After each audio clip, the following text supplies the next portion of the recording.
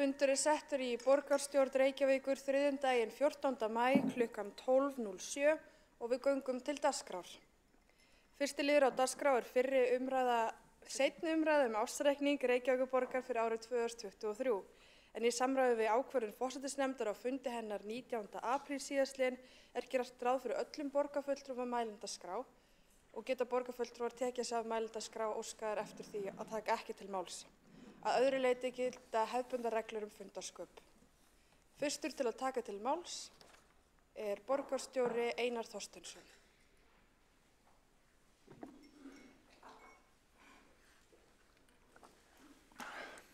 Forseti, ágætu borgarfulltrúar. Þá tökum við ársreikning Reykjavíkurborgar fyrir árið 2023 til annarar og síðari umræðu og staðfestingar að lokinni umræðu. Í fyrri umræðu fór ég ítarlega yfir helstu niðurstöður ársreikningsins og ætlaði því ekki að endurtaka þá ræðu.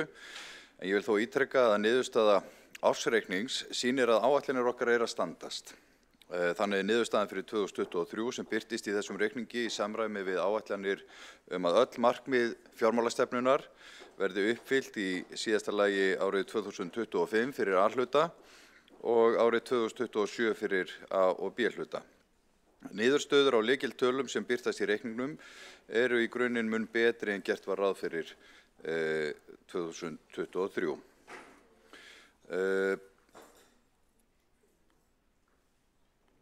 Og nú búið að rekja fram ársreikninga í öðrum sveitarfélögum á höfuðborgarsvæðinu og langar mig að bera saman helstu kennitölur Reykjavíkurborgar við kennitölur nágrannasveitarfélaga okkar.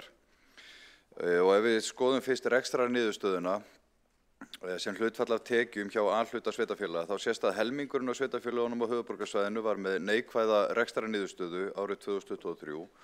Það var aðeins Hafnarfjörður, Garðabær og Mosfellsbær sem skiluðu afgangi. En þó kannski rétt að vekja athygli á því að Hafnarfjörður eitt sveitarfélag sem tekjufærir gatnagerðargjöld en án þeirra væri reksturinn neikvæður. Og þetta endurspeglar einfaldlega að rekstrarumhverfi sveitarfélagana í fyrra var afar krefjandi. Og þó að rekstrarniðurstaðan sé mikilvæg þá inniheldur hún reiknaða liði sem að geta sveiflast til milli ára eins og lífeyrisskuldbindingin gerði núna og því betra að skoða veltufjár frá rekstri sem hlutfall af tekjum þegar sú mynd skoðuð blasir við önnur staða. Þannig var veltufjár frá rekstri sem hlutfall af tekjum í Reykjavík 6,5% og það var aðeins hærra í Kópavogi og í Mosfellsbæ. Og ég held að sé rétt að minna á að við erum vel yfir lágmarksviðmiði eftirlitsnefndar sveitarfélaga sem 4,5%. En markmiðið okkar í fjármálastefnunni að ná þessari kennitölu yfir 7,5% í síðasta lagi árið 2025.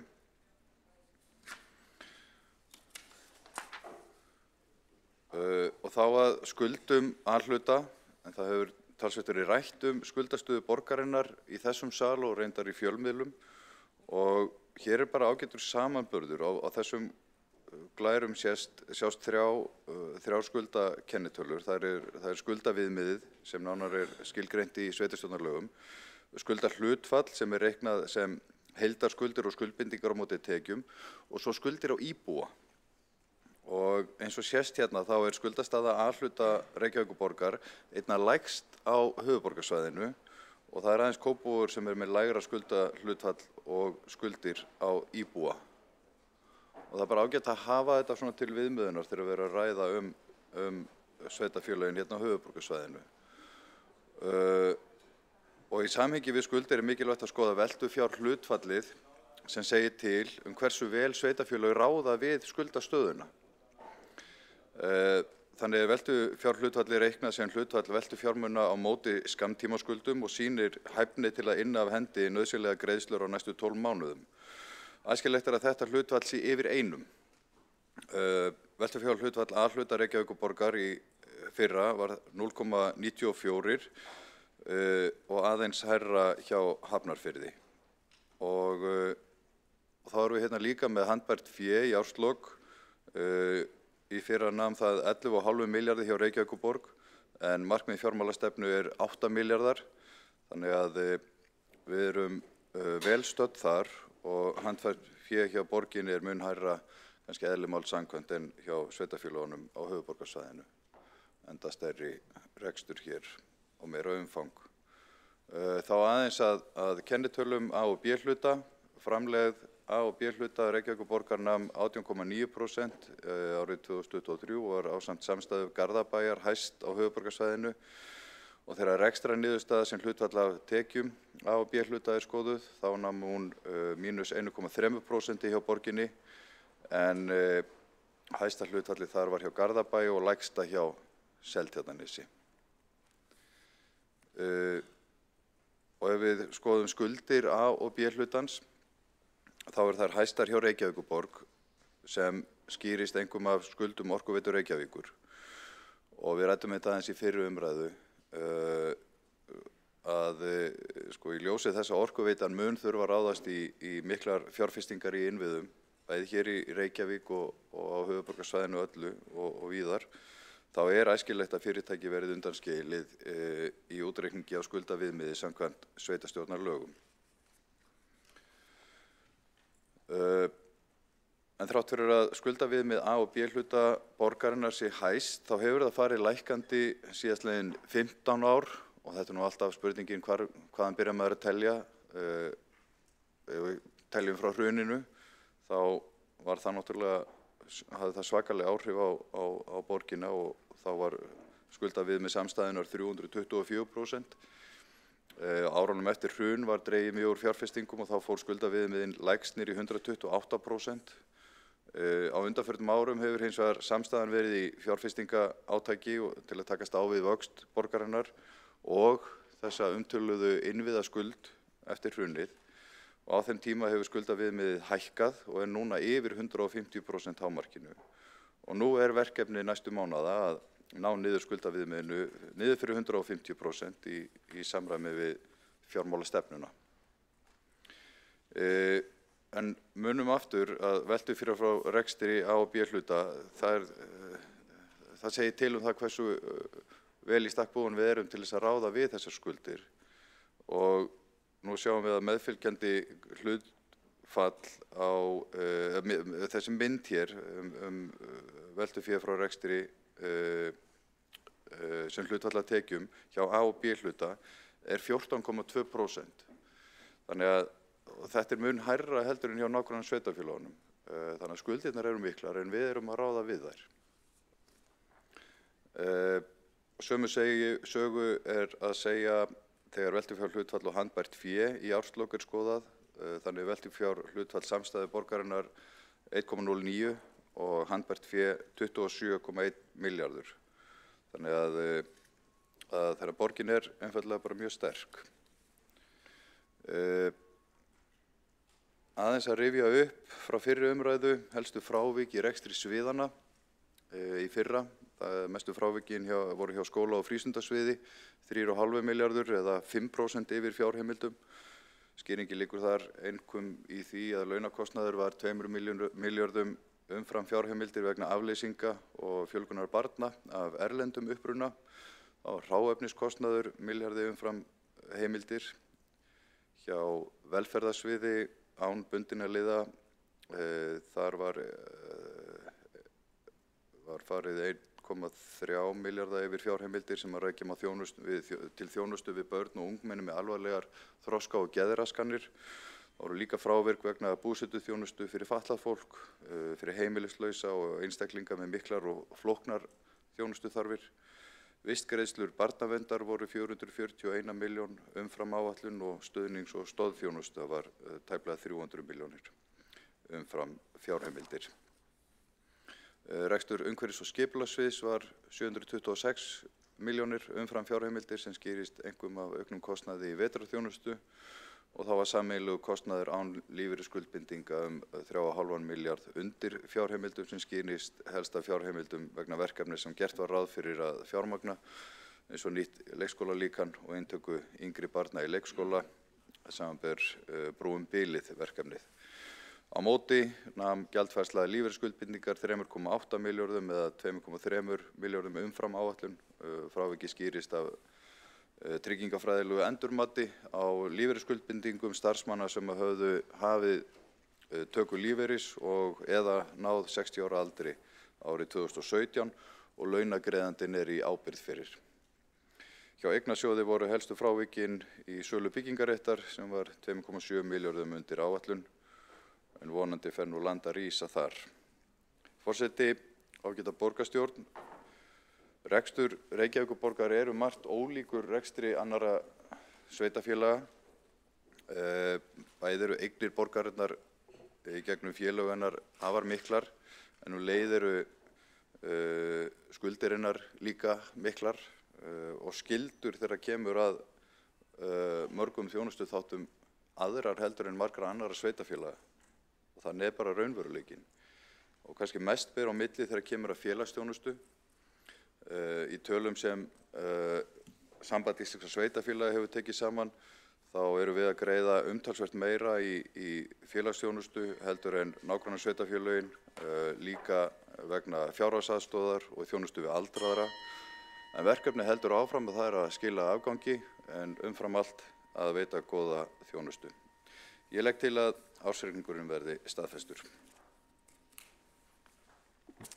Borgarstjóri hefur lokið mál sitt. Einn hefur óskað eftir því að veita andsvar, borgarfulltrúinn Kjartan Magnússon.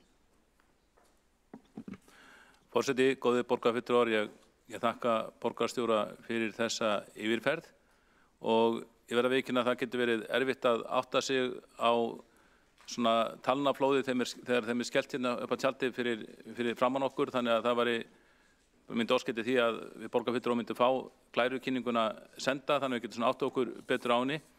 En í fljótu bragði þá sýnist með framsetningin bera vottum ákveðna afneitun á því að rekstur borgarinn slæmur, afneitun á því að skuldastaðan mjög slæm og borgarstjóri virðist vera mjög einbeittur í því að horfa sem mest á skuldir A-hlutans. En ég vil taka fram að hann reyndar tók fram að það væru miklar skuldir í B-hlutanum.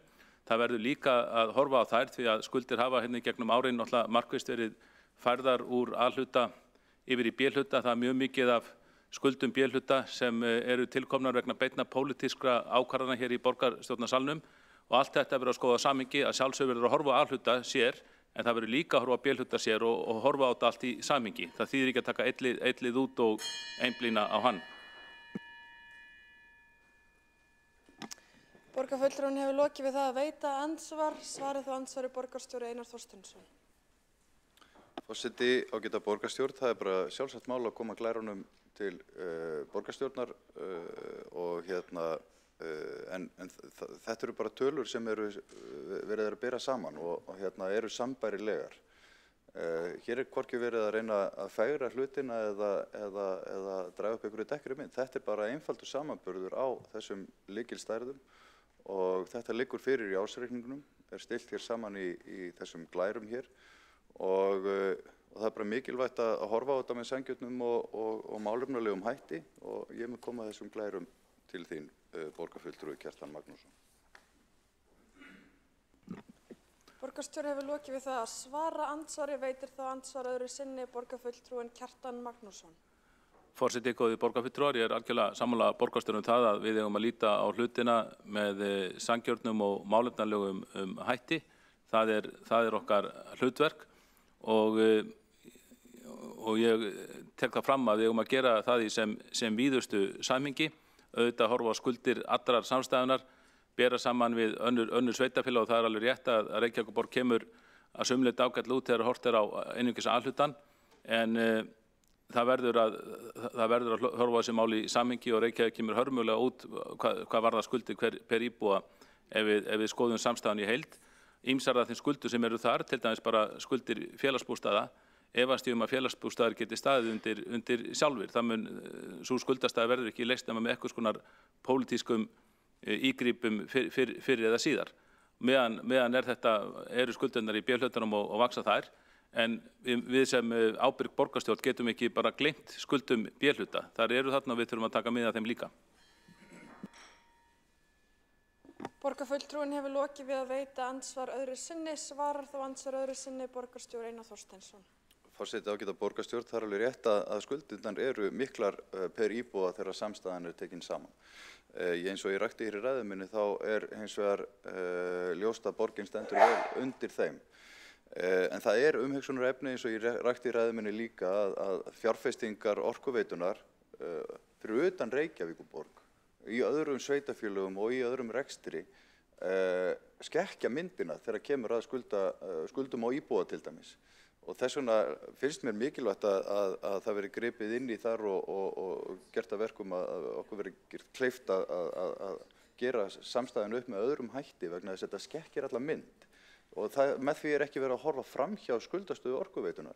Það er bara verið að reyna að færa þetta í svona málefnalegt horf.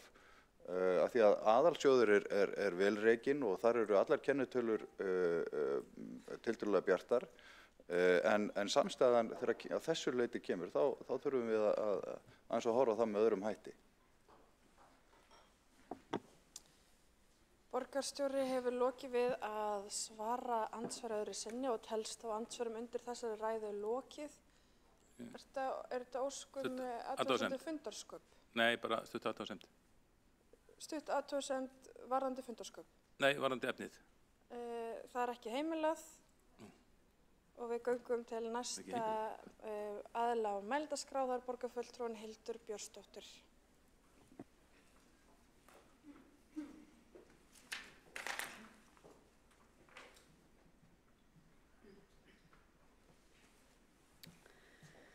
Forseti ágæta borgarstjórn, við erum hér stödd í síðari umræðu ársreikning Reykjavíkurborgar 2023. Í fyrri umræðu þá fór ég í ítarlegu máli yfir sýn okkar sjálfstæðismanna á þennan ársreikning og mun ég hér í dag stikla á stóru og fela kollegum mínum og félögum í sjálfstæðisflokknum að fara meira á dýptina. En ég fór yfir stóru myndina í þessum reikningi á síðasta fundi, rekstrarniðurstaða samstæðu 13 milljörðum lakari en áætlun gerði ráð fyrir, rekstrarhalli borgarsjóðs 5 milljarðar, engar áþreifanlegar hagræðingar enda fóru rekstrargjöld tæpa 5 milljarða umfram fjárheimildir. Tekjur jukust langt umfram rekstrargjöld, svo viðsnúningurinn sem mikið talað hann skýrist auðvitað fyrst og fremst af miklum tekjuauka og skuldir samstæðu aukast 50 milljarða, þar af 24 milljarðar í A-hluta. Þetta stóra myndin og þá ætlum við að fjalla eins rekstrarniðurstöðu borgarsjóðs. En eins og fyrr sagði þá var niðurstaðan af rekstri A-hluta halli sem nemur tæpum 5 milljörðum. Og þá spyr maður sig hvar voru þessar gríðarlegu hagræðingaraðgerðir sem voru boðaðar og jafnvel samþykktar, hafa kannski ekki allar raungerst. Nú við sjáum að rekstrargjöld borgarinnar, við erum að skoða annars vegar hvernig þróunin milli ára og svo annars vegar frá áætlun og í raun. Þá sjáum við ef við skoðum milli ára þá aukast rekstrargjöld borgarinnar 11,8 milljarða en frá áætlun 5,3 milljarða. Og tekjurnar, og hér ég að skoða skatttekjur, framlög jöfnunarsjóðs og arðgreiðslur, þær hækka milli ára 21,1 milljarð en frá áætlun 9,5 milljarða. Þannig að betri árangur í rekstri borgarinnar frá áætlun, hann má öllu leyti rekja til aukinna og óvæntra tekna. Og sama má segja viðsnúningin sem margir hafa talað hér hvort heldur sem viðsnúningur milli ára eða betri niðurstaða frá áætlun. Hér talaði borgarstjóri og við höfum reyndar oft séð þetta svona rætt hér á vettvangi borgarstjórnar af meirihlutanum að rekstur borgarinnar sé frábrugðinn rekstri annarra sveitarfélaga og það notað í samhengi svona svolítið til að barma sér. Að við séum nú með þessi B-hluta fyrirtæki og þar sé svo mikil skuldsetning og þetta seti allt á annan endan hér. En það auðvitað svo að Reykjavíkurborg í mun betri aðstöðu heldur en nokkuð annað sveitarfélag til að afla sér tekna. Og ef við tölum sérstaklega B-hlutafyrirtækin, að þá ekkert annað sveitarfélag á höfuðborgarsvæðinu í þeirri aðstöðu að geta greitt sér annan eins arð á ári hverju eins og Reykjavíkurborg. Þannig að vandi borgarinnar útgjaldavandi, en sannarlega ekki tekjuvandi. Rekstrarniðurstaða samstæðunnar, hún hefur oft litið ansi vel út og verið svona það sem að borgin hefur hampað sér af í fréttatilkynningum þegar ársreikningur gefinn út. En í ár þá niðurstaðan neikvæð sem nemur 3,4 milljörðum og það svolítið nýtt en fjárhagsáætlun gerir ráð fyrir 9,6 milljarða jákvæðri rekstrarniðurstöðu. Þannig að þetta 13 milljarða neikvæð sveifla. Og ég skýti kannski inn að ég fekk athugasemdir við fyrri umræðu að þetta væri full glaðbeittar glærur fyrir svona neikvæð umræðu en það eitthvað að reyna að létta andrúmsloftið. Þannig að við það sem við sjáum, hvað veldur þessari sveiflu, það eru tvær breytur sem við höfum oft gagnrýnt í svona uppgjöri borgarinnar og þó að þær séu löglegar þá skekkja þær svolítið myndina og gefa kannski ekkert raunsanna mynd af grunnrekstrinum hjá þessum félögum, annars vegar félagsbústöðum og hins vegar Orkuveitunni og það er matsbreyting fjárfestinga vegna félagsbústaða sem hefur komið til hækkunar í samstæðureikningi síðustu ár þegar fasteignaverð hefur verið mjög hátt og breyting álverðs á heimsmörkuðum hefur líka komið til hækkunar í reikningi Orkuveitunar þegar álverð hefur verið mjög hátt. Báðar þessar breytur leiða til þess að það er verulega neikvæð sveifla í samstæðureikningnum í ár. Þannig að blaðran sem að meirihlutin hefur haldið á full af lofti og þau hafa hreykt sér af er eilítið loftlaus þessar myndir. Skuldsetning heldur áfram að aukast en skuldir samstæðunnar jukust 50 milljarða árið 2023 og þar af 24 milljarða í A-hluta. Og hér höfum við tölur úr fjárhagsáætlun en áætluð skuldsetning eða ný lántaka borgarsjóðs til ársins 28 nemur 72 milljörðum en haldið ykkur fast fyrir samstæðuna alla 219 milljörðum. Og hér erum við að horfa á skuldsetningu fyrst og fremst vegna mikilla fyrirhugaðra innviðafjárfestinga og einmitt af þeim sökum höfum við gagnrýnt ríka arðgreiðslukröfu meirihlutans á innviðafyrirtækin langt umfram áætlanir. Lántakan var 81% af fjárfestingum árið 2023 sem er 11% stigum frá settu markmiði. Og afborganir langtímalána og leiguskulda munu nema 13 milljörðum árið 2024 og tæplega 15 milljörðum 2028 og hér erum við að benda á að það kostar að skulda. Morgunblaðið birti í liðinni viku ansi áhugaverða umfjöllun og samanburð á skuldum Reykjavíkurborgar og þróun þeirra í samanburði við Hafnarfjörð og Kópavog. Og þar sagði að meðan skuldir Reykjavíkurborgar hefðu aukist á alla mælikvarða hefðu þær minnkað í Hafnarfirði og Kópavogi. Á meðan bæði skuldahlutföll og skuldaviðmið Kópavogs og Hafnarfjarðar hefðu lækkað nokkuð, hefðu hvoru tveggja stór aukist í Reykjavík. Þá hefðu skuldir á hvern íbúa í Reykjavík aukist umtalsvert á tímabilinu á meðan þær hefðu aukist lítillega í Hafnarfirði og lækkað í Kópavogi. Ég ætla ekki að fara ítarlega og ofan í saumana á þessum staðhæfingum en það verður gert í ræðum kollega minna hér á eftir í meiri smáatriðum. En þetta er þróun sem við getum ekki verið stolt af. Húsnæðismálin, þau skipta líka máli í umræðum ársreikning. Og aftur, ég þreytist ekki á að minna á þetta tímamóta samkomulag ríkis og borgar sem var undirritað í upphafi árs 2023 og hvað á uppbyggingu 2000 íbúða árlega næstu 5 árin hér í Reykjavík. Og við studdum þetta markmið, bara gott markmið í þessari húsnæðiskrísu sem við horfum fram á. Og þetta var gert til þess að mæta uppsafnaðri þörf og skapa jafnvægi á húsnæðismarkaði. Fínt markmið. Þannig að þegar við skoðum lykiltölur frá byggingafulltrúa, hvort heldur sem eru samþykktir fermetrar, byggðir fermetrar eða fullgerðar íbúðir, þá er þróunin alltaf niður á við og heldur áfram að fara niður á við í ár. Og við erum að sjá að í þessu markmiði 2000 íbúðir í ár, þá er stefnt að því að þær verði 800. Og alltaf finnst mér jafn sérkennilegt að setja sér markmið sem að er fyrir séð að ekki verður hægt að ná. Þetta var líka rætt í fyrri umræðu mat samtaka iðnaðarins á byggingarhæfum lóðum. Það kom reyndar fram sjónarmið meirihlutans að það er ágreiningur þetta og þau sjónarmið eru móttekin. En sömuleiðis sáum við líka umfjöllun á dögunum að mestur samdráttur í uppbyggingu húsnæðis hérlendis hafi einmitt verið í Reykjavík á liðnu ári og það hlýtur að vera líka verulegt ágefni.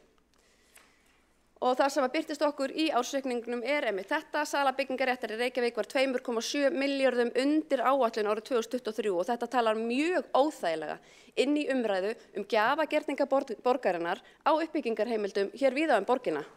Þetta hefur verið rætt í samhengi samninga við olíufélögin, það mætti líka fjalla í löngu máli samning borgarinnar við Ríkisútvarpið árið 2015 þar sem gefnar voru ríflegar uppbyggingarheimildir í Efstaleitinu sem Ríkisendurskoðun hefur velt upp hvort eigi að flokkast sem opinber stuðningur við ríkismiðilinn sem stangast á við Evrópulöggjöf og er full ástæða til að skoða nánar. Þannig að það er mjög merkilegt, okkur tekst ekki að ná þessum markmiðum, í aðra röndina en í hinna erum við að gefa uppbyggingarheimildir. En meginniðurstaðan er þessi, rekstur borgarinnar er ósjálfbær, borgin hefur reyndar skrifað það sjálf í bréfi til ríkisins, ætli það hafi ekki verið 2020 þar sem það var talað að hann er ósjálfbær til lengri tíma ef ekki kæmi umfangsmikill ríkisstuðningur inn í reksturinn. Halli samstæðunar nemur 3,4 milljörðum sem 13 milljörðum lakari niðurstaðan áætlanir gerðu ráð fyrir og skuldir samstæðu aukast 15 milljarða. Þetta samstæðan. Ef við lítum á borgarsjóð þá nemur hallinn 5 milljörðum og skuldir aukast 24 milljarða og áfram höfum við áhyggjur af starfsmannafjölda.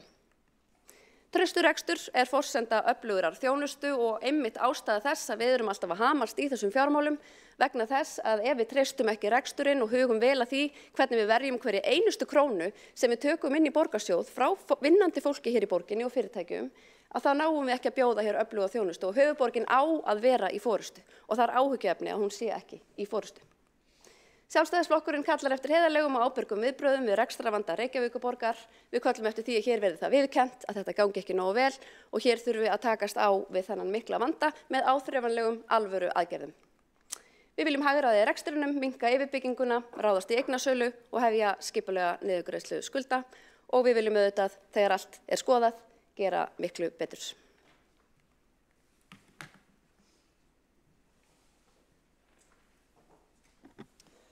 Borgarfulltrúinn hefur lokið við mál sitt, einn hefur óskað eftir því að veita andsvar.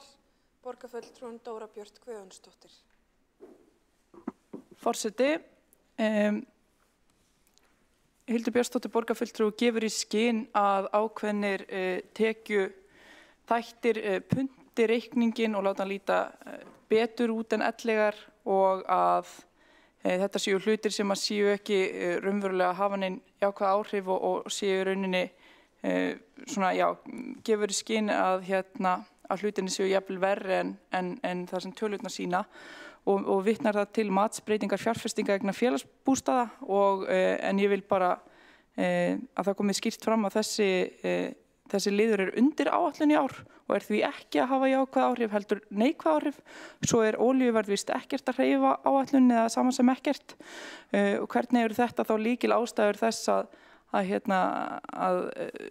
reikningurinn sé ekki verri en ellegar þegar þetta í rauninni ekki að hreyfa áætlun eða þá hafa neikvæð áhrif á reikningin eins og hann stendur hér fyrir og svo vitnað til samnings við olíufélög og byggingaréttarins. Það snýst mikið til byggingaréttargjald eða innviðagjald sem að Sjálfstæðisflokkurinn hefur staðið gegn.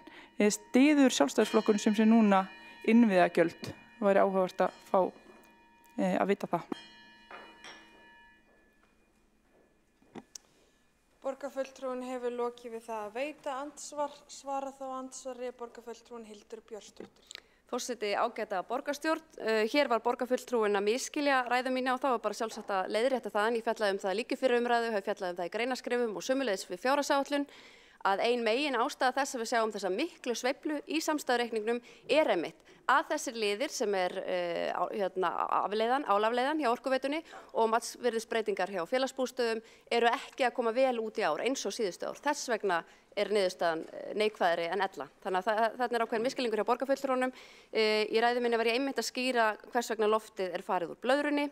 Sjálfstæðismenn börðust gegn innviðagjaldinu og hafa talið hana aukna skattheimtu á uppbyggingaraðila húsnæðis sem að smitist beint út í fasteignaverð. Það hefur hins vegar verið skorið úr það hjá dómstólum að innviðagjaldi sé heimilt lögum samkvæmt en við teljum að eitt eigi yfir alla að ganga. Sumir geti ekki samið sig undan því á meðan aðrir þurfi að greiða það. Borgarfulltrúinn hefur lokið við að svara andsvari, veitir þá andsvar öðru sinni borgarfulltrúinn Dóra Björt Guðjónsdóttir. Forseti, ég þakka borgarfulltrúinn fyrir að útskýra orð sín og þá sýnir það í rauninni að loftið farið úr blöðrunni og hlutir sem voru þá komið til hækkunar ef ég skil borgarfulltrúinn rétt síðustu ári ekki að gera í ár, þannig í rauninni þá eru hlutir ef við tökum þessa liði til hliðar betri en ellegar. Þannig að áhugavert að fá það fram og ég get þá ekki skilið orð borgarfulltrúans öðruvísi en sem svo að Sjálfstæðisflokkurinn standi núna að baki innviðagjöldum og það bara hið besta mál.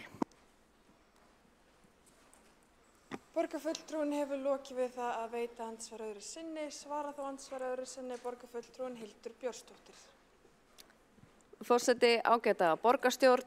Ég get ekki sagt að Sjálfstæðisflokkurinn styðji innviðagjaldið en það hefur verið ákveðið að leggja það hér á og skori úr það að það sé heimilt og þá verður eitt yfir alla að ganga og það mikilvægt að gæta bæði jafnræðis og gagnsæis þegar sýslað með opinber verðmæti. verðmæti í opinberri eigu. Nei, það er alls ekki svo að staðan sé raun betri heldur en reikningurinn sýni. Það sem við erum einmitt að benda á að þegar að meirihlutinn hefur á undanliðnum árum stigið fram og kynnt ársreikninginn með tölum úr samstæðureikningi sem gríðarlega jákvæða niðurstöðu, þá hafi það verið loft í reikningnum sem hafi verið villandi. Og þetta hefur líka verið fjallað til að mynda ársreikning félagsbústaða, að jafnvel þó að matsvirðisbreytingar hafi ekki sprengt reikningin eins mikið út á liðnu ári eins og áður, að þá samt sem áður gefi niðurstaðan ekki mjög gagnsæja mynd af grunnrekstri félagsbústaða og ef hann er reynast sjálfbar þá þarf einmitt að hækka leiguna töluvert. Þannig að nei, ég ekki að segja að staðan sé raun betri heldur en raun ber vitni. Borgarfulltrúinn hefur lokið við að svara andsvari öðru sinni og telst á andsvörum undir þessari ræðu lokið. Næst á mælendaskrá er borgarfulltrúinn Heiða Björg Hilmirsdóttir.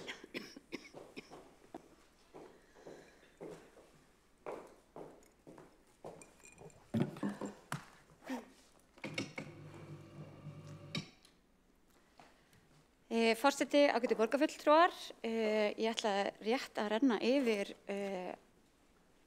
útkomu velferðarsviðs á síðasta ári. Þið eru auðvitað með þessi gögn hjá okkur að mestu leyti, en ég bjó til nokkra glærur svona okkur til yndis auka til þess að fara yfir þetta. Þið þekkið þessa starfsemi sviðsins, ótrúlega mikilvæg og kannski það sem einmitt gerir okkur frábrugðna öðrum sveitarfélögum er að við erum með umfangsmeiri félagsþjónustu heldur en önnur sveitarfélög og kannski helst hægt að bera okkur saman hlutfallslega við Akureyri hvað það varðar. Við erum auðvitað með stórt svið, marga starfsstaði, 120 starfsstaði og 3500 starfsmenn að meðaltali í mánuði og notendum þjónustunar hefur fjölgað ár frá ári í rauninni í meiri takti heldur en starfsmönnum. Rekstrarniðurstaða ársins var, nú þarf ég eiginlega að sjá þetta hér af því ég sé svo illa.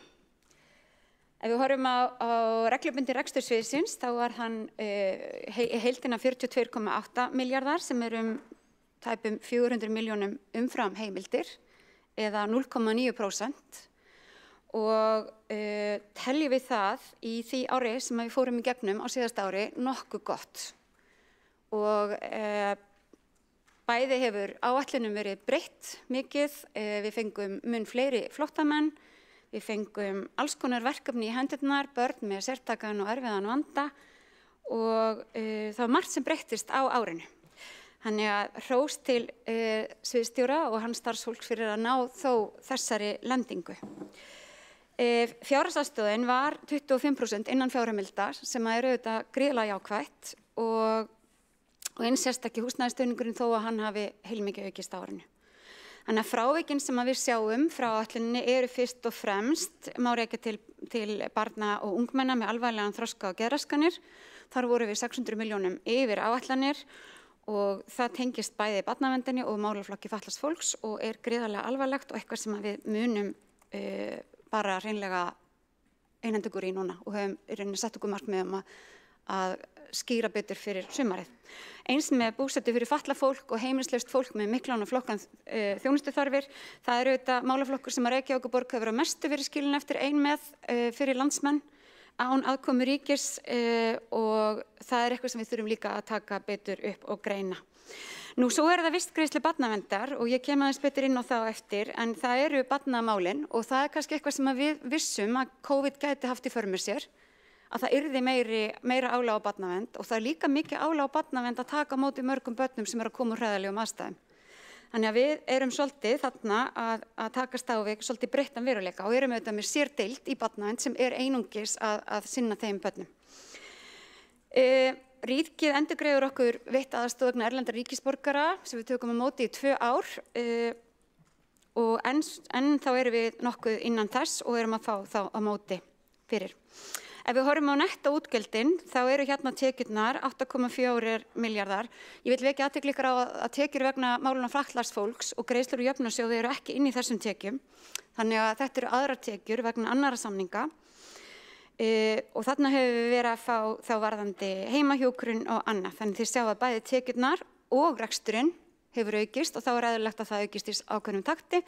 En það má líka segja að það eru ákveðin aukning í málaflokki fatlaðs fólks, NPA-samningar sem við bættum við sem að fengum einnig líka greiðslur á móti og fleira slíkt sem ekki komið beint fram í þessu uppgjöri. Nú, þjónustu þættirnir, ef ég sýni ykkur svona helstu þættina og manum kannski eftir að fletta, þá eru það búsetan og hér er bæði verið að tala um búsetu fyrir fatlað fólk og fólk með miklar og flóknar þjónustuþarfir. Þarna þarf fólk mikla þjónustu. Það eru samningar og skuldbindingar við styrkir. Við í velferðarráði tókum aðeins utan þetta á síðasta ári í góðu samstarfi. En annars höfum við verið svona, það er þessi stuðningur við fólki í borginni sem það er meiri ásókn í og það er eðlilegt. Málefni fatlaðs fólk sem við tölum nú mjög gjarnan við höfðum nokkuð vel áætlað fyrir þeim málaflokki. Við fengum auðvitað meiri tekjur inn í borgarsjóð fyrir þessum málaflokki á síðasta ári, heldur en að við áttum von á, en við höfum einstaklega líka þarna að það komi betri niðurstaða í hvert framhorfir og hvernig við getum náð þessum málaflokki í jafnvægi á þessu ári. Ef við kemum betur inn á barnaverndina, þá hún í rauninni í heild 14,7% yfir fjárheimildir, sem auðvitað alvarlegt. Hluta af þeim halla vissu við svo sem næstum því af. Við vorum vongóðum að ná samningi vistgreiðslur við ríkið, þar sem það er þriðastýrsþjónusta sem samkvæmt farsældarlögum ætti að vera á hendi ríkisins. Það er ekki ennþá svoleiðis og ég myndi segja eins og hér stendur, þetta er fyrst og fremst frávikið skýrist af því. Þarna þarf að skýra og ekki síst kannski alls ekki endilega bara út af þessum fjármunum, því þetta eru auðvitað fjármunir sem við erum að fjárfesta í að aðstoða börn í mjög erfiðum og skelfilegum aðstæðum, heldur líka bara þannig að börnin sé að fá viðunandi meðferð og stuðning. Hér sjáu þið bara svona, þetta er bara ein birtingamynd á auknu álagi, en það er stöðug aukning alltaf líka í tilkynningum, bæði varðandi fjölda barna og fjölda tilkynninga, fyrir utan öll hin verkefnin sem að velferðarsvið og barnavernd eru með. Nú, þróun stöðugilda, það er bara þetta hefðbundna, þetta er bara yfir árið, það er engin sérstök breyting frá fyrra ári umfram það sem að tengist á þessum móttöku flóttafólk sem að við jökum samningin þar og börn og síðan aukin veikindi sem er nú reyndar mikið áhyggjuefni. Og ég kem inn á það hér að við erum að sjá það að langtímaveikindi hafa verið að aukast og við höfum beðið það í velferðarráði að fá greiningar á því og þar inn kemur aukið álag víða og meðal annars vegna þess að það er tilfinning starfsmanna okkar að meiri og stærri hópur þeirra sem við erum að þjónusta sé að nota vímuefni. Og þá er ekki bara að tala um heimilislaust fólk, heldur líka fatlað fólk og eldra fólk og það er kannski einhver breyting í samfélaginu okkar sem við þurfum að greina betur og fá einhverja svona vísindalegar niðurstöður En það eykur mikið álag á starfsfólk að þjónusta fólk með mjög flókin vanda og þegar að margir vandar koma saman þá verður hann flókin og fjölþættur og það virðist vera erfitt fyrir starfsfólki okkar og þetta er svona eitt af því sem við höfum fengið sem ykkur langar að greina betur. En auðvitað er alltaf hlutverk borgar líka að sjá vel starfsfólki sitt. Nú, við erum að þjónusta fjölmarga eins og þið vitið og við höfum verið að breyta reglunum húsnæðisstuðninginn til þess að ná betur utan þann hóp. Það tókst að einhverju leyti. Við höfum verið að setja virknistefnu og setjum að stofna virknihús til þess að koma fólki í virkni. Það hefur tekist líka að einhverju leyti. Við sjáum hér að fjárhagsaðstoðin, það fækkar þar, það er auðvitað líka betra efnahagsástand og fleiri sem geta fengið vinnu. Hér eru bara svona nokkra glærur fyrir ykkur að því. Hér eru nokkra tölur bara hversu mikinn fjölda fjölskyldna velferðarsvið hefur sinnt á síðasta ári. Ég tók kannski sérstaklega varðandi börnin, við erum með 750 fjölskyldur sem fá stuðningsfjölskyldu, eða fá stuðningsþjónustu, 220 með stuðningsfjölskyldu, við erum með 2600 börn sem hafa fengið einhverja skólaþjónustu og svo framvegis. Þetta er náttúrulega gríðarlega umfangsmikið og velferðarsvið eru þetta að þjónusta 20.000 íbúa á hverju ári. Framhaldið sem að við sjáum fyrir okkur að við þurfum núna að ná svolítið utanum, það í rauninni kannski þessir stóru þættir sem að standa svolítið út það, og það móttaka flóttafólks, hvernig okkur vantar húsnæði, okkur vantar fólk til þess að taka á móti, okkur vantar fjármagn til þess að styðja sérstaklega við börnin. Við þurfum að ná utanum það er fyrirliggjandi og við erum í samtölum við ráðherra það, hvernig við ætlum að standa að þessum mikilvæga málaflokki. Það eru börn og fullorðnir með fjölþættan vanda, það ófjármagnað og í rauninni engin almennilega með þann bolta í íslensku samfélagi. Það eitthvað sem fyrirliggjandi og í rauninni við ætlum að taka samhliða niðurstöðu í málefnum fatlaðs fólks. Heimilislaust fólk með flóknar þjónustuþarfir. Það auðvitað óásættanlegt að Reykjavíkurborg sitji uppi með þann vanda og við þurfum að ná betur utanum það og þurfum að fá þingmenn Reykjavíkur með okkur í lið þar, af því að þarna fólk sem oft þarf að flytja, þetta hreppaflutningur, fólk þarf að flytja langt frá sínu tengslanetti til þess að fá þjónustu Reykjavíkur og oft hún ekki kannski svo heppilegasta fyrir einstaklingin akkurat til að komast út úr vandanum. Þannig ég myndi segja, nú mikið talað það, samskipti ríkis og sveitarfélaga, það það sem ógn við stöðuleikann, ekki rekstur Reykjavíkurborgar því hann í nokkuð góðum málum. Við eigum þar sameiginlega setu í stjórn borgarinnar og mér finnst að við eigum að taka sameiginlega á þessu og við eigum að sameiginlega að koma með lausnir, frekar heldur en að tala allt ómögulegt og niður.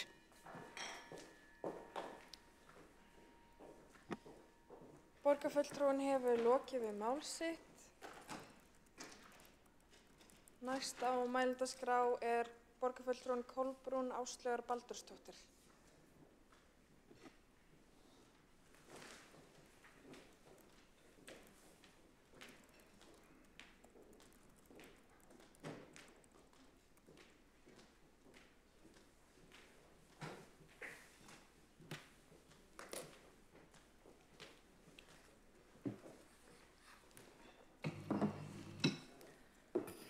Forseti, ágæta borgarstjórn, mér langar að byrja ræðu Flokks fólksins hérna í síðari umræðu á Stiklans og Stóru það sem við vorum helst að tala hérna í fyrri umræðu, ákomuna sem hefur vissulega skánað örlítið en ennþá afspyrnuslæm.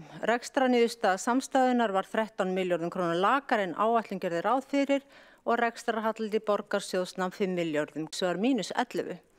Og hjá Strætó eigið fé var neikvætt í árslok 2023 sem þýðir að eignir duga ekki fyrir skuldum.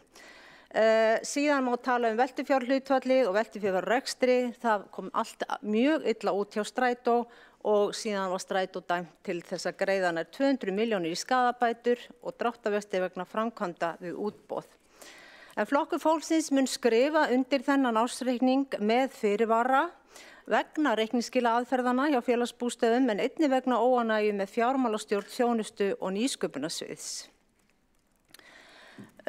Flokkur fólksins hefur lagt til að gerð verði óháð heildarúttekt á fjármálasýslu sviðsins og talið að innri endurskoðun hafi ætlað að fara í það verkefni árið 2023 en svo reyndist ekki vera. En það svo komið að þolmörkum og það fyrir löngu. Fjárhagsviðbætur til sviða spanna breytt svið sem eðlilegt þegar horft til sviða eins og velferðarsviðs og skóla- og frístundasviðs sem hafa fengið í fangið stór og krefjandi verkefni. Á þessum sviðum líka að finna bruðl og sóun og má í því sambandi nefna háan leigubílakostnað en þótt það kunna vera smákrónur í stóra samhenginu gerir jú margt smátt eitt stórt.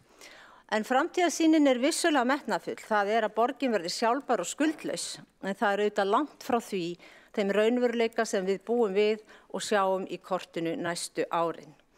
Meðan þess sem verður að stefna að ná aðhaldi í ráðningum, sameiningu starfa og virkri forgangsröðun. Horfa þarf til sviða sem hafa einmitt farið bratt og ekki umgengist skattfé borgarinnar af virðingu.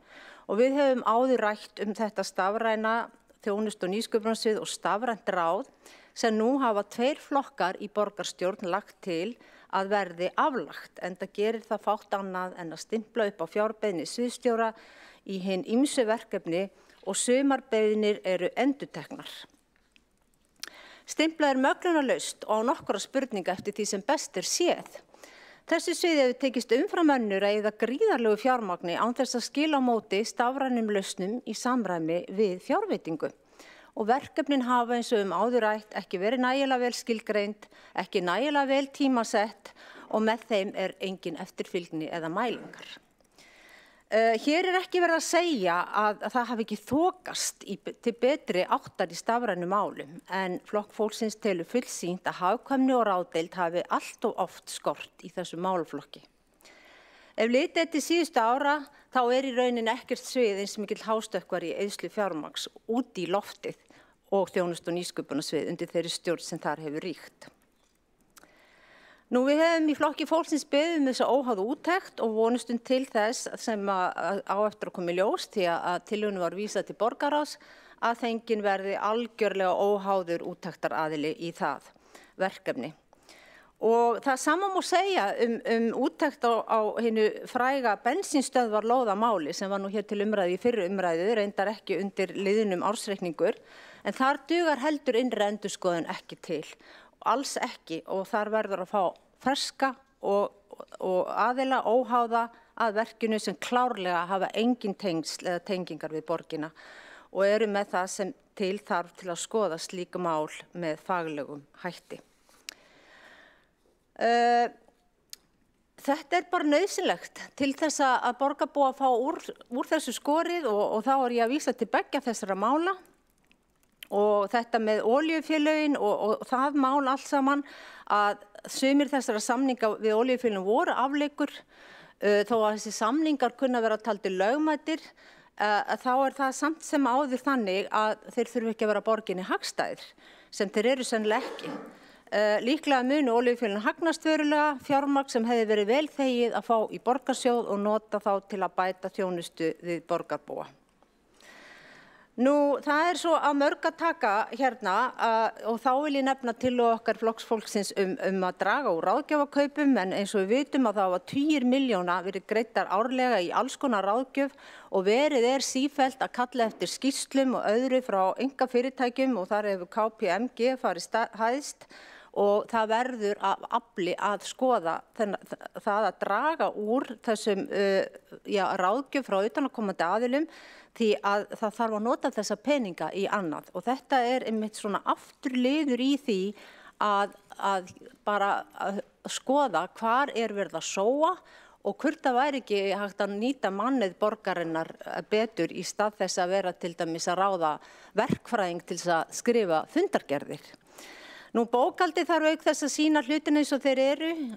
Í borgarráði 23. nóvember lagði Flokkur fólksins til að gera verið breytingar á bókhaldslyklum og þeim fjölga með það markmið að gera bókhald borgarinnar gegnsærra.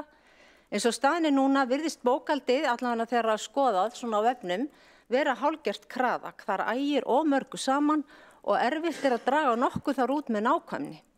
Á einn og sama lykil hægt að setja á margt og sumar tölur ekki sundurliðaðar þótt þær tilheyri ólíkum verkþáttum.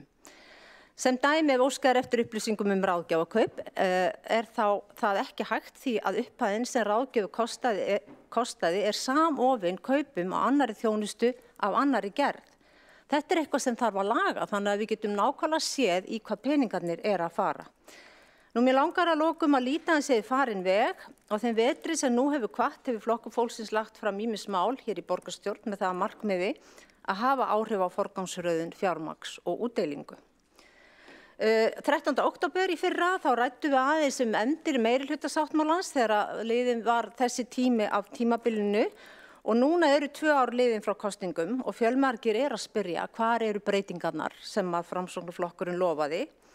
Því að dregnar voru upp í meirihlutasáttmálanum fagra lýsingar á því hvað meirihlutin vildi gera. Meirihlutin ætlaði líka að lækka skatta, vísað hér í meirihlutasáttmála með leyfi forseta, tilvitnun. Við ætlum að lækka fasteignaskatta á atvinnuhúsnæði í lok kjörtímabils. Með fjárhagsstöðunni eins og hún núna, mun meirihlutin efna það loforð sitt að lækka fasteignaskatta á atvinnuhúsnæði eins og stendur að að gera þegar nær dregur lok kjörtímabils, tilvísun lýkur. Og hvernig ætlar borg í kröggum að gera þetta? Staðan sú að engar stórvægilegar breytingar hafa orðið sem hafa haft afgerandi bætandi áhrif á borgina, borgarbúa og eða fjárhag hennar. Borgin enn rekin með miklum halla og botnlausar lántökur framundan hefur auk þess heldur ekki verið tekið á. Og hvað þá ef ég fæ að lokum að nefna hérna 2 stór mál sem heldur engin breyting hefur orðið á. Það eru húsnæðismálin og húsnæðismarkaðurinn sem eins og við vitum í miklum vanda og síðan það svartasti bletturinn að öllu og það eru leikskólamálin. Það sem búið að lofa upp í ermina plássum sem síðan eru ekki til. Og læt ég þar með duga. Takk fyrir.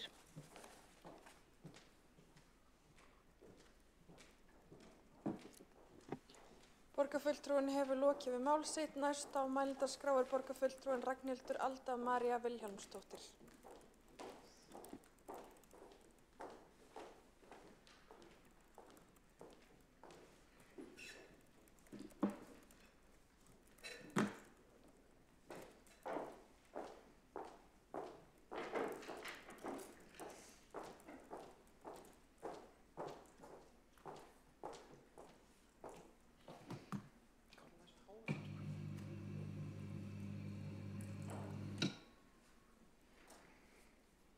Já, ágæti forseti og borgarstjórn, ég ætla ekki að hafa þetta neitt sérlega langt heldur vegna þess að ég veit að það munu allir tala ársreikninginn hér í dag, þannig að ég ætla kannski svona innbræða helst að bara mínum sjónarmiðum í þessu.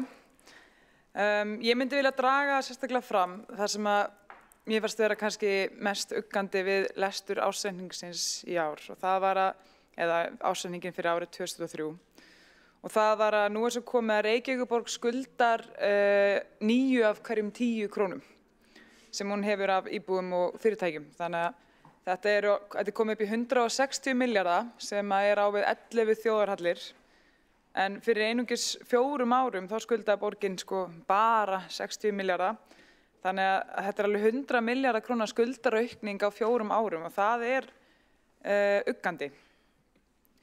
En upp á samhengi þá myndi til dæmis þessi 20 milljarða lántaka í fyrra duga til þess að tvöfalda allt leikskólakerfið og við getum þá fara að úthluta börnum leikskólapláss strax við getnað.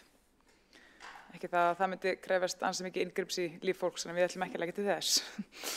En ég hefði viljað sjá það þá frekar á borginni að þessi lántaka hafi verið gerð og það hafi þá farið í eitthvað annað en bara svona þetta nauðsynlega lágmarksviðhald á húsnæði borgarinnar og svo kannski einhver gæluverkefni hér og þar sem ég nenni ekki að fara að þylja upp.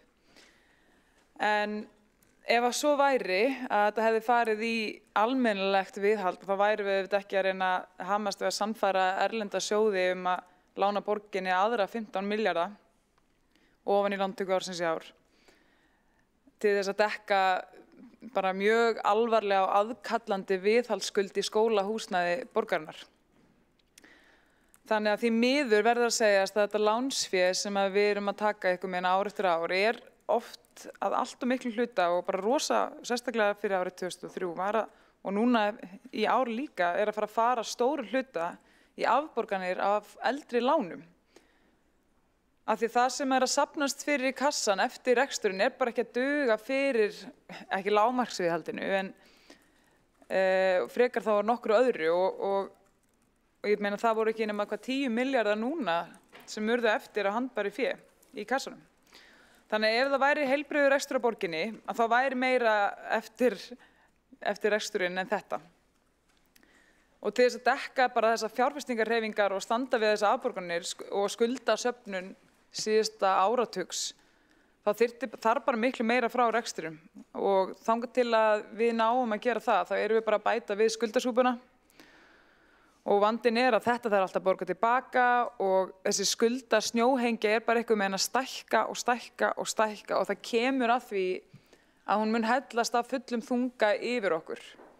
En þá verður þetta flestir kannski vonandi verður það ekki það fljótlega að hér verði allir ennþá eftir, vonandi hefur við einhvern tíman til þess að undirbúa okkur, en áreiðanlega verða flestir þeir stjórnmálamenn sem kannski bera ábyrgð á þessa skuldasúpu bara farnir og að ný kynslóð tekin við.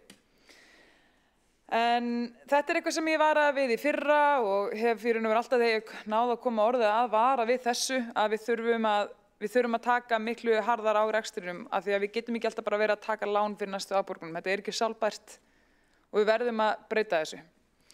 En ég ætla að því að hagræðingu eitthvað sem var vikið að hér, að fólk kalla eftir lausnum og svona, og við ekki alltaf bara neikvæð, en þegar það tap á rekstrinum þá verður maður svolítið neikvæður. Það einfaldlega svoleiðis. En ég tala það líka áður, til að halda áfram svona þessa neikvæðniveislu, og þá hef ég talað það líka áður að mér hefur þótt hvernig hagræðingin var ekki, hún var bara ekki að mínu skapi, hvernig, að því mér þótt hún vera sótt til íbúans og þangað ætti að leita allra síðast. En því miður, en ekki fyrst, eins og var gert hér í borginni. En því miður það bara freista stjórnmálamenn oft í þess að láta svona allar svona rekstrar örðuleika dynja eitthvað minn fyrst á hinum almenna íbúa, frekar en að líta sér nær, og af hverju það vegna þess að hann hinn almenni íbúi þessi andlitslausi. Það betur mátt fara og það voru gerðar miklar og umfangsmiklar úrbætur og þær hafa verið ræddar hér og það hefur verið mikil ánægja með þær sem gott mál. Ábendingar drógust mikið saman í kjölfarið úr rúmlega 7.000 ábendingum niður í 2.000 eða sem nemur 70%. Og þannig að það gott. En við veitum að þetta hins vegar mikið af peningum og við viljum fara vel með fé og það verið að skoða leiðir til þess að draga úr þessum kostnaði. Án þess að ég ætli að fara í mikla vörn fyrir kostnaðinn, enda viljum við hafa þjónustuna almennilega, þá verðum við að horfa í hverja krónu og það skiptir öllu máli. Það verið að skoða hvernig við getum stuðlað að meiri samkeppni meðal þeirra sem sinna vetrarþjónustu vegna þess að við vitum það að einingaverðin hafa verið að hækka. Það meðal annars út frá verðbólgunni en líka svolítið stöðu á markaði og það verið að skoða hvernig við getum brotið útboðin upp til þess að hleypa fleirum inn á markaðin. Styðja því að fleiri aðeins geta boðið í sem að getur vonandi að lækka það einingaverðin. Annað atriði að útboðssamningar fyrir 2023 voru gerðir til 1 árs vegna þessara breytinga og það var viljað til að draga lærdóm af þeim og bjóða svo út aftur og það eitthvað sem á að gera og þá að skoða tækifæri til að draga úr föstum kostnaði. Í svona viðveru og endurskoðun á tækjaþörf til dæmis verið að skoða viðverugjald sem þarna yfir blánóttina sem hækkar kostnaðinn og en það sjaldnast þörf á þeirri viðveru þannig að það hægt að draga úr slíku til dæmis. Þriðja að stuðla að betri stýringu með svona virkari gagnanótkun og skýrari verkferlum. Hvert útkall kostar í hálkueyðingu og snjóhreinsun og því mjög mikilvægt ekki sé kalla út tæki vetrarþjónustu að óþörfu. Og það verið að halda áfram að bæta og skýra verkferla í þessu samhengi. Svo verið að skoða að gera sérstakt reiknilíkan fyrir vetrarþjónustu til að hafa meiri fyrirsjáanleika og betri yfirsýn yfir kostnaðinn hverju sinni og breytingar í takt við veðurfar.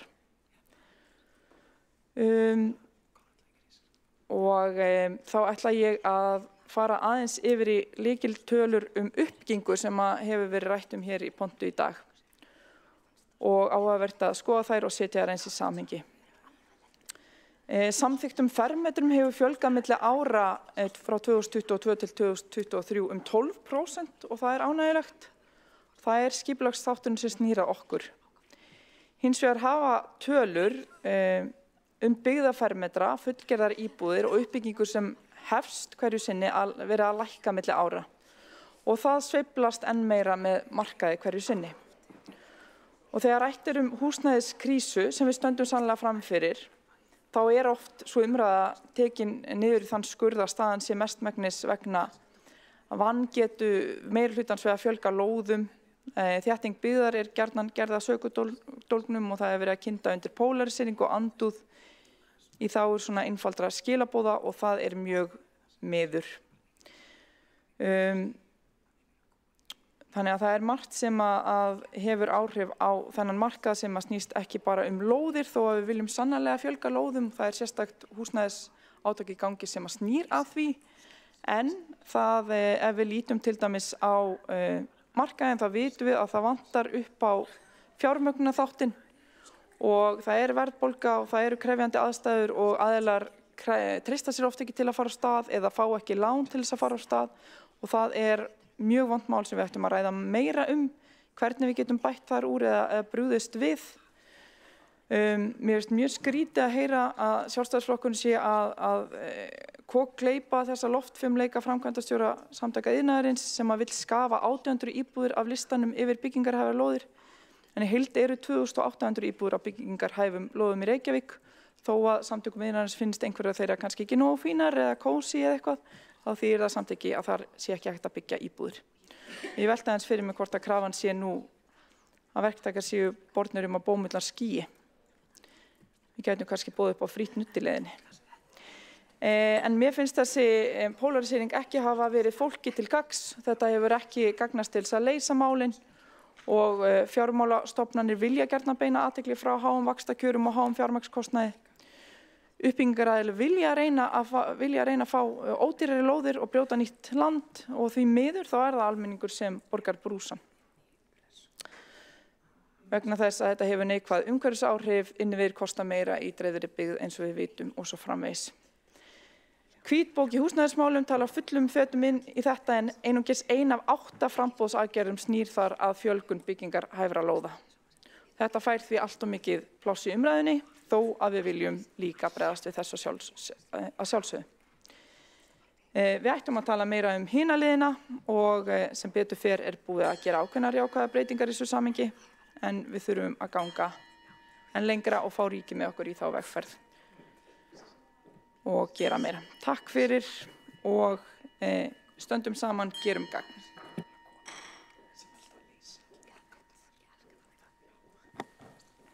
Borgarfulltrúinn hefur lokið við mál sitt. Einn hefur óskað eftir að veita andsvar. Það borgarfulltrúinn Helgi Ás Gretarsson.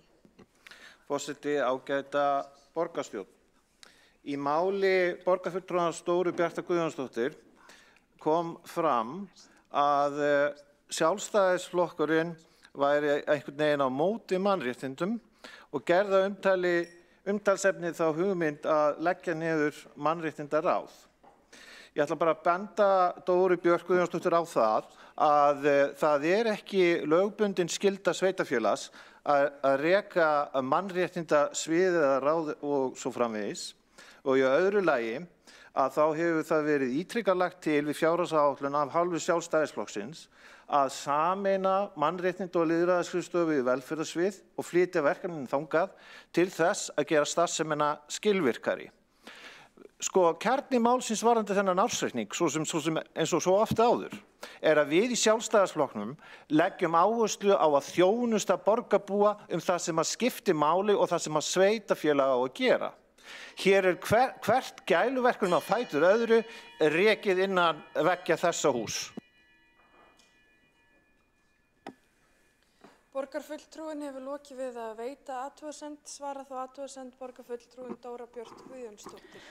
Forseti, auðvitað má alltaf skoða hverju sinni hvernig við gerum hlutina og mér finnst þessi orð vera af öðru tagi heldur en ræðan sem að ég var að gera athugasemd við hérna í pontu. En hins vegar það svo að við erum í fararbróti þegar kemur að vernd mannréttinda og að standa með fólki sem að mestan stuðningin þurfa og það ekki tilviljun, það að því að við höfum sett pólitíska áherslu á þetta í gegnum mörg ár og það mikilvægt að hafa pólitíska áherslu á þessu í okkar ráðum, nefndum og sviðum, hvernig sem við svo sem leysum það. Þess vegna harma ég mjög að þessi verkefni séu kölluð gæluverkefni. Takk.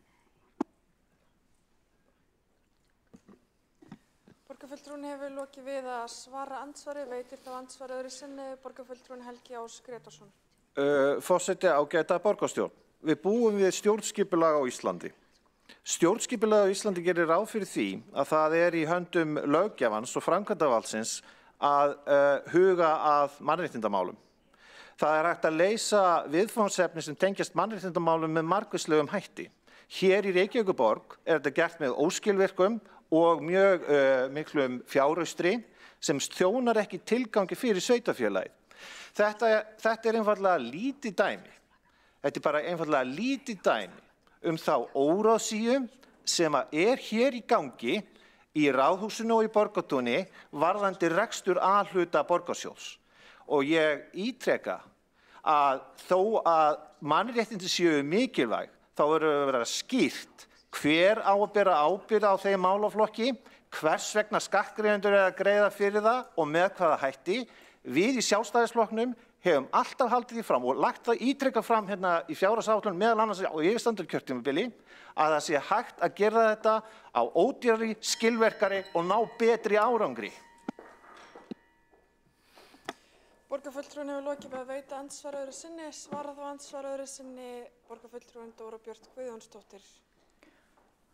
Forseti, mér finnst ótrúlegt að það sé látið eins og það sé eitthvað einkamál ríkisins að standa vörð mannréttindi. Við erum að veita þjónustu, við erum að veita mikilvæga þjónustu sem að snýst einmitt það að virða mannréttindi og okkur oft falin verkefni sem að snúa að mannréttindavernd og ég tala nú ekki þjónustu við fatlað fólk og annað og þess vegna lykilatriði að við séum með augun á boltanum þegar kemur að vernd mannréttinda, þegar kemur að jafnrétti, þegar kemur að hinsegin bakslagi, þegar kemur að þjónustu við jaðarsetta hópa, þjónustu við fatlað fólk og við getum ekki ítt frá okkur þessari ábyrgð, hún sannarlega okkar og við verðum að gera þetta vel. Hér var áður talað lögbundna þjónustu, við erum að gera ýmislegt sem ekki lögbundið sem dæmi leikskólar og þetta geta vissulega verið verkefni sem skipta máli jafnvel þó þessu ekki lögbundin. Þannig að skulum hafa það í huga. Borgarfulltrúinn hefur lokið við að svara andsvari öðru sinni og telst á andsvarum undir þessari ræðu lokið. Forseti minnir borgarfulltrúa á að slökkva á míkrofón þegar þeir eru ekki að tala. Það heyrist allt hvísl í upptökum og beinni útsetningu ef þeir eru kveiktir á og truflar þá áhorfendur sem eru að horfa. Næstur á mælendaskrá borgarfulltrúinn Skúli Helgason.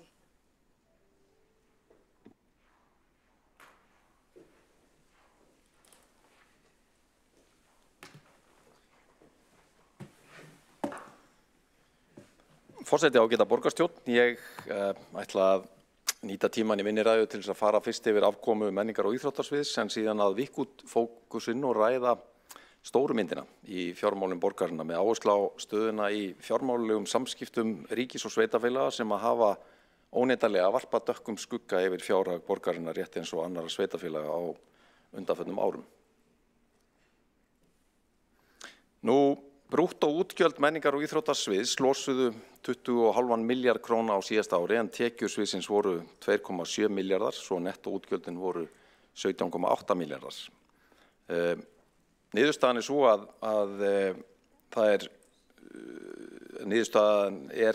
að reksturinn 70 milljónir króna eða 0,4% undir áætlun ársins sem gleðiefni. Sviðið var rekið innan fjárheimildar sem auðvitað jákvætt og reyndar sérstakt metnaða mál bæði yfir stjórnar og okkar í fagráðinu. Ég nota tækifærið og þakka stjórnendum og starfsfólki sviðsins fyrir þann árangur og góð störf á liðnu ári. Ef við skoðum skiptingu tekna og gjalda nánar og berum saman við árið í heild þá sjáum við að tekjurnar voru 282 milljónir króna yfir áætlun eða 11,5%. Launakostnaður var rétt undir áætlunni það sem nam 0,5% en annar rekstrakostnaður hins vegar 240 milljónum krónum yfir áætlun sem skýrist að mestu leyti af verðbótum. Ef við skoðum nánar hlutfallslega skiptingu þessara útgjaldaliða þá fer stærstu hlutin 27% í laun, 24% í styrki til annars vegar menningarstarfs og hins vegar íþróttarstarfsemi, önnur 24% í innri leigu, tæp 9% í annar rekstrakostnað, 7,5% í húsaleigu, af þriðja aðila og 5,6% í frístundastyrkin svo helstu liðir séu nefndir.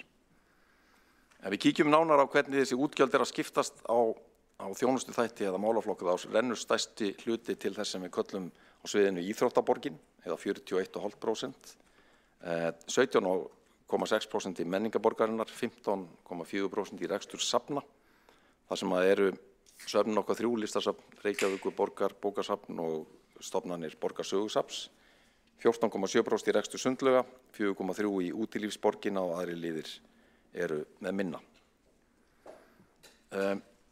Nánari sundurliðun á þessum tölum sýnir að yfirstjórn sviðsins var rekin innan fjárheimilda í fyrra, 1,6% undir áætlun, söfnin voru sömuleiðis rekin tæplega 1% undir áætlun, menningarborgin rekin á pari, íþróttaborgin fór 0,5% fram úr áætlun, útilífsborgin fór 27 milljónir eða 3,7% fram úr áætlun en sundlaugarnar voru 19 milljónir undir áætlun eða 0,7%. Hitt húsið sömuleiðis rekið undir áætlun sem nemur 4,3% með 27 milljónum og skíðasvæðin sömuleiðis. Loks var liðurinn kynningamál, sérverkefni og annað vel innan fjárheimilda eða sem nemur tæpum 20%. Forseti, kæra borgarstjórn, þetta var rekstur sviðsins, menningar- og íþróttasviðs í hnotskurn en þá langar mig að ávarpa, eins og ég nefndi áðan, stóru myndina nokkrum orðum. Eins og hér hefur komið fram í umræðunni, þá ársreikningur borgarinnar fyrir síðasta ár sýnir að borgarsjóður rekið með 5 milljarða halla sem 10 milljarða króna jákvæður viðsnúningu frá fyrra ári og rúmum milljarði betri afkoma en gert var ráð fyrir í fjárhagsáætlun. Veltufé frá rekstri 6,1% eða talsvert skárra en þau 2,2% sem áætlað var fyrir. Afkoma Faxaflóahafna betri en áætlanir gerðu ráð fyrir. Hagnaður þar það bil tvöfalt meiri en áætlun gerði ráð fyrir. Hins vegar hagnaður Orkuveitu Reykjavíkur lægri en í fyrra, lækkar 1,9 milljarð milli ára og stendur í 6,4 milljörðum og þar vegur þungt að fjárhagsgjöld voru 3 milljarða yfir áætlun. Skýringin á þessari lakari afkomu Orkuveitunar því fyrst og fremst hærri fjármagnsgjöld sem að helgast auðvitað af bara því efnahagsumhverfi sem að boðið upp á hér í okkar ágæta og fallega landi. Hér eru himinháir stýrivextir sem eru með þeim hæstu sem að þekkjast í Evrópu.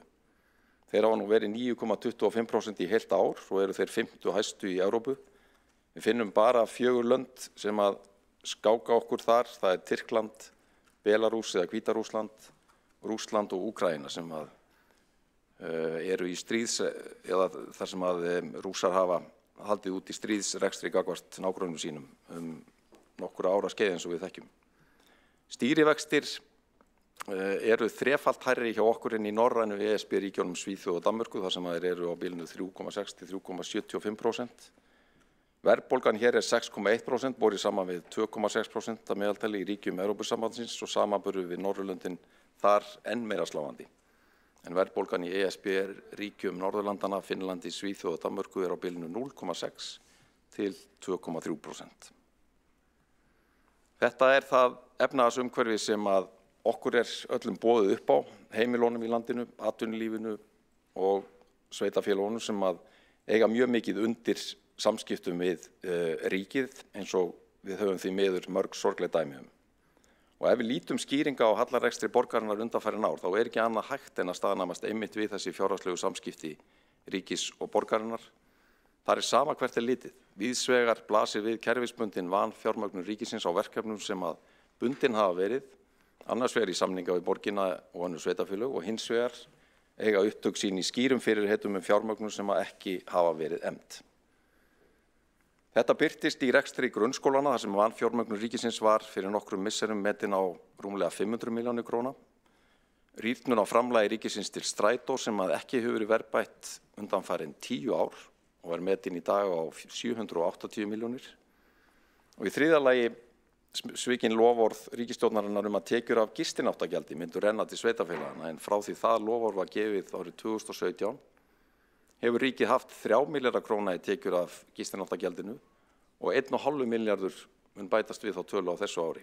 4,5 milljarðar sem hefðu með réttu átt að renna til sveitarfélagana undanfarin 6 ár samkvæmt loforði sem að núverandi stjórnarflokka gáfu. Og nota bene, þetta var ekki einhver hótfindni á herrakvöldi, þetta loforð sem var gefið í sjálfum stjórnarsáttmála ríkisstjórnarinnar sem var kynntur 30. nóvember 2017. Sem áður hefði nú haldið svona í venjulegu árferði að væri sérstakur metnaður stjórnarflokkana að standa við. Enn má nefna til viðbótar svikin loforð fyrrverandi fjármálaráðherra að sveitarfélögum yrði bætt tekjutap vegna útgreiðslu séreignarsparnaðar í tengslu við hina svokölluðu leiðréttingu. Þegar að 150 milljarðar króna voru færðir til milli- og hátekjufólks í samfélaginu, meðan leigjendur og fólk með lítil fjárráð sat eftir með sárt ennið. Þetta var metið fyrir nokkrum árum á 8 til 9 milljarða tekjutap sveitarfélagana út af þessari aðgerð, þar sem áætla má að hluti borgarinnar hafi verið í kringum 40%.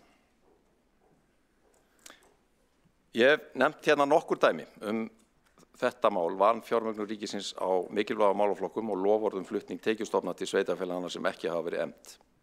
Sveitarfélögin hafa sannarlega verið hlunnfærin marga milljarða í þessum tilvikum og hlutur borgarinnar þar langsamlega stærstur.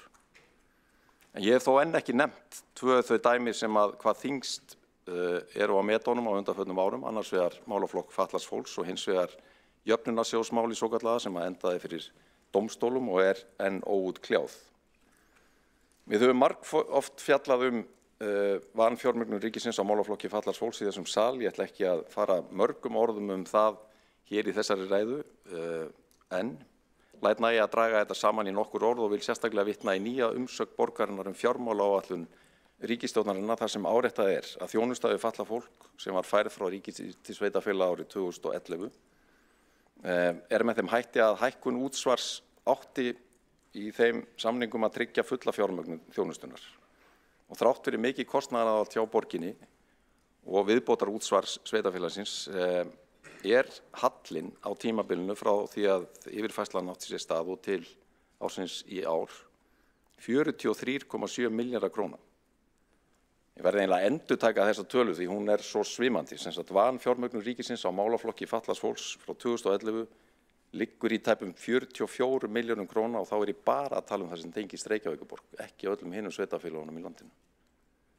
Þessi halli hefur vaxið jafnt og þétt í gegnum árin, ekki síst fyrir tilstilli aukina krafna sem að koma fram í löggjöf Alþingis frá 2018, nýjum reglugerðum og túlkunum á skyldu sveitarfélagana. Við sjáum einmitt á þessari mynd hér hver þróunin hefur verið í fjármögnun ríkisins frá yfirfærslunni 2011, en þar hefur hlutur ríkisins minnkað jafnt og þétt frá því að vera 99% árið 2012, ári eftir yfirfærslu, og niður í að vera einungis rúmur helmingur af útgjöldum málaflokksins eða 53% á árinu 2022. Tími minn búinn, forseti, ég óska eftir að vera settur aftur á mælendaskrá og mun þá fjalla nánar þessa stöðu og hitt stóra réttlætismáli sem enn óútkljáð í samskiptum okkar við ríkið. Borgarfulltrúin hefur lokið við mál sitt. Næstur á mælendaskrá borgarfulltrúin Kjartan Magnússon.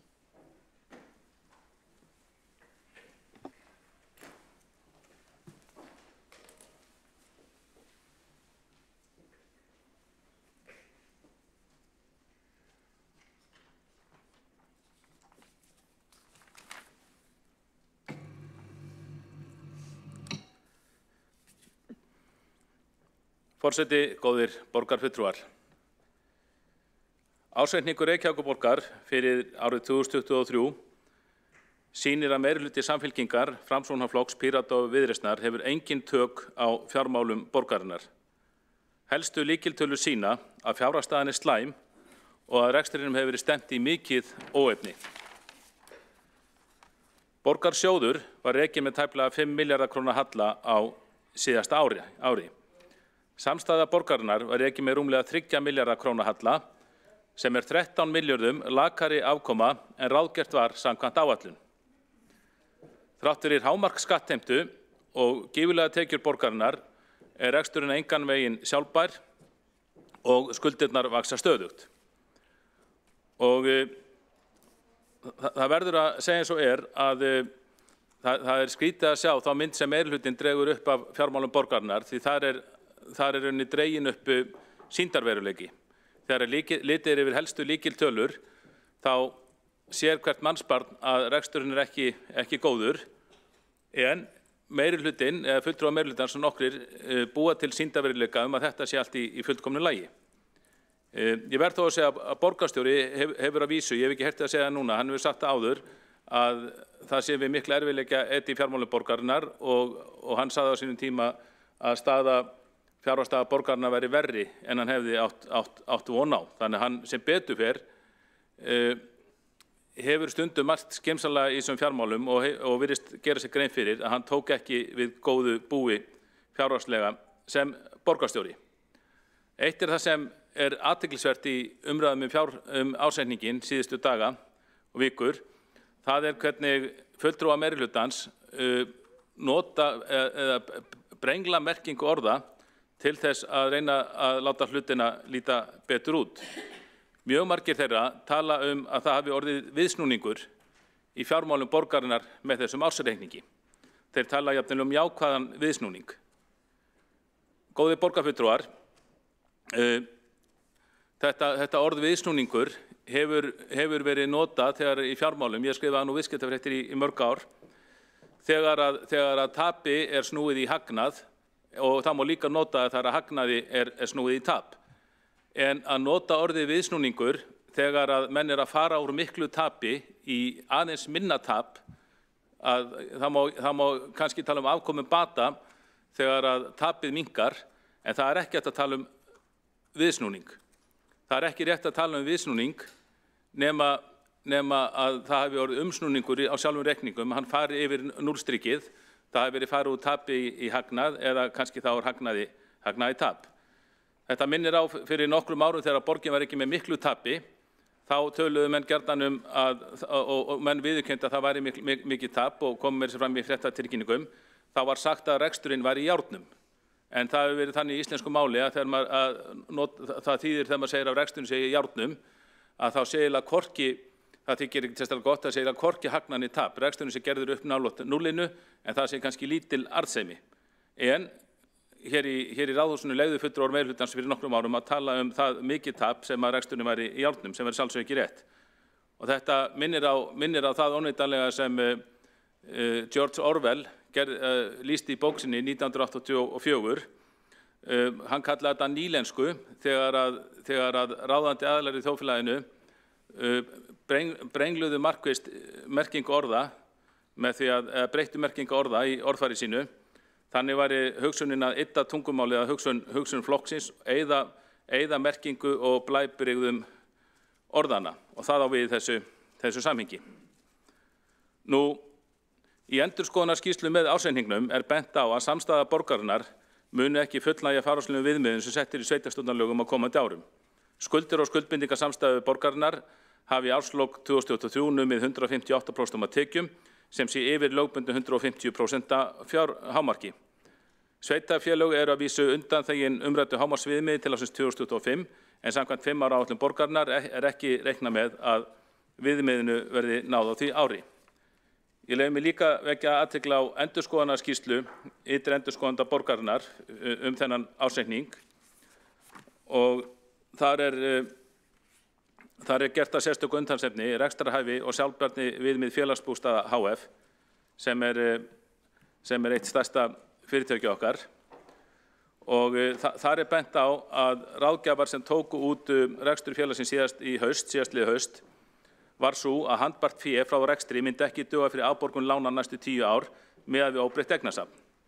Ef ná ætti sjálfbærni viðmiðun með hækkun leigu, eingöngu þyrfti hækkun á leigunni að nema 8,7% á þessu ári. Einnig gera endurskoðendurnir rekstrarhæfi ljósleiðarans EHF umtalsefni.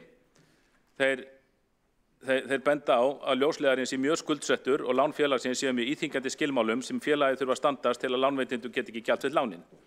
Og miðað við núverandi rekstur, efnahagsreikning og sjóstreymi Civilit ljósleiðarans verði ekki séð að félagið geti staðið við skammtíma skuldbindingar sínar með handbæru fé frá rekstri. Áætlanir stjórnenda gerir hins vegar ráð fyrir því að fá í nýtt fjármagn hlutafjáraukningu á árinu 2024. Þá liggi fyrir stjórnarsamþykkt frá stjórn Orkuveitunnar að kaupa það hlutafé sem í boði á markaðsvirði ef ekki fást nýir fjárfestar.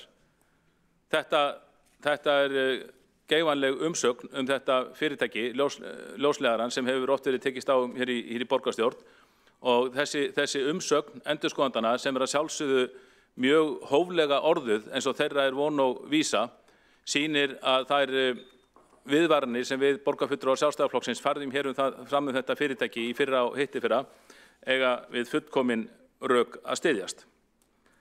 Nú, og varðandi félagsbústaða, þá athyglisverður liður í bókhaldi borgarinnar þessi svokallaða matsbreyting fjárfestingareigna hjá félagsbústöðum.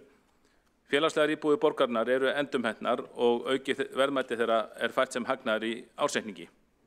Þessi matsbreyting nam tæpum 5 milljörðum króna á síðasta ári og þetta fært sem tekjur í bókhald borgarinnar en þetta ekki raunverulega tekjur, þetta bara mat. Tekjur mun ekki skilja sér úr þessu nema við seljum þessar íbúðir og við vitum það dettur engum í hug í þessum sal að selja félagslegar íbúðir borgarinnar. Þetta fróðu hagnaður sem skapar borginni því í raun enga tekjur og fegrar því stöðu rekstrarreikning sem því nemur. Raunhalli borgarinnar því mun meiri en reikningurinn sýnir og sýnist samkvæmt þessum rekstrarreikningi. Af þessum sökum gefur breyting skulda á efnahagsreikningi borgarinnar gleggri mynd af raunverulegu rekstrarstöðu hennar en sjálfur rekstrarreikningurinn. Skuldir samstæðunar hækkuðu 50 milljarða króna á árinu og námu 495 milljörðum í árslok. Borgarstjórn hefur þannig skuldsett hvern íbúa sinn 3,6 milljónir króna og hverja 4 manna fjölskyldu 14,4 milljónir króna. Skuldir borgarsjóðs hækkuðu 24 milljarða króna síðasta ári og námu 198 milljörðum í lok þess. Og útlitið ekki bjart, það sjálfsagt að við svörum þeirri spurningu, fyrst að við höfum fólk hér í þessum sal sem telur bara reksturinn verið í himnalagi þegar við hlöðum upp skuldum með þessum hætti sem gert að svara því í rauninni hversu langt sé hægt að ganga. Hversu lengi hægt að hlaða upp skuldum sem nemur 20 milljónum króna á hverju ári á þess að láta undan. Að vísu eru lánskjör borgarinnar farin að versna. Hún álitin ekki jafngóður skuldari á mörkuðum eins og áður var, þannig að það vísbending. En þannig með þessi fjármál og við vitum aldrei nákvæmlega hvenær fariði fram af brúninni. Og það ágætt að þeir sem réttlæta skuldasöfnun borgarinnar svara okkur því hversu langt hægt að ganga.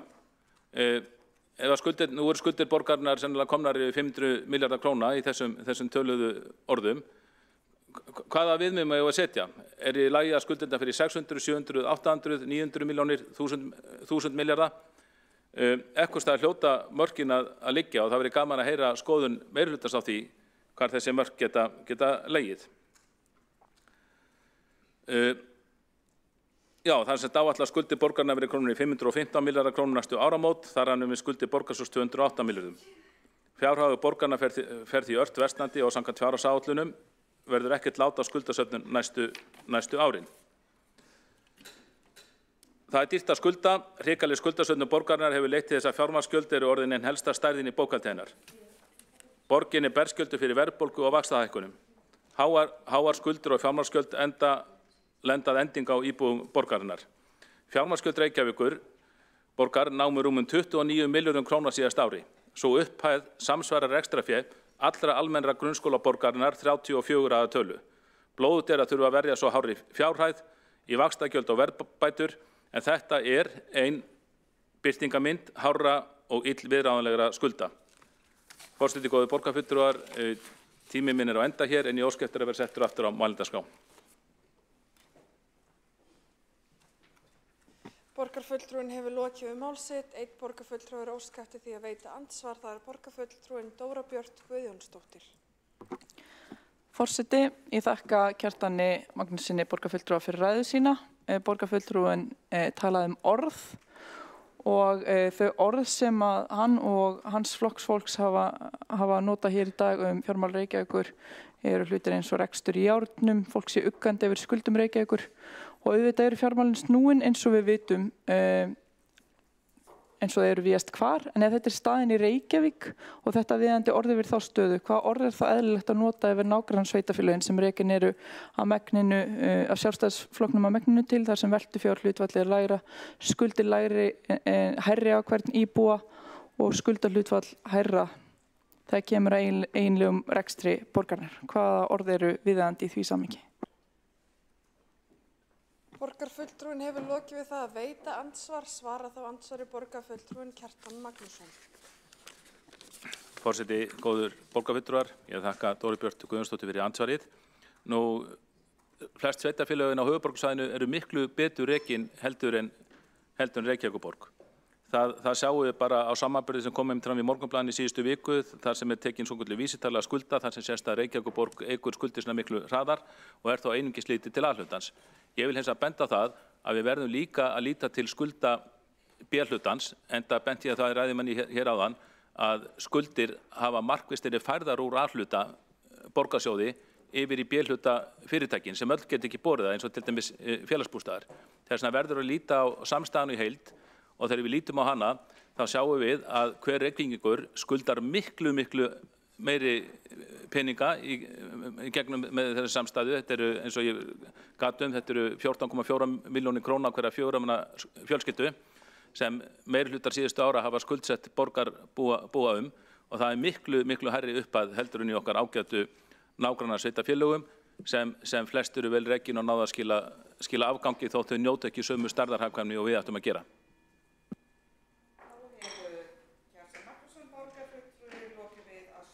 Hvað veitir það ansvaður sinni Dóra Björk Guðjónsdóttir? Forseti, en það liggur fyrir þegar kemur þessum fyrirtækjum að ef að skuldir eru gerðar upp á móti eignum að það yrði afgangur af því og því er ekki hægt að líta svo að þetta sé svo neikvætt í því samhengi og í því ljósi hvað orð myndi borgarfulltrúinn nota fjárhagsaðstæður hinna sveitarfélagana. Björk Guðjónsdóttir borgarfulltrúi loki við að veita ansvaður sinni. Svara þá ansvaður sinni Kjartan Magnússon. Forseti, góðir borgarfulltrúar, ég myndi segja að flest hinn sveitarfélögin séu betur rekin heldur en Reykjavíkurborg.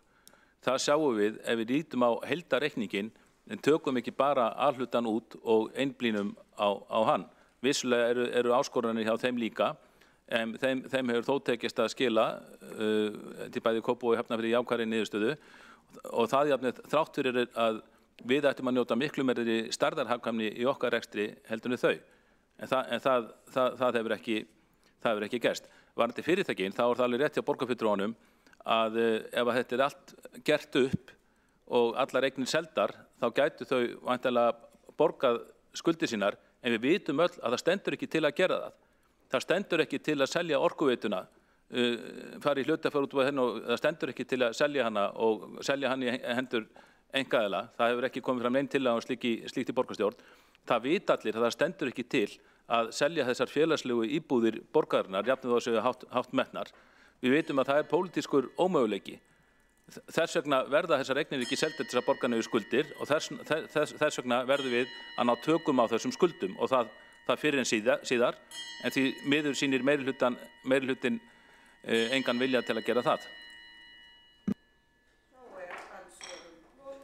Minnir á að virða hér tímamörk, en næst á mælendaskrá Árelja Eydís Guðmundsdóttir, borgarfulltrúi.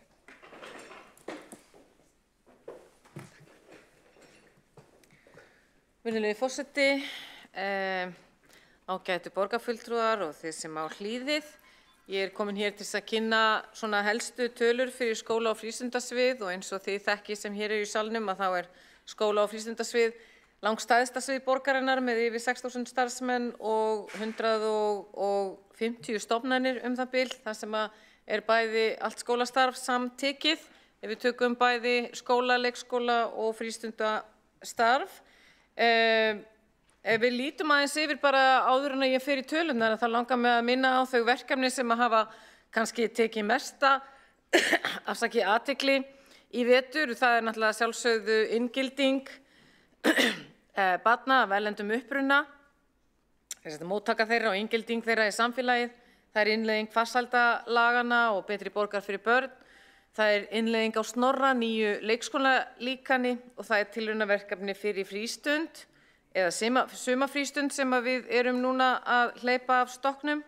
Húsnæðismál og innvistarvandi og þar með náttúrulega talið brúum bílið sem við teljum saman í þess sem við erum að fara yfir varðandi veturinn og svo það náttúrulega mönnunin sem við höfum oft rætt hér í þessum sal og svo stafræna umbreytingin sem við höfum líka farið yfir í þessum sal.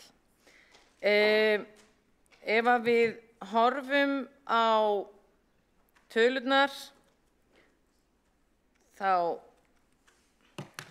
sjáum við á þessari mynd að í rauninni þá hefur rekstrarþróun skóla- og frístundasviðs, við horfum á það á föstu verðlagi, þá hefur þróun útgjalda sem nettótalan miðað við náttúrulega bara tekjur eða mínustekjur útgjöld, hefur verið með þeim hætti, ef við horfum á það út frá föstu verðlagi, að útgjöldin hjá okkur hafa lækkað 2,3 milljarð frá árinu 2020, þegar þau voru hæst þegar þau námu 76,6 milljörðum.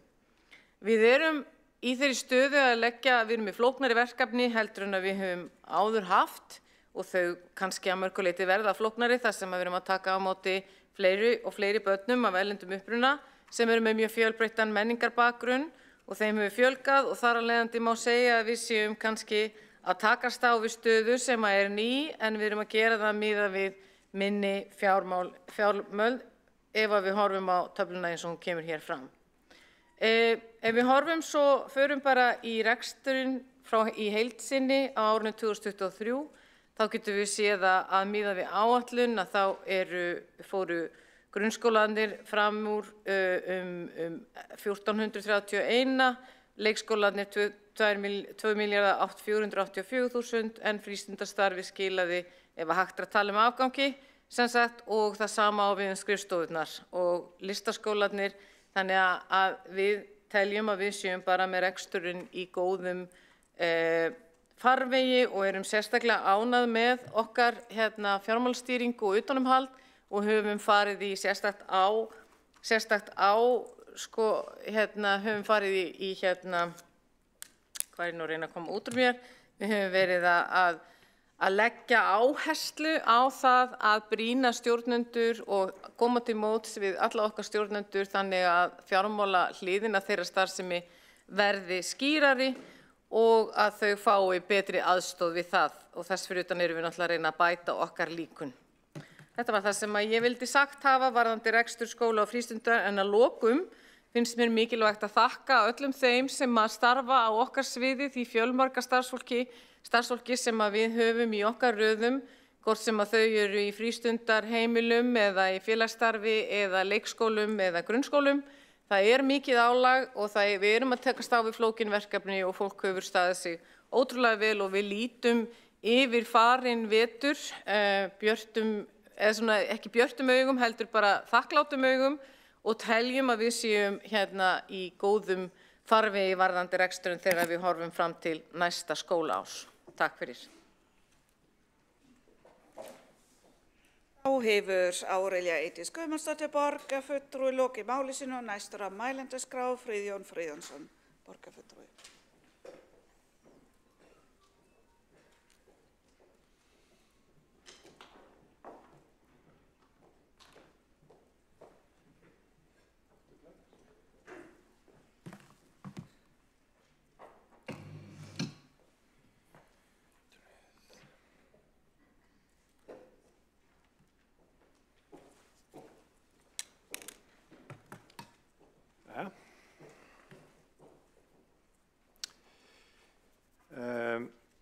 Forseti, borgarstjóri, ágætu borgarfulltrúar.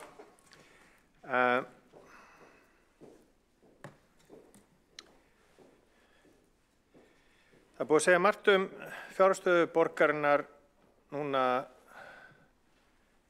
í dag og oddviti okkar sjálfstæðismanna Hildur Björnsdóttir vísaði til þess að við ætluðum að skoða aðeins betur þær tölur sem Morgunblaðið birti í vikunni upp úr ársreikningi borgarinnar. Og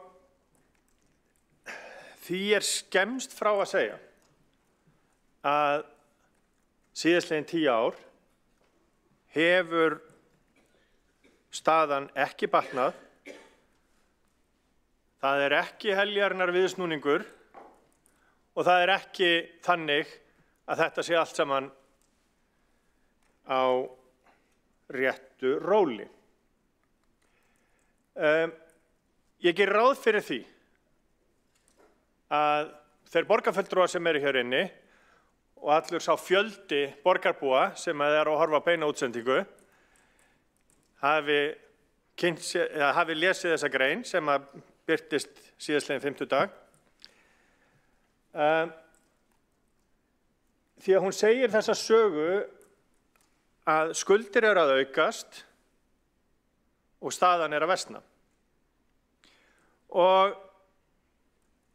það sem að líka kemur fram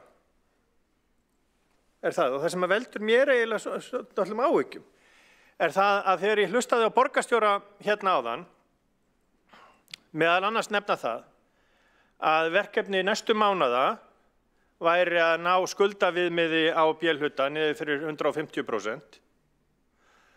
á sama tíma og borgin er algjörlega háð því að taka arð frá B-hlutafyrirtækjum, á sama tíma og þessi sömu B-hlutafyrirtæki standa frammi fyrir umtalsverði fjárfestingu,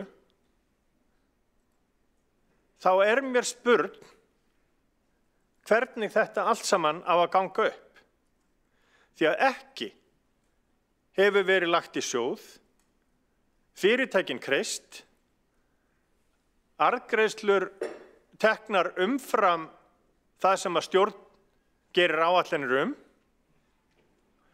og borgin rekur sig einfaldlega á því að hluta til að treysta á velgengni B-hlutafyrirtækja. Síðan þurfum við að horfa á það að þessi sömu fyrirtæki standa frammi fyrir mikilli fjárfestingarþörf, hvort svo sem við erum að horfa á Faxaflóahafnir eða Orkuveituna, þá maður erfitt að sjá það hvernig þau ætla að fara í þessa fjárfestingar án þess að skuldsetja sig meira, án þess að auka skuldir þessara félaga. Og ég sé að þeir horfast hérna í augu, borgarstjóri og Pavel Bartosek, borgarfulltrúi, nikka hvorn annan, þannig að þeir eru hérna sammála mér, nákvæmlega. Þetta svona fallegur bróman sem á hérna milli Viðreisnar og Framsóknar. En þetta veldur áhyggjum. Þetta veldur áhyggjum hvernig borgin, eða hvernig fyrirtæki borgarinnar eiga að fara í þessar fjárfestingar. Við líka höfum séð á þessu ári að það gengur ekkert sérstaklega vel að afla borginni fé. Skuldabréfaútgáfur hafa misheppnast. Og eins og borgarfulltrúinn Hildur Björnsdóttir fór yfir hérna í ræðunni sinni áðan, að þá viðsnúningurinn ekki vegna aukinnar hagræðingar, heldur aðalega vegna óvæntra tekna og kannski einhverju leyti væntra tekna. Þannig að það hefur ekki verið farið í hagræðingu í rekstri borgarinnar. Og ég held að það hafi verið breytingin sem að borgarbúar bjuggust við að yrði á þessu kjörtímabili þegar þau höfnuðu meirihlutanum, síðasta meirihluta, og ekki en Framsókn ákvað að ganga til liðs við og núna leiða með þeim afleiðingum fyrir þann ágæta flokk að þingmenn þess flokks í Reykjavík mælast ekki inni og ef að gengir til kosninga í borginni núna þá þið borgarfulltrúi einn í sínum borgarstjórnarflokki. Vegna þess að borgarbúar sjá í gegnum þetta.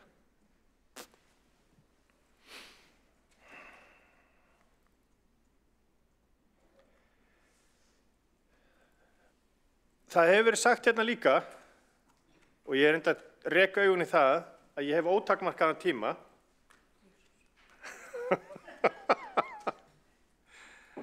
að það sé ekki hægt að bera saman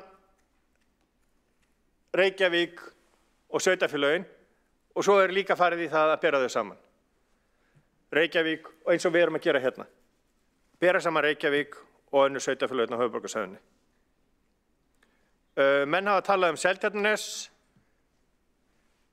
sem þó nokkuð miklu fámennara heldur en Reykjavík og öll þessi sveitarfélög eru fámennari heldur en Reykjavík.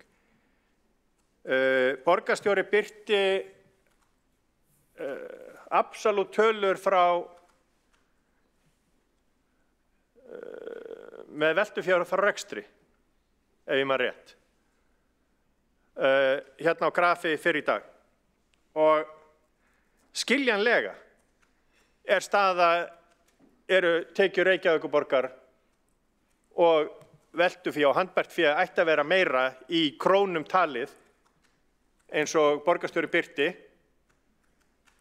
vegna þess að hér búa 150.000 manns, eða núna verð ég að viðurkenna að ég ekki alveg kláraði vegna þess að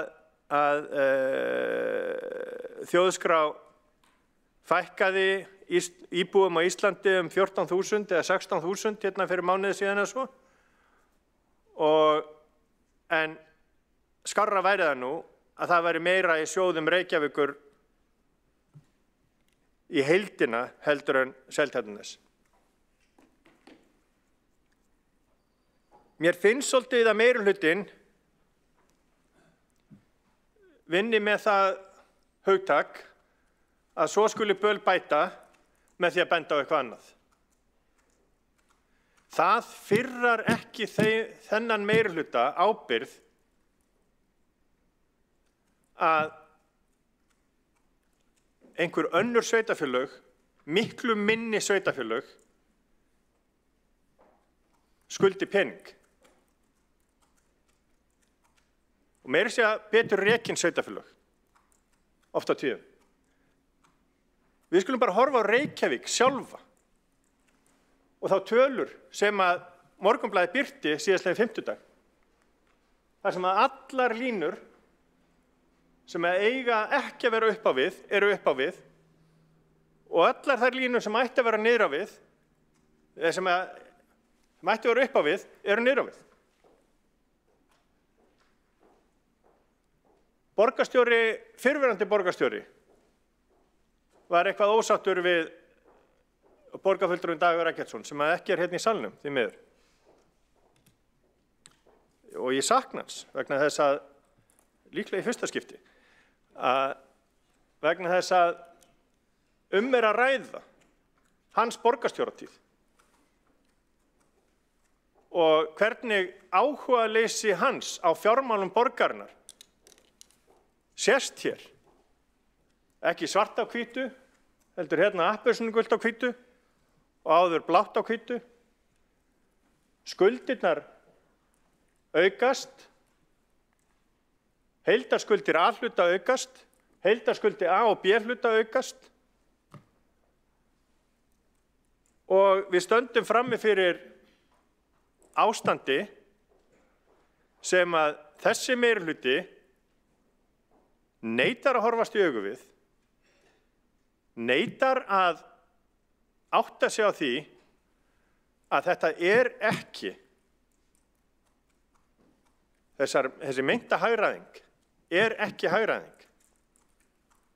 Það hefur engin raunveruleg hagræðing orðið. Það útgjaldavandi í borginni og það hefur ekki verið tekið á honum. Og fyrr en að vera tekið á honum, að þá verður staðan erfið og það verður erfitt að þjónusta borgarbúa. Því að þetta hangir allt saman. Það ekki gaman, það ekki skemmtiefni, ársreikningurinn ekki skemmtiefni, en traustur ársreikningur, traust staða fjármála borgarinnar skiptir öllu máli til þess að við getum veitt borgarbúum góða þjónustu sem ekki að gerast núna.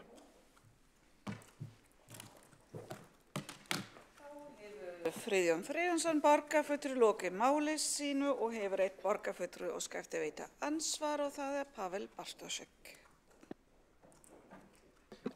Virðulegi forseti, ég þakka borgarfulltrúanum fyrir hans ágætu ræðu. Ég sé að hann hefur sótt lit á bakgrunni sínum í sjálfboðastörf sín fyrir hönd lýðræðisins, því að þetta fallegur rauður litur að baki. En það sem mig langar að spyrja og ég velti fyrir mér, ég ætla nú kannski ekki að gera framsetningu frjálsa fjölmiðla á tölfræðiupplýsingum að megin umfjöllunarefni. En það sem ég geri samt smá athugasemdir við þessa framsetningu Morgunblaðsins að þarna verið að taka vísitölur af vísitölum. Þarna fólk að setja fram hluti svo vísitala skulda á íbúa. Sko skuldir á íbúa vísitala til að byrja með. Skuldir á íbúa vísitala sem gerð til að bera saman ólík sveitarfélög með heiðarlegum hætti. Það svo verðbólga. Ef við tökum vísitölu af vísitölu þá getum við fljótlega fengið svolítið skakkar niðurstöður. Ef við myndum í dag ákveða að staðan á Íslandi bara eins og hún og taka svo vísitölu af verðbólgu, þá þá getur verið að Íslendingar myndu ganga vel að koma verðbólgunni í 5%, en önnur ríki myndu halda henni bara svona verið. Þá hefur verið massa árangur því að koma verðbólgu niður miklu meira en hinum Evrópuríkjum. En staðan er svo að skuldir á hvern íbúa voru minni í upphafi þessa tímabils og eru áfram minni á hvern íbúa heldur en eru. Þannig að ég segi að þessi framsetning er kannski ekki svo heiðarlegasta og gefur ekki skýrasta mynd á fjárhag sveitarfélags.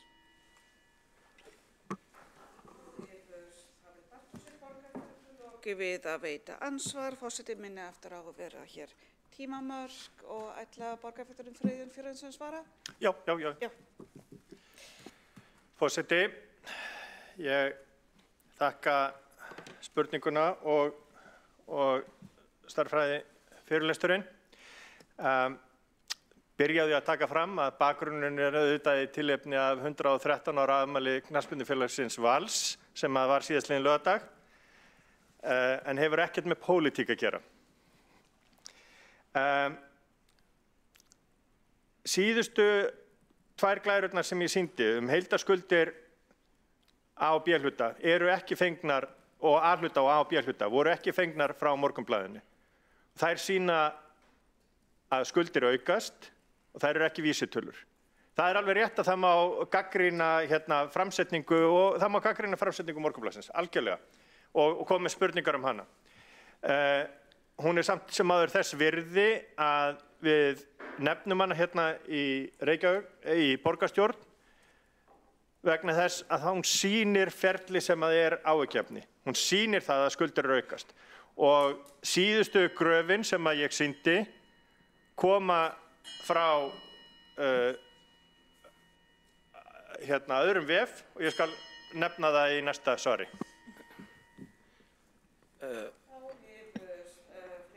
Borgarfulltrúi lokið við að svara ansvar, veiti það ansvaru sinni Pavel Bartošek. Virðulegur forseti, ég þakka borgarfulltrúi Friðjóni Friðjónssyni kærlega fyrir hans ansvar og ég ítreka þá að ég er bara tek undir það að mér finnst þessi gagnrýni, Francis Morgunblaðsins gagnrýni verð, en ég bara segi þá að helmingur af þeim glæðurum sem hann setti í sinni kynningu sé bara réttur og hann má kannski vera ánægður með það eða ekki, fyrir að ég ger ekki athugasemd við seinni hlutann, en fyrri hlutin held ég segi nú ekki að sé kannski óhæðileg framsetning, en þetta er allavega ekki svo framsetning sem gefur skýrasta mynd af fjárhagum sveitarfélagsins og ég tek þá bara undir það að það megi gagnrýna það. Borgarfulltrúi lokið við að veita ansvar öðru sinni, ætla borgarfulltrúi að svara ansvar öðru sinni. Forseti, það er kannski rétt að taka fram vegna sem ég láðast að nefna það í ræðunni að seinni hluti sýningarinnar er fenginn af vefnum metill.is sem að fyrrverandi efnahags- og viðskiptaráðherra Gylfi Magnússon benti á á Facebook daginn þegar hann var að gagnrýna Morgunblaðið. Framsetning gagna hjá Morgunblaðinu samt sem áður sýna það að skuldir að aukast alveg eins og framsetning Brynjólfs sem heldur úti Metli segi og það skiptir ekki máli hvort að við reiknum vísitöluna af þessum 2 framsetningum eða meðaltalið eða hvað svo sem það sýnir að skuldir aukast og þróunin síðustu ár borginni ekki í vil. Þá lokið og næsta mælendaskrái Hjalmar Sveinsson, borgarfulltrúi.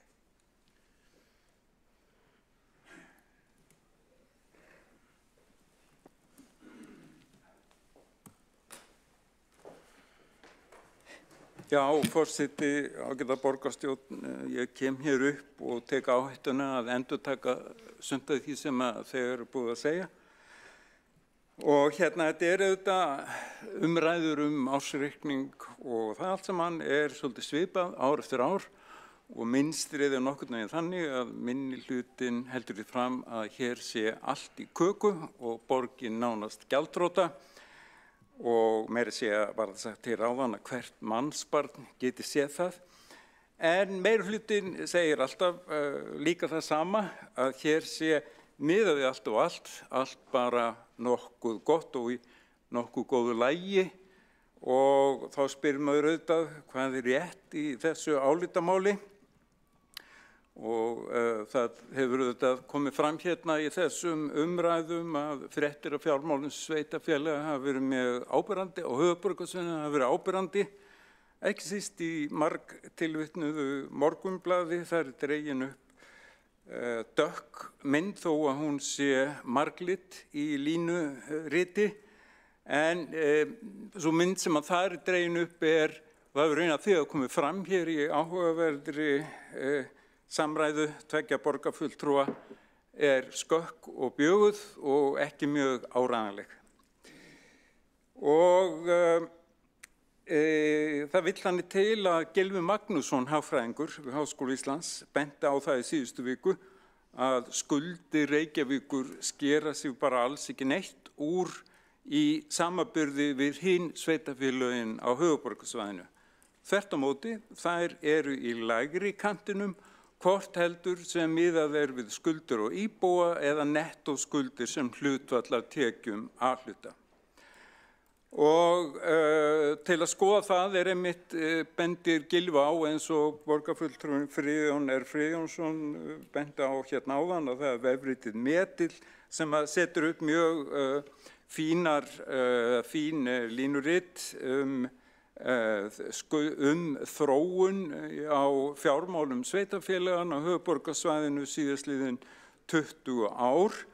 Og ég vil líka taka það fram þegar við berum okkur saman við önnur sveitarfélög á höfuðborgarsvæðinu, þá það alls ekki verið að bæta böl með því að benda eitthvað annað. Ég meina, það bara mjög eðlilegur samanburður. Við hvað annað ættum við að miða, annað en sveitarfélög sem eru á sama stað á hnettunum og sama stað meira séu á Íslandi, og þau eru nú mörg hver alveg nokkuð fjölmenn. Þannig að mér finnst það bara mjög eðlilegt að gera það, og það í sjálfu sér sömu væntingar góða þjónustu, svipuð þjónusta og allt það sem að sveitarfélögin á höfuðborgarsvæðinu inna af höndum. En Gylfi Magnússon bendir líka á það að sé tekið tillit til þess að Reykjavík á gríðarlega miklar eignir utan A-hlutans, og A-hlutin auðvitað sá hluti sem er rekinn fyrir skattfé, og þá sérstaklega það sérstaklega Orkuveitan og borgin á þar auðvitað yfir 93% í því félagi. Og það félag talið eiga 259 milljarða í eigið fé. Og ef það tekið með í reikningin, segir Gylfi Magnússon, þá alveg augljóst að borgin Reykjavík stendur miklu mun sterkar heldur en nágrannasveitarfélögin. Og það svona talað þessi mögnuðu fyrirtæki í okkar Reykvíkinga eins og Orkuveituna, eins og þetta sé einhver ægilegur baggi. En ég tel nú reyndar að það sé ekkert smá ríkidæmi fyrir Reykvíkinga að eiga svona stóran hlut í Orkuveitu Reykjavíkur, og auðvitað það eðlilegt að þetta stóra og mikilvæga fyrirtæki sé skuldugt. Það þarf jú með reglulegu millibili að ráðast í gríðamiklar framkvæmdir, og hvað varðar auðvitað bara innviðu uppbyggingu og aukna þjónustu, en á móti það auðvitað þannig að tekjurnar eru mjög miklar, og þess vegna það villandi að einhvern veginn segja eins og þetta sé það eitt og sama, A-hluti og B-hluti. A-hluti jú, eins og ég nefndi áðan, rekinn fyrir skatt við íbúana, en B-hlutafyrirtækin eru fjármagnaðar með tekjum af innviðum og þjónustu og slíku.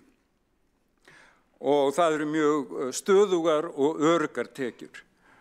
Og það hefur líka komið fram í umfjöllun síðustu daga að ef að lykiltölur eru skoðaðar, eins og skuldahlutfall A-hluta, eins og skuldir á hvern íbúa, og margumtalað veltu fjárhlutfall sem að borgarstjóri minntist á hérna áðan, þá sýna þau þessar líkitölur sýna góða stöðu Reykjavíkur.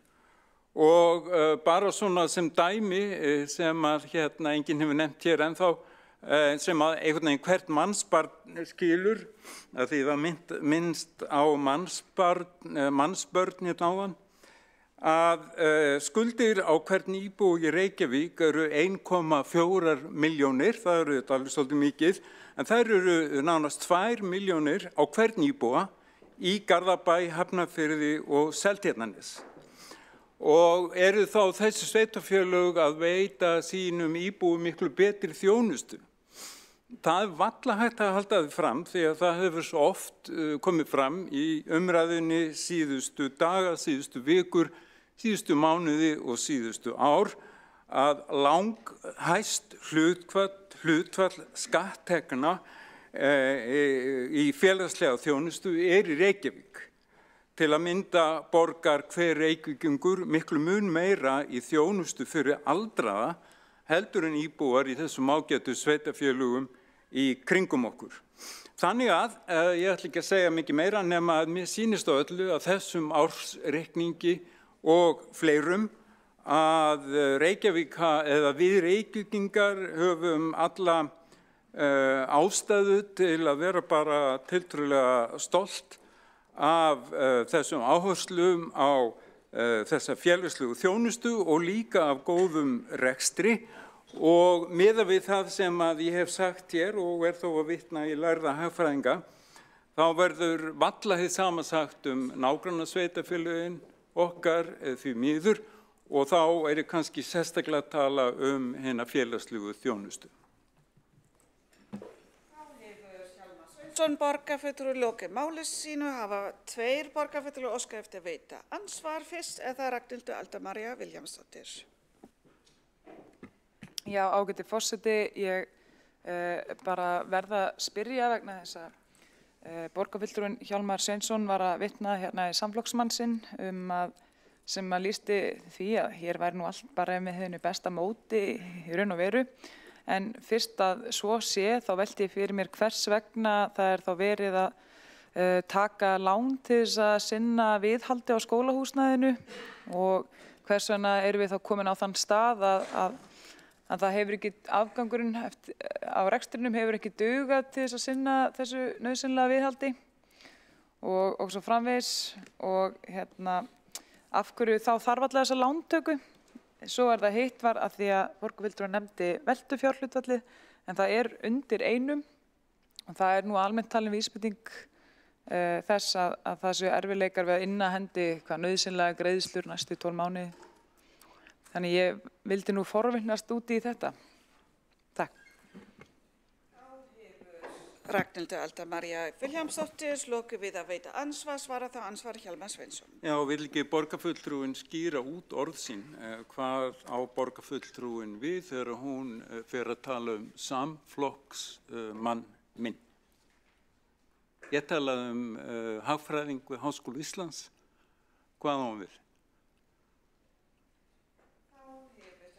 Lokið við að svara ansvari, veita það ansvar öðru sinni, Ragnhildur Alda María Vilhjálmsdóttir. Jú, ágæti forseti, menntamenn finnast líka innan samfélkingarinnar, en Gylfi Magnússon satt nú á þingi fyrir samfélkinguna, ef maður rétt árið 2009-2010. Það rétt vitlaust munið mér? Fyrir hvaða flokk satt hann þá á þingi? Var ráðherrað? Það ráðum, jájá. En hann ekki skipaður af samfélkingunni í stjórn Orkuveitunnar? Já, hérna. Jæja, allavega. Ég hef nú alltaf haldið það, en ég hef þá verið að spyrja hann betur næst. Vilhjálmsdóttir lokið við að veita ansvar og veita það ansvar næst Kjartan Magnússon. Ég ætlaði að byrja annað. Já, Hjálmar Sveinsson, borgarfulltrúi, svara það ansvari öðru sinni. Já, ég ætla ekki að vera með neinn leiðindi, en það smá óheppilegt að draga fólk sem að vinnur bara sem heiðarlegir fræðmenn inn í svona flokkadilka. Það ekki heppilegt og fór ekki sérstaklega vel í þessu tilviki. Þá hefur Hjálmar Sveinsson lokið við að svara ansvar öðru sinni, veiti þá ansvar Kjartan Magnússon, borgarfulltrúi. Forseti, góðir borgarfulltrúar, ég hjó aðeins eftir því að Hjálmar Sveinsson borgarfulltrúi var að vitna aðeins í orðræði mína þar sem ég talaði um að hvert mannsbarn gæti séð og svo framvegis.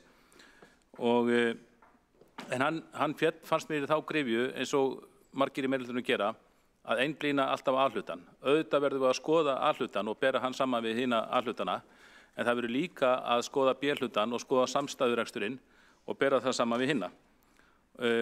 Þannig fekk hann sína valkvæðu tölu út að skuldir á mann væri miklu lægri í Reykjavík heldur en í nágrannssveitarfélögunum og nefndi held ég 12 eða 1400.000 krónur í því samhengi.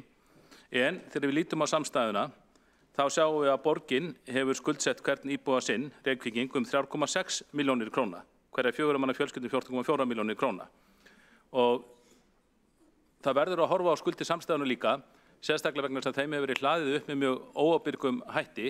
Við sjáum það bara eins og ytri endurskoðendur benda á, félagsbústaðir standa ekki undir sínum skuldum og Orkuveitan ekki að lækka sínar skuldir eins og hún ætti þó að gera því hún mjög skuldug vegna hárra arðgreiðslna til borgarinnar. Þannig við sjáum að það beint flæði á milli A og B-hluta og það verður að líta því á samstæðuna í samhengi þegar við drögum ályktanir.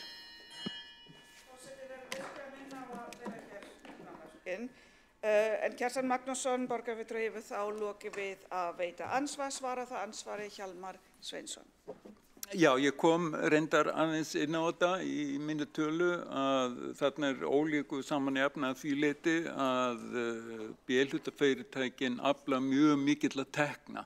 Þannig að það engin sérstök ástæðu til að hafa miklar áhyggjur af þeim og metið verðmæti þeirra, eignastæða, líka gríðarsterk og í þriðja lagi þá eru þau ekki rekin af skatttekjum heldur með eigin tekjum með veittri þjónustu og innviðauppbyggingu. Þannig að ég held að sé nú svona eðlilegt að gera þarna greinamun og setja þetta ekki allt í einn pott.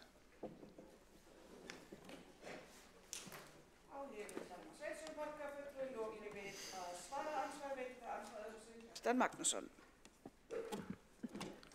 Forseti, það alveg rétt að það verður að horfa á þetta bæði aðskilji en líka saman og það eru mikil tengsl á milli A og B-hluta, það eru mikil tengsl á milli þessu þegar Orkuveitan ekki lengur með lægstu, eitt af þeim orkuverðing landsins sem býður lægst verð, það búið að hækka hér orkuverð á Reykvíkinga, þannig búin til hagnaður sem ekkert annað en einokunar hagnaður og Orkuveitunni gert erfitt með að standa bara undir sínum skuldbindingum. Við sjáum það bara tíðum fréttum af bilunum hérna í veitukerfinu í Reykjavík.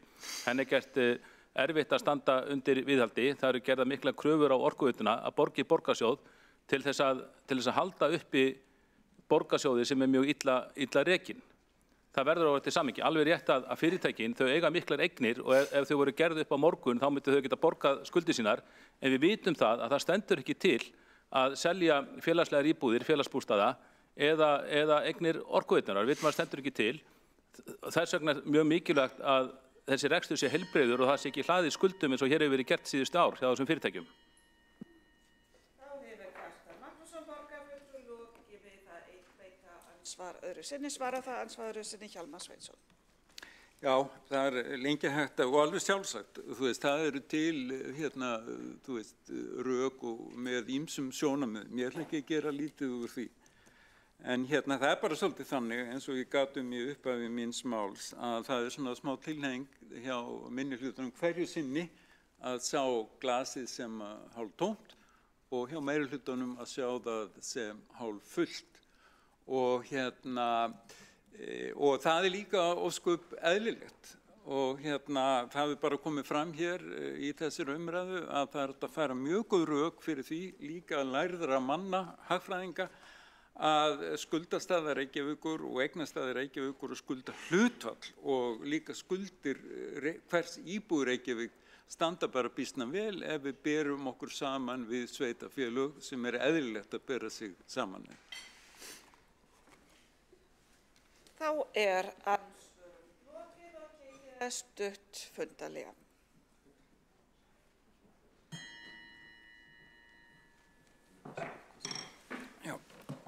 segja 10 mínútur.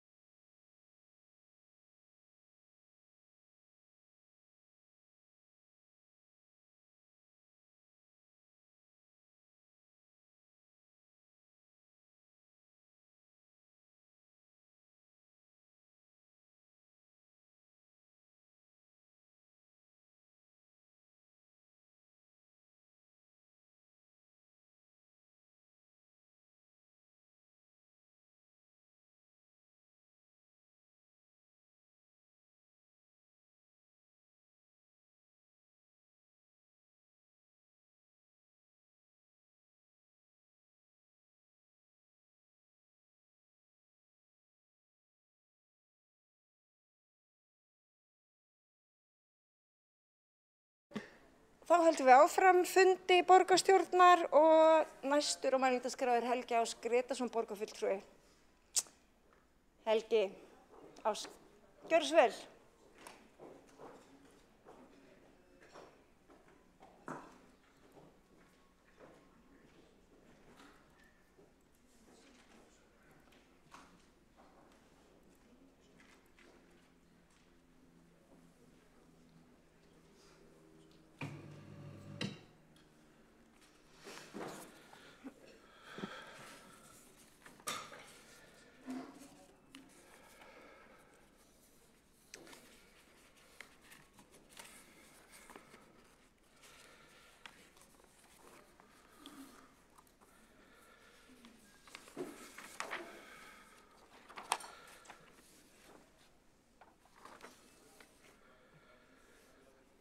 Forseti, ágæta borgarstjórn. Við erum hér samankomin til þess að ræða ársreikning 2023. Áður en lengri haldið tel ég ástæðu til þess að fjalla aðeins hugmyndafræði. Vegna þess að í mínum kokkabókum þá snýst opinber þjónusta að hjálpa einstaklingum í samfélaginu að lifa lífinu á sem farsælastan hátt. Og í því felst að traustur fjárhagur hins opinbera nauðsynlegur. Hann nauðsynlegur til þess að það sé hægt að grípa til aðgerða fyrir þá sem að minnst mega sín og að til verði blómlegt samfélag. Þess vegna skiptir skilvirkni og ráðdeild í opinberum rekstri mjög miklu máli og að það sé hægt að ræða opinber fjármál á grundvelli staðreynda. Því miður verð ég að segja að meirihlutin sem hér hefur verið ansi lengi, vinstri meirihlutin, hann hefur haft lag á því að snúa út úr og koma með alls konar trikk til þess að afvegaleiða umræðu þetta mikilvæga málefni sem eru fjármál Reykjavíkurborgar. Og byrjum á einu dæmi. Fyrrverandi borgarstjóri og núverandi formaður borgarráðs var til dæmis hér fyrir viku og enn einu sinni að endurtaka sömu rangfærslunar stöðu Reykjavíkurborgar og bera sama hvernig staðan var 2010 og svo í dag, 2024. Hvert samhengi hlutanna til dæmis varðandi það þegar við skoðum A- og B-hluta 2010 og svo aftur í dag? Vegna þess að sá ágæti stjórnmálamaður hefur tilhneigingu þegar kemur að fjármálum að rugla saman grundvallarmálum og koma til dæmis stöðunni sem hann var uppi í árslok 2010 á ábyrgð Sjálfstæðisflokksins. En hver var staðan í árslok 2010? Hún var sú að skuldir Orkuveitu Reykjavíkur höfðu rukið upp í kjölfar efnahagshrunsins haustið 2008. En hvernig stóð á því? Það stóð á því að vinstri meirihlutin undir stjórn Erlis Dans á sínum tíma ákvað að fjárfesta í Hellisheiðarvirkjun og taka lán í erlendri mynt. Hver bar þá hina eiginlegu ábyrgð á stöðu fjármálanna 2010? Það var fyrst og fremst Samfylkingin sem að hann hefur hérna ítrekkað í umfjöllunum fjármál borgarinnar, sett upp í súluriti og kennt Sjálfstæðisflokknum vegna þess að hann var mestmegnis við völd tímabili 2006 til 2010 þegar ábyrgðin á stöðinni var fyrst og fremst má rekja til Samfylkingarinnar. Þá skulum við aðeins rifja upp hverjar voru skuldir A-hluta borgarinnar í árslok 2010. Á föstu verðlagi desember 2023 þá námu þessar skuldir 81 milljarður og 310 milljónum króna. Og hverjar eru skuldirnar í dag hjá A-hlutanum? Það eru 198 milljarðar og 500 milljónir. Og það alveg rétt að skuldir A- og B-hluta í árslok 2010 voru gífurlegar háar af þeim ástæðum sem ég rakti hér. Eða 519 milljarðar rúmir á föstu verðlagi desember 2023, en skuldir A- og B-hluta í dag á sama grundvelli eru 495 milljarðar. Nú, svo það annað sem er bara rétt að nefna í framhjálpi, að það var lagaskylda að skilja á milli reksturs Orkuveitunar og Landsvirkjunar og það var að þessum forsendum sem á faglegum grundvelli Reykjavíkurborg seldi sinn hlut í Landsvirkjun, en í síðustu viku formaður borgarráðs enn einu sinni með rangt mál hvað það mál varðar. Það sem er vandinn við fjármál Reykjavíkurborgar, að almenningur á erfitt með að skilja annars vegar A-hluta og B-hluta og það hægt að rugla hlutunum endalaust saman og hvað hér skiptir mestu máli. Og það líka mjög flókið að bera rekstur Reykjavíkurborgar við önnur sveitafélög vegna þess að Reykjavíkurborg langstærst, efnahagsreikningurinn miklu stærri en aðrir og það sem skiptir líka mjög miklu máli að Reykjavíkurborg hefur tök á því að draga gífurlega mikið fjármagn úr rekstri B-hlutafyrirtækja inn í A-hlutan. Og í þessu samhengi, og punkturinn hérna sá að önnur sveitafélög hafa ekki tök á að grípa til sömu aðgerða í að auka sínar tekjur.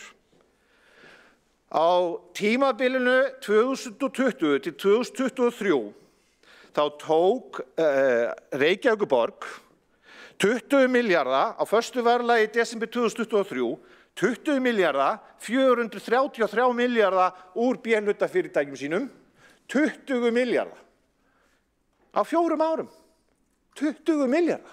Á síðasta ári 6 milljarða 389 milljónir króna. Og langmest þessu af Orkuveitu Reykjavíkur og þegar að sjálfsögðu hið opinbera að taka svona mikið fé úr sínum fyrirtækjum, þá ekki hægt að lækka gjaldskrár. Það ekki hægt að lækka gjaldskrár. Þetta sýnir að reksturinn í A-hlutanum, hann ekki í lagi og ég myndi segja að ef að Sjálfstæðisflokkurinn kæmist til valda, þá myndi ég leggja á það ríka áherslu að koma rekstri A-hlutans í lag og í kjölfarið fara að taka til í rekstri B-hlutafyrirtækjana. Þetta finnst mér vera mjög mikilvægt. Og hvað átt við með að taka til í rekstrinum? Það meðal annars ný forgangsröðun. Hérna sjáum við, ef menn geta séð hérna á þessu blaði, þá þetta hérna forsíðan, hérna verkstæða nýframkvæmda, það sem hefur verið að auglýsa hérna Viðreisn sérstaklega, Hlemmur torg. Og hvað hefur það kostað? Hvað hefur þetta torg kostað sem að gagnast fáum ef nokkrum?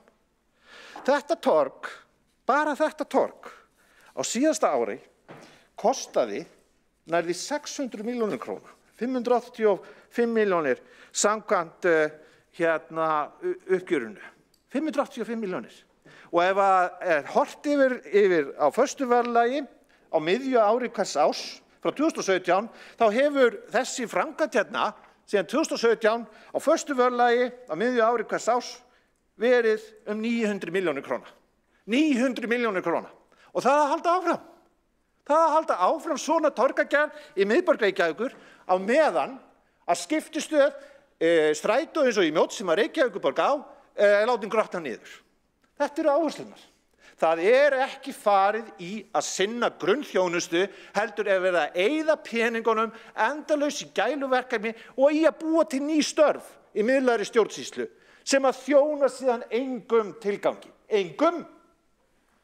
Þess vegna mjög nauðsynlegt, ef að Sjálfstæðisflokkurinn kemst til valda, að skera hér niður allrækilega í rekstri A-hlutans og taka til síðan í rekstri B-hlutans. Ég vil vegna þess að ég í skóla- og frístundaráði minna á að í fundargerð í gær, frá því í gær, þá var birt bókun skóla- og frístundaráðsfulltrúa fjárhagsuppgjör skóla- og frístundasviðs fyrir árið 2023. Og í þessi bókun skóla- og frístundaráðsfulltrúa Sjálfstæðisflokksins kom fram að sviðið í heild fór 3,5 milljarða fram úr fjárheimildum. Hallarekstur borgarrekinna leikskóla nam tæpum 2,5 milljörðum króna og þar var hallinn næstu í 15%. Allir leikskólar fóru fram úr fjárheimildum fyrir utan 2.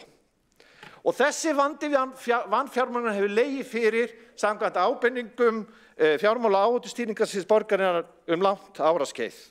Og hallareksturinn nærði því 1 milljarði. Og svo kemur hérna fólk upp, kjörnir fulltrúar, og eru að hreykja sér af þessum rekstri.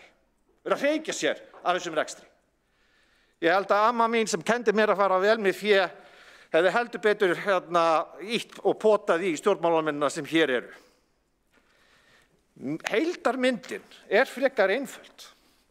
Reykjavíkurborg, þrátt fyrir að menn sé að koma hérna kvart og kveina út af málefnum fatlaðs fólks til dæmis eða önnur fjárhagsleg samskipti við ríkið, Reykjavíkurborg býr við einstakt tækifæri í samanburði við öll önnur sveitarfélög að afla sér hárra tekna, afla sér arðgreiðslna og B-hlutafyrirtækjum, þannig að vandinn sem við stöndum frammi fyrir hér í þessari borg útgjaldavandi og að hér sé ráðið almennilegir aðilar til þess að færa þetta skip í rétta átt og forgangsraða í þágu grunnþjónustunnar. Þá Helgi Ás Grétarsson, borgarfulltrúi, lokið máli sínu og 3 hafa beðið að koma upp í andsvör við ræðu borgarfulltrúans og forseti stytti því tímann í 1 mínútu á hvert andsvar og fyrst... Ég get samt gert það.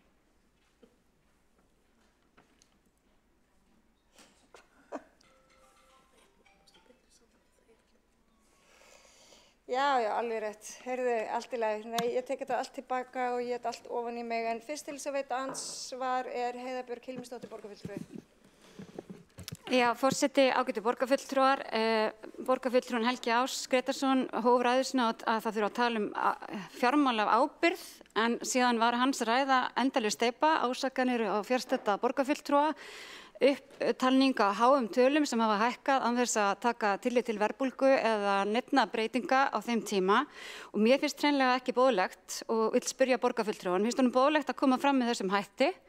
Gæti verið að amman hefði mögulega skammað hann en ekki einhvern annan ef hún væri á lífi? Borgarfulltrúanum meðvitaður það að Sjálfstæðisflokkurinn, ef einhver flokka átti sök á því að hér varð fjármálahrun, hann var leystur frá völdum, hafði stýrt samfélaginu nánast óslitið fram á því og öll sveitarfélög urðu nánast gjaldþrota eftir það. Orkuveitan var tæmd að innan til að Sjálfstæðisflokkurinn stýrði borginni og borgarsjóður þurfti að taka lán til þess að lána Orkuveitunni sem hafði gríðarlega áhrif á það að borgin gat ekki staðið við sína skuldbindingar og við erum enn að kljást við þar skuldbindingar sem við erum, eða þá innviða skuld sem að það orsakaði í innviðum borgarinnar. Borgarfulltrúanum kunnugt það? Þá Heiða Björg Hilmisdóttir, borgarfulltrúi, lokið við að veita andsvar og svara andsvari Helgi Ás Grétarsson, borgarfulltrúi.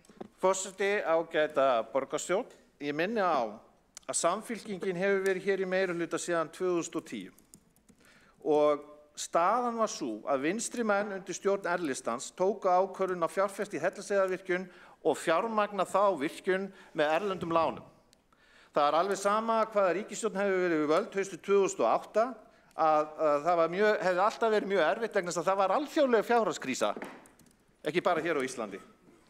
Og þetta bara kjarni málsins að láta Sjálfstæðisflokkinn bera ábyrgð á stöðu borgarinnar 2010 fráleit framsetning sem fyrrverandi borgarstjóri og núverandi formaður borgarráðs hefur ítrekað sett fram og ástæða til þess að hrekja. Kjarni málsins einfaldur. Þegar þú horfir á þróun skulda A-hlutans á undanförnum árum og líka núna, þá hafa þær skuldið margfaldast og allar tölur sem ég kom með voru á föstu verðlagi, þannig að allt það sem ég sagði hefði amma mér verið stolt af vegna þess að það byggðist á traustum grunni, annað en þegar meirihlutinn talar fjármál borgarinnar. Þá Helgi Ás Grétarsson, borgarfulltrúi, lokið við að svara andsvari og veitir andsvari öðru sinni Heiða Björg Hilmisdóttir, borgarfulltrúi. Já, forseti, ágætu borgarfulltrúar. Borgarfulltrúanum Helga Ás Grétarssoni finnst fáránlegt að segja að Sjálfstæðisflokkurinn hafi borið ábyrgð á borginni 2010. Það einkennilegt þar sem að borgarstjórinn þá var sjálfstæðismaður, Hanna Birna Kristjánsdóttir, og ef að Sjálfstæðisflokkurinn ber ekki ábyrgð á því þegar hann bæði í ríkisstjórn og í langan tíma og hér verður fjármálahrun. Hann ber ekki ábyrgð á því að Landsvirkjun er seld eða orkuveitan er tæmd eða að sjóðir borgarinnar tæmist og það sé ekki haldið í við innviðaskuldbindingu. Þegar hann er að stjórna borginni, eigum við þá ekki bara að þakka fyrir það að Sjálfstæðisflokkurinn hefur ekki verið að stjórna hér síðan 2010. Vegna þess að ef hann tekur ekki ábyrgð á því þegar hann er í stjórn og hann tekur ekki ábyrgð á því þegar hann er ekki í stjórn, hvenær ætlar Sjálfstæðisflokkurinn að taka ábyrgð? Þá eru Heiða Björg Hilmisdóttir borgarfulltrúi lokið við að veita andsvar öðru sinni og svarar andsvari Helgi Ás Grétarsson borgarfulltrúi. Forseti ágæta borgarstjórn. Viðmælandi minn, Heiða Björg, borgarfulltrúi, er fyrrverandi varaformaður Samfylkingarinnar. Samfylkingin var í ríkisstjórn 2007-2009, einmitt þegar hrunið varð. Punkturinn hjá mér það er alveg sama hver hefði verið stjórnvöldin hérna hjá Reykjavíkurborg árið 2010, í árslok 2010, sem þá var Samfylkingin og Jón Gnarr og kompani, að skuldirnar hefðu alltaf aukist mjög mikið hjá Orkuveitunni vegna þess að það var vinstri meirihlutinn sem ákvað að fjármagna Hellisheiðarvirkjun með erlendum lánum. Og framsetning forsvarsmanns Samfylkingarinnar hér í borgarstjórn, hvað eftir annað, þessa þróun skulda á B-hluta gjörsamlega fráleit og ósanngjörn og óeðlileg. Það sem aðalatriðið að eftir að Samfylkingin kemst hérna til valda 2010 og svo sérstaklega frá 2014, þá hefur síð og ógæfuliðina samkvæmt öllum mælikvörðum í rekstri A-hluta borgarinnar sérstaklega. Þá hefur Helgi Ás Grétarsson borgarfulltrúi lokið við að svara andsvari og næst til þess að veita andsvar Alexandra Briem, borgarfulltrúi. Forseti, já, ég kvað mér nú hljóðs til þess að spyrja ákveðina spurningar borgarfulltrúan. Það var spurningin, borgarfulltrúin Helgi Ás Grétarsson með einhver ákveðin stöðugildi í huga í miðlægri stjórnsýslu sem hann vill meina að vinni ekkert og skili engri þjónustu? Og eða hann að, hvað sem maður tala át í loftið, ég velti því fyrir mér. Ég velti því líka fyrir mér hvort að ábyrgð Sjálfstæðisflokksins á hruninu eða á stöðu Reykjavíkurborgar eftir hrun sé nákvæmlega engin í hans huga, en það alveg ljóst. Ég man vel eftir kosningunum 2010, ég man að Bestiflokkurinn og Jón Gnarr voru kjörin vegna þess að fólki blöskraði staðan sem var komin upp. Þau ber ekki ábyrgð á þeirri stöðu. Það var vegna ákvarðana sem að teknar voru í tíð Sjálfstæðisflokksins sem að staða Orkuveitunnar var slæm. Augljóslega má gagnrýna lántöku sem var farið í, en það ekki eina ákvörðunin sem er gagnrýniverð. Það má til dæmis nefna útvistun á mælum, það má nefna uppbyggingu á Orkuveituhúsinu sem fór mjög illa, ýmislegt þarna og ég bara, já. Þá Alexandra Briem, borgarfulltrúi, lokið við að veita andsvar og svarar andsvari Helgi Ás Grétarsson, borgarfulltrúi. Forseti ágæta borgarstjórn, ég þakka fyrirspurn Alexandru Briem, borgarfulltrúa varðandi miðlægu stjórnsýsluna. Við fjárhagsáætlun undanfarin ár þá hefur Sjálfstæðisflokkurinn ítrekað lagt fram konkrét tillögur í þessum efnum. Fyrsta lagi ráðningarbann, svo stjórnsýsluúttekt til þess að taka þetta í gegn, svo eins og ég minntist á áðan að sameina ráð og leggja til dæmis niður mannréttinda- og lýðræðisskrifstofu þannig að það eru saminu velferðarsviði og það sem ég sé fyrir mér og líka sem mjög mikilvægt að fækka borgarfulltrúum. Það þarf að taka stjórnkerfið hérna í gegn svo að reksturinn nái í jafnvægi svo við séum að veita sömu þjónustu fyrir mun minni pening, vegna þess að það hægt, vegna þess að hér svo mikil fita að það halva væri nóg. Ég hef oft verið með hérna til dæmis, ég ætla ekki að fara frekar út í þetta atriði. Aðalatriði varðandi söguna að vinstri menn hafa stjórnað Reykjavíkurborg að langmestu leyti síðan 1994. Það eru 30 ár og fjármálin núna eru komin á hættustig miðað við hvað borgin hefur mikil tækifæri að afla sér hárra tekna. Þetta fráleit útkoma sem við erum að horfa hérna upp á fyrir árið 2023. Það Helgi Ás Grétarsson, borgarfulltrúi, lokið við að svara andsvari og veitir andsvari öðru sinni Alexandra Briem, borgarfulltrúi. Ég vil minna borgarfulltrúa á að virða tímamörk sem 1 mínúta. Forseti, já, ég kannski minni á það að þó svo að R-listinn hafi farið með töluverð völd í Reykjavíkurborg frá 94, þá var samt á árunum fyrir hrun töluverð breyting á þar og Bæði var Vilhjálmur Vilhjálmsson borgarstjóri 2006 til 2007.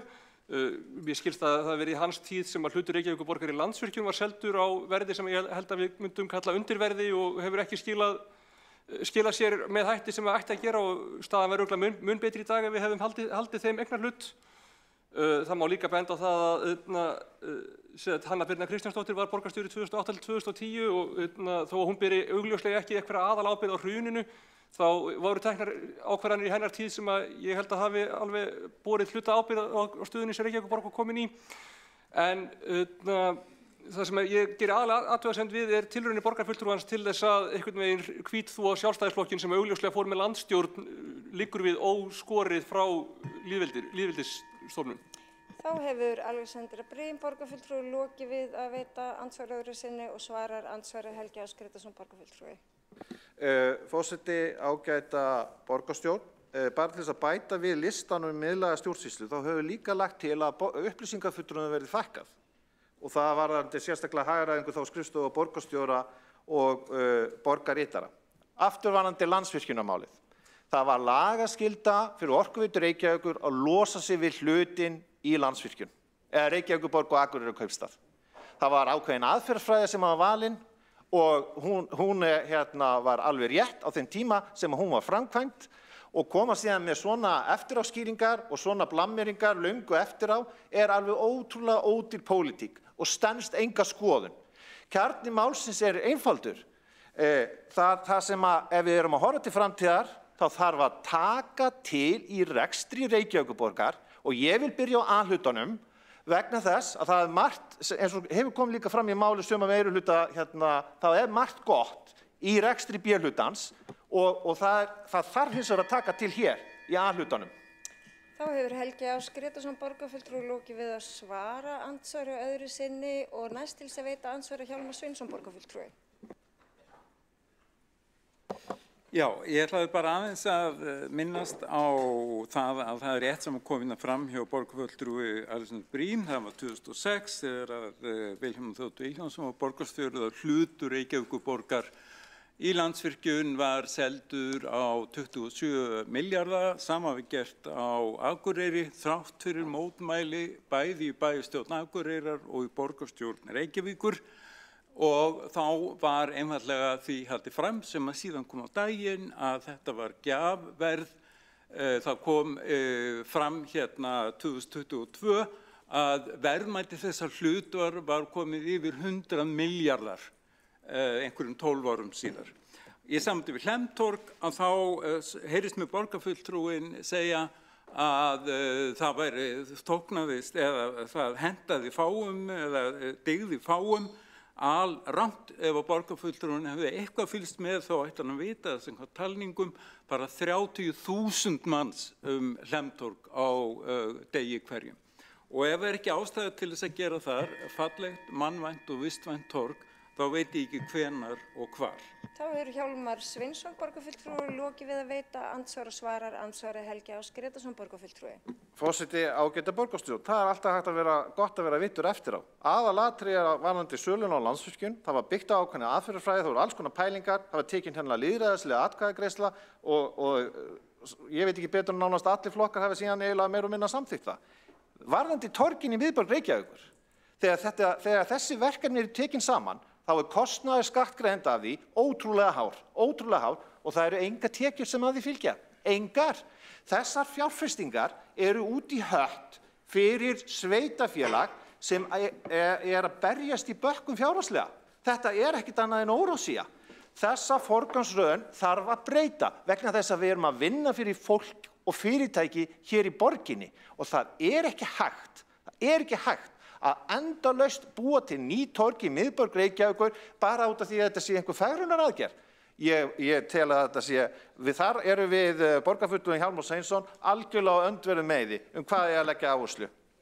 Þá Helgi Ás Grétarsson borgarfulltrúi lokið við að svara andsvar og veitir andsvar öðru sinni Hjálmar Sveinsson borgarfulltrúi. Já, þetta einhvern veginn svona samkvæmt þessari rökræðuhefð að það sé bara einn möguleiki í málinu. Eins og þess ekki hægt að vera með góða þjónustu fyrir börn, fyrir unglinga, fyrir gamalt fólk, sjúkt og fátæka og svo framvegis og bara alla og líka með fallið torg. Einu sinni var Sjálfstæðisflokkurinn fyrir langalöngum með slagorðið Hrein borg, fögur torg.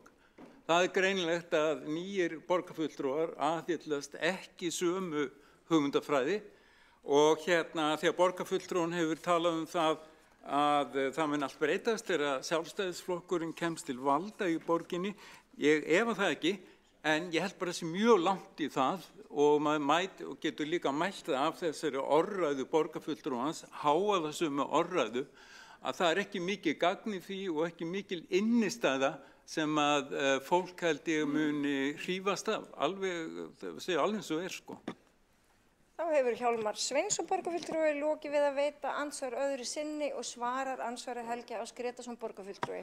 Forseti, ágæta borgarstjórn, ég ekki á móti því að þessu byggðu ný torg ef að borgarsjóður ekki á hausnum.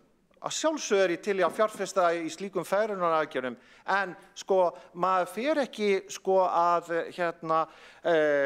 reyna að kaupa Porsche þegar það ekki til í ískapnum. Og kjarni vandans felst í þessari myndlíkingu að vinstrimennin í borginni að leggja endalaus áherslu á að reyna að finna leið til þess að kaupa Porsche eða Tesla þegar það ekki nóg til í ískapnum. Og þetta bara ekki hægt. Þessi forgangsröðun röng og það fáránlegt að mínu mati að vera að mergsjúga B-hluta fyrirtæki borgarinnar til þess að standa undir óráðsíunni. Og í staðinn fyrir að gefa einstaklingum og fyrirtækjum meira vald til þess að ráða sínum eigin peningum með því að lækka álög og með því að lækka gjaldskrár, en nei, það verið að hirða þessa peninga til þess að standa undir gæluverkunum eins og við höfum rætt varðandi torg eins og Lemtorg.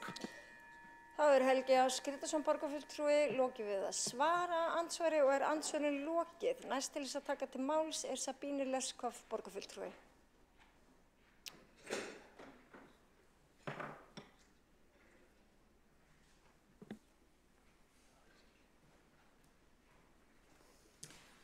Forseti og borgarstjórn þakka fyrir tiltölulega málefnalega umræðu hér ásreikning Reykjavíkurborgar fyrir árið 2023, einnig sögulega yfirleitt núna á síðustu mínútum.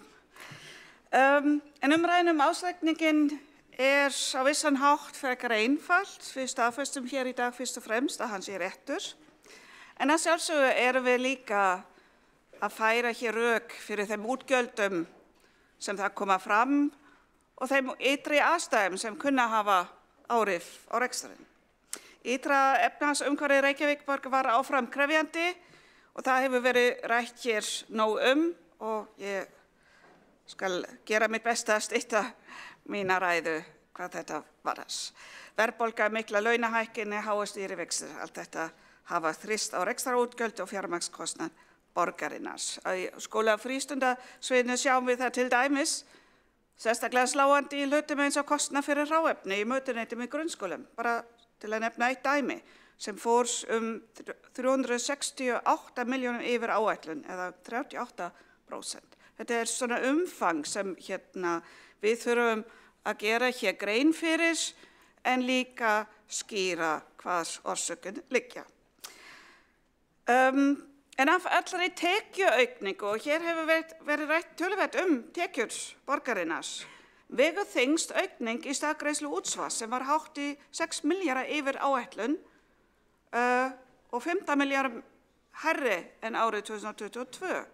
Og hækkun útsvars má rekja mörguleyti til launaþróunar en líka sérstaklega fjölgunar starfandi einstaklinga í Reykjavík sem nam 4,3%. Þetta ljóma kannski ekki mjög sláandi eða þýðinga mikil, en ég ákvað að gryfja og greina þetta aðeins nánar og ég held að það hefur enginn hér gerst í dag.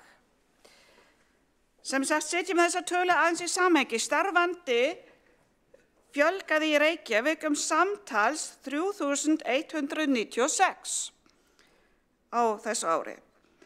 En af þeim voru 2.590 af erlendum uppruna, sem sagt 80%.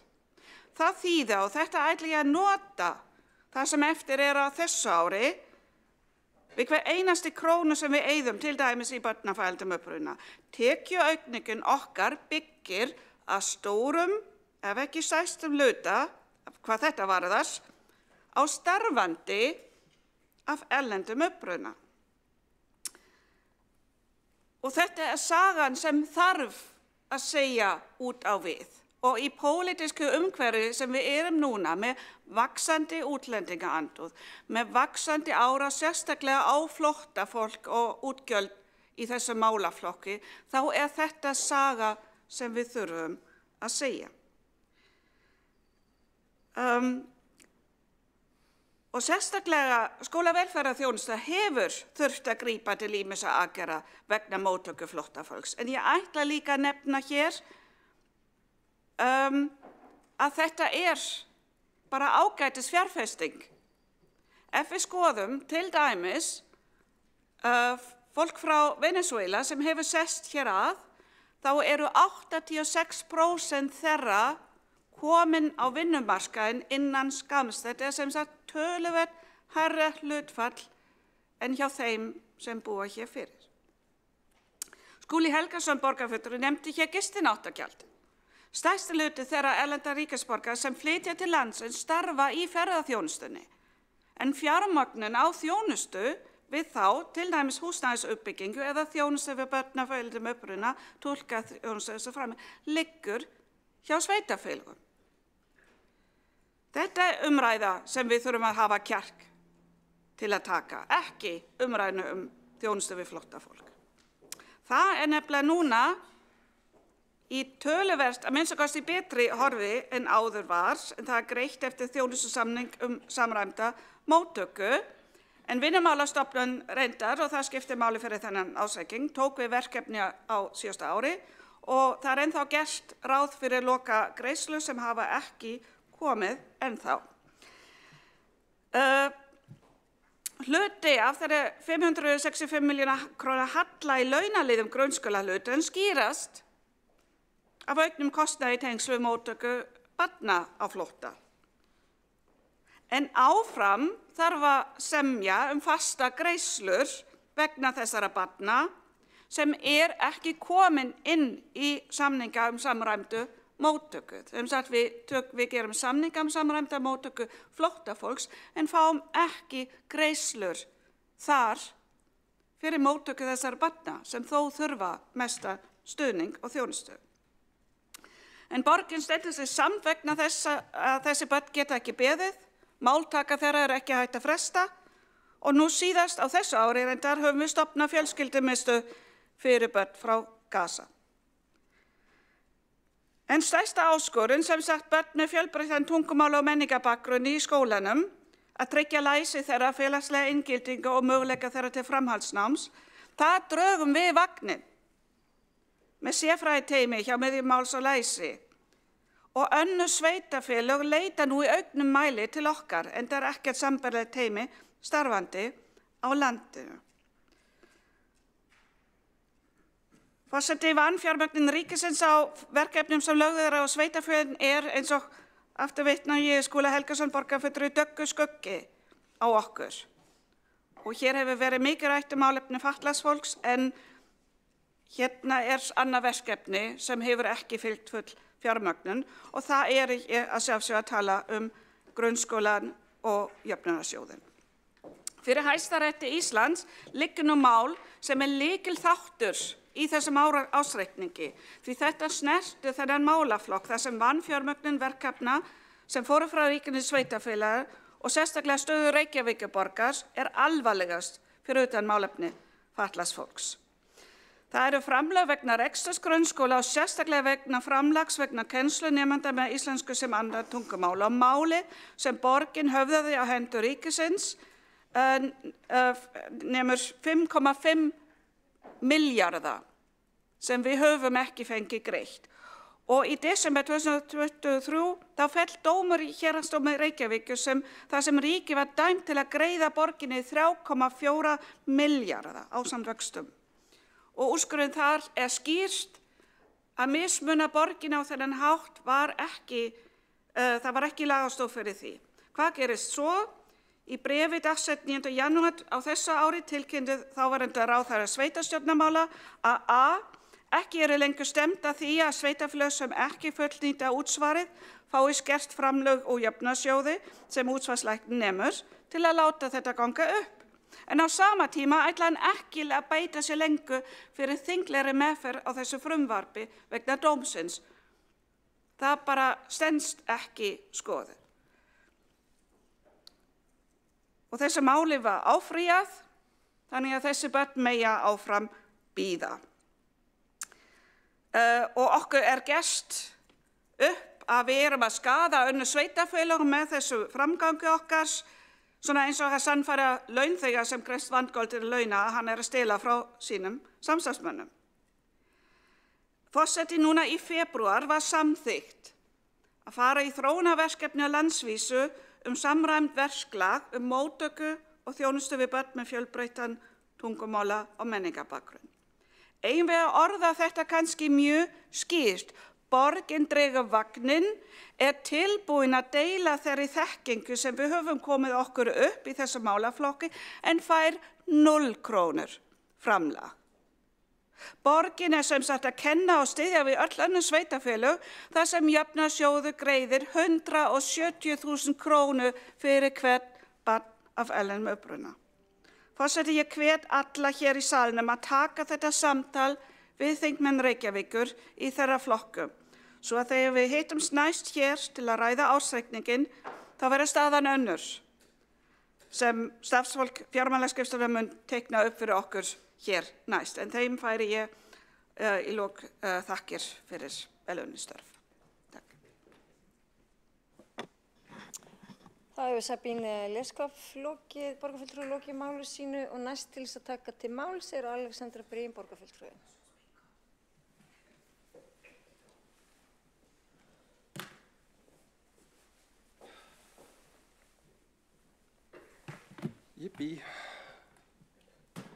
Forseti, borgarstjórn, aðrir áheyrendur.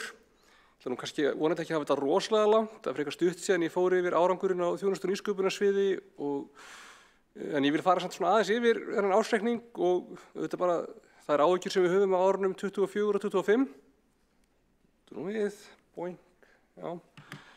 Þjónustu- og nýsköpunarsvið var 173 milljónum yfir áætlun, það er að segja 4,4 milljarðar og 94 milljónir af 3 milljörðum og 920 á þessu árunum 23. Tekjur voru 1940 milljónir króna sem eru 138 milljónum króna yfir áætlun en laun og launatengd gjöld fóru 85 milljón króna umfram fjárheimildir ársins.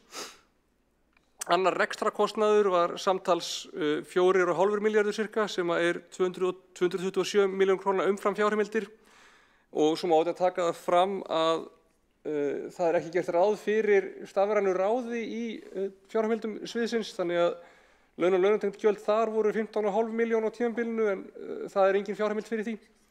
Skrifstofa sviðsstjóra var 63 milljónum króna innan fjárheimilda en launakostnaðurinn var lægri en áætlaður var út af starfsmannabreytingum. Upplýsingatækniþjónustan er eitthvað sem við höfum áhyggjur af, hún var 336 milljónum króna umfram fjárheimildir. Tekjur voru 127 milljónum króna yfir áætlun sem er tilkomið vegna aukinnar þjónustu við önnur fagsvið en þá er annar rekstrakostnaður 426 milljónum króna umfram áætlun en þar er það tæknirekstur upplýsingaþjónustu sem ber ábyrgð á helstu framúrkeyrslunni. Það verður erfitt að klára útboð á helstu þjónustum og meðan verið að bíða eftir útboðum betur að það klárist þá þarf að halda upp í þjónustu á almennum taxta sem er frekar kostnaðarsamt. Það verður annar kostnaður líka aukist vegna viðhalds og þjónustu og netkerfum, öryggisafritun, prentunar og alls konar svoleiðis. Svo skulum við sjá. Við erum samt búin að ná alls konar þjónustu breytingu. Við vorum, skulum sjá, það er fjölmörg stór umbreytingarverkefni sem hafa verið sett á laggirnar. Við erum til dæmis búin að gera ýmislegt í betri borg fyrir börn, innritun í grunnskóla, rafrænum byggingarleyfisumsóknum á árinu 23, breytingar á hugbúnaði, nýr hugbúnaður settur í loftið, eldri hugbúnaður endurnýjaður eða endurbættur, aukin áhersla á notendasamráð, aðferðafræði og verkefni kynnt íbúum með nýrstarlegum hætti eins og með upplifunarsýningu á Hönnunarmars opnum vinnustofum og alls konar svoleiðis. Við erum búin að vera með málþing nýsköpun hjá Reykjavíkurborg, við erum með opinn fund stafrænsráðs og annar svoleiðis verður á morgun einmitt á Lækjartorgi kl. 12, hvet áhugasöm til að mæta í glerskálan þar. Fleiri íbúar hafa verið að nýta sér stafræna þjónustu sem leiðir til þess að heimsóknum í þjónustuver hefur fækkað. Starfsfólk þjónustuvers getur þá sinnt sérhæfðari verkefnum og nýtist betur. Það hefur verið gríðarleg vinna unnin í vefsvæði Reykjavíkurborgar. Það samræmdir vefir leikskóla, hátíðarsíður Reykjavíkurborgar, ný starfasíða viðburðardagatal Reykjavíkurborgar. Það eru nýjar og endurbættar vörur og gagnaþjónustu Reykjavíkurborgar eins og gagnahlaðborðið, sorpbyrðudagatal og fleira. Alls konar í þessu sem ég er tiltölulega nýbúin að fara yfir með ykkur og ætla svona frekar að sleppa því að ég kannski rúlla í gegnum glærurnar. Þetta eru svipaði glærur og ég var með hérna síðast, eða sem fyrir utan fyrstu glærurnar fjármálin. En það sem skiptir máli í framhaldinu, það eru þessi liðir sem eru ennþá yfir kostnaði og er ekki alveg fyrir sig hvernig hægt að ná innan kostnaðar nema eitthvað breytist. Það er bara þessi tæknirekstur sem við getum ekki alveg dregið saman. Það hefur hækkað kostnaður bara af netbúnaði og gagnaþjónum og alls konar sem við verðum að hafa og verður að vera til staðar fyrir þá þjónustu sem við veitaðum sviðum. Þannig að það er eitthvað sem við höfum áhyggjur af fyrir næsta fjárhagsár. En vonum við besta. Það sem skiptir máli svona í stóra samhenginu er það sama og ég ræddi núna fyrir áramót ef einhver hérna voru ennþá vakandi þegar ég flutti þá ræðu cirka 11:30 að nóttu. En það er að tryggja það að rekstur þessara innviða sem við höfum byggt upp sé fjármagnaður. Það er að segja við höfum verið að fjárfesta heilmikið í stafrænu umbreytingunni og fengið heilmikla og öfluga innviði sem eru bara mjög mikils virði og öflugir fyrir okkur. En átakið er að klárast, við erum að draga saman fjárfestinguna og innviðirnir eru tilbúnir og þá þarf að reka þá. Bara til að viðhalda þeim og bæta þá og passa að við bara viðhöldum þekkingunni og þeir séu nýtast okkur eins og þeir eiga að gera. Og við notum þennan tíma á milli átaka til þess að kjarna okkur, ná utan það sem við eigum og bæta það. Og til þess þá þurfum við sem sagt fara þá leið að setja upp innviði til þess að reka þessi kerfi og aðferðin sem við ætlum að nota núna stefnum á fyrir árið 25 sem verður notabenni ekki í áhrifningi 24 væntanlega. Það er að innleiða rekstrarlíkan fyrir kerfin sem þjónustustjóri nýsköpunarsvið rekur fyrir sviðin. Það er þá ákveðin gjaldskrá sem við notum til þess að ramma inn hvernig svið og skrifstofu borgarinnar greiði fyrir rekstur á sínum kerfum sem eru hýst á þjónustustjóri nýsköpunarsviði. Þannig að þau svið og skrifstofur myndu þá hafa fjármunina fyrir rekstri kerfana sín megin en borga til þjónustu- og nýsköpunarsviðið samkvæmt taxta eða samkvæmt þessari verðskrá fyrir reksturinn. Þannig það er mjög mikilvægt að þetta gangi eftir, gangi vel. Og þó það geti alveg verið að sé einhver smáatriði í kerfinu sem þarf að laga, þá er það eftir því sem reynsla kemst á það, þá er í grunnatriðum bara mjög mikilvægt að við förum þessa leið. Og þannig er líka bara mjög skýrt hvað er rekstur gagnakerfan okkar að kosta og þá verður líka skýrt þegar að betri kerfi eða uppfærslur búa til vinnusparnað. Þá blandast það ekki saman við aðra rekstrarliði. Alltaf ekki eins myndi ég halda. Þannig að þetta er okkar verkefni á þjónustu- og nýsköpunarsviði svona fjárhagslega á þessu og næsta ári. Svo ég fjalli aðeins stöðu borgarinnar í heild, eins og við höfum öll verið að gera hérna í dag og er bara gaman og hluta því sem við gerum í pólitíkinni. Þá er það alveg ljóst að staðan mætti gjarnan vera betri. En það er hins vegar furðulegt að tala eins og hér sé allt í rjúkandi rúst. Ég myndi jafnvel segja að það sé óábyrgt af borgarfulltrúum að tala þannig niður stöðu borgarinnar. Ef það er ekki beinlínis vilji borgarfulltrúa að tala niður orðspor borgarinnar, að stuðla að því að við fáum verri lánskjör heldur en ella, að við eigum erfiðara með að ráða fólk heldur en við myndum vilja og erfiðara með að gera samninga við aðila á markaði heldur en við ættum að hafa, þá veit ég ekki alveg hvað vakir fyrir fólki sem leyfir sér að tala þannig að allt sé hér í kalda koli. Ég skil alveg að það þurfa að gagnrýna, auðvitað þarf maður að gagnrýna, sérstaklega þegar maður er í minnihluta og veitir aðhald. En fyrir má nú aldeilis vera. Maður þarf að velja hvenær stóru orðin eru viðeigandi og hvenær ekki. Það er ábyrgð sem er fólgin í því. Og auðvitað vonar engin borgarfulltrúi að lenda í minnihluta, en ef ég verið ekkert í minnihluta hérna og með sjálfstæðisflokkir í meirihluta þá kannski sýni ég bara með eitthvað fordæmi hvernig ég til ábyrgt fyrir minnihluta að tala. En eins og ég segi, staðan mætti auðvitað alveg vera betri, en hún samt bara ágætt, svona þannig. Við erum á réttri leið í áætlun okkar að snúa við blaðinu. Þessi áætlun heldur. Í flestum tölum sem eru almennt notaðar til að meta stöðu sveitarfélaga á Íslandi stendur Reykjavík vel. Þau sem vilja endilega halda öðru fram þurfa að grafa upp nýjar vísitölur eða búa til vísitölur af vísitölum sem eru almennt ekki nýttar í þessu samhengi og þurfa að blanda saman A og B hluta á hátt sem almennt ekki gert í þessu samhengi. Það eðlilegt í þessu samhengi að horfa til B-hlutans fyrst og fremst þegar við berum saman skuldastöðu. Það okkar eigið innra kerfi þar sem við veitum okkar þjónustu og það borgarsjóður. B-hlutin vissulega í eigu borgarinnar að miklu leyti en hann samt í ákveðinni armslengd. Skuldir B-hluta myndu aldrei falla á borgarsjóð í heild sinni nema B-hlutafyrirtækin væru leyst upp og gerð upp. Og það liggur alveg fyrir að ef það gert þá myndu eignirnar sem þau eiga ganga töluvert lengur heldur en skuldirnar. Það myndi ekki koma til skuldfærslu út á því. Við myndum fá einskiptis hagnað ef eitthvað væri. Þannig að bara svo því sé haldið til haga. Það alveg eðlilegt að bera saman A-hlutana og B-hlutana sérstaklega. Það ekki sanngjarnt að tala eins og skuldir B-hlutan séu hluti af heildarskuldsetningu per íbúa eins og sumir hafa viljað gera hérna. Og svo hefur verið gert umtalsefni að Reykjavíkurborg hefur verið að sækja lán hjá Þróunarsjóði Evrópu og þá hafa fulltrúar verið að nota það til þess að halda fram borgin geti ekki fengið önnur lán eða sé í rosalegum vandræðum. Það ekki þannig.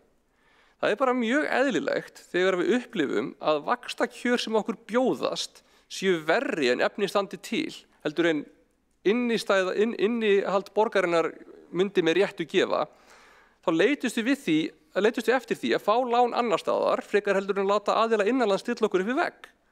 Það ekki einu sinni bara út af þessu tiltekna láni sem fer í viðhald og endurgerð á skólahúsnæði og bara vinna upp viðhaldsskuldir eftir hrunið, heldur líka til þess að geta vísa til bara faglegs mats utanaðkomandi aðila á því hvað séu eðlileg lánakjör til handa borgarinnar þegar við mögulega sækjumst eftir skuldabréfum í framtíðinni innanlands. Það bara, hvað segjum við, annað álit. Mér finnst það bara mjög eðlilegt. Og auðvitað eigum við ekkert að hafa stóran hluta af lánum okkar erlendis frá. Við læriðum það í hruninu að almennt sé vill maður ekki vera með lántöku í öðrum gjaldmiðlum heldur en tekjur. En við eigum ekki að ofleiðrétta miðað við þá lexíu.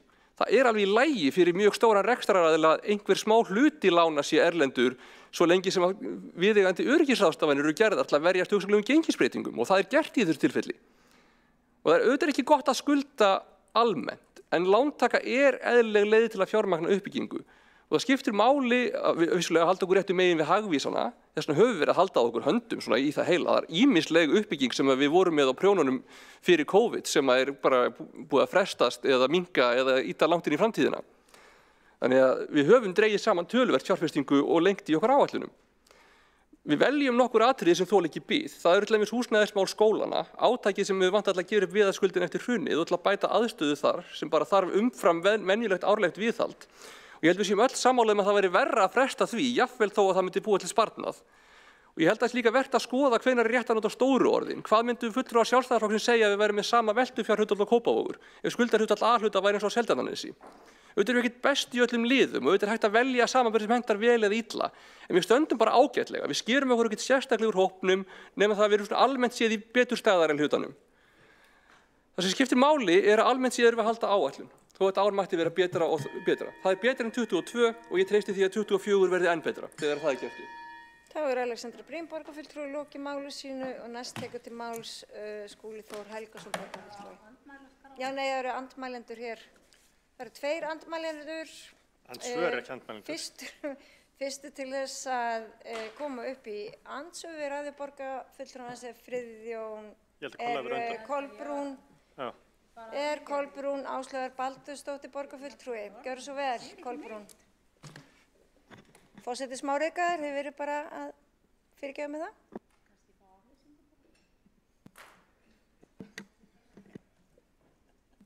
Forseti ágæta borgarstjórn, ég verð bara að segja að ég á ekki orð yfir óábyrgu tali borgarfulltrúans Alexandru Brím. Þetta bara til skammar. Það verið að tala hér skattfé borgarbúa og hvernig reynt að finna afsakanir fyrir botnlausum framúrkeyrslu þjónustu- og nýsköpunarsviðs. Og tal eins og að draga saman nú eigum við að draga saman fjárfestingarnar okkar, kjarna okkur, innleiða rekstrarlíkan til þess að rukka sviðin sem að ég vil bara minna á að sum að kikna undan og munu kikna undan þessum gjöldum sem þau þurfa að greiða við til þón. Og ég vil bara fá svör við því hvað veldur þessari framúrkeyrslu, þessari botnlausu framúrkeyrslu. Fjárheimildir voru fyrir núna þetta síðasta ár 3.726 milljónum í rekstri þón. Fjárheimildir voru síðan endurskoðaðar og voru niðurstaðan þá 3.920 milljónir. Þannig að þetta langt fram úr heimildum og það engin afsökun fyrir þessu og síðan að skammast yfir því að það sé verið að sýna aðhald hérna í fjármálum borgarinnar. Kolbrún Áslaugar Baldursdóttir, borgarfulltrúi, lokið við að veita andsvara, svarar andsvari Alexandra Briem, borgarfulltrúi. Forseti, já, ég bara vísa í gögnin. Það bara vel útskýrt þar í hverju framúrkeyrsla í rekstrinum felst. Það líka liggur alveg fyrir að fjármagnið í fjárfestingu hefur dregist verulega saman milli ára og það var hluti af því sem við ræddum þegar við vorum að ræða fjárhagsáætlun fyrir 24. Auðvitað erum við núna að tala ársreikning ársins 23, svo við höldum því aðgreindu.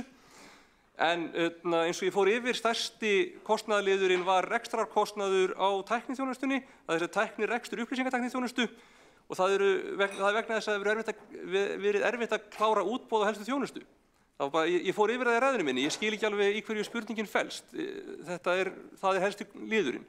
En það hefur verið farið í alls konar aðgerðir og einmitt ákveðið niðurskurð á sviðinu til þess að sporna við því. Og svo ég nefni það, þá mun auðvitað fjármagnið vegna reksturs þjónustunar sem að það fjármagn sem hefur verið á þóninu vegna þess reksturs verður fært til þeirra sviða sem að greiða það svo. En í einhverju tilfellum auðvitað að ræða nýjan rekstur og þá þarf annaðhvort að finna fyrir því á sviðunum eða þá að fá nýjar fjárheimildir gegnum borgarráð. Þá Alexandra Briem, borgarfulltrúi, lokið við að svara andsvari og veitir andsvar öðru sinni Kolbrún Áslaugar Baldursdóttir, borgarfulltrúi.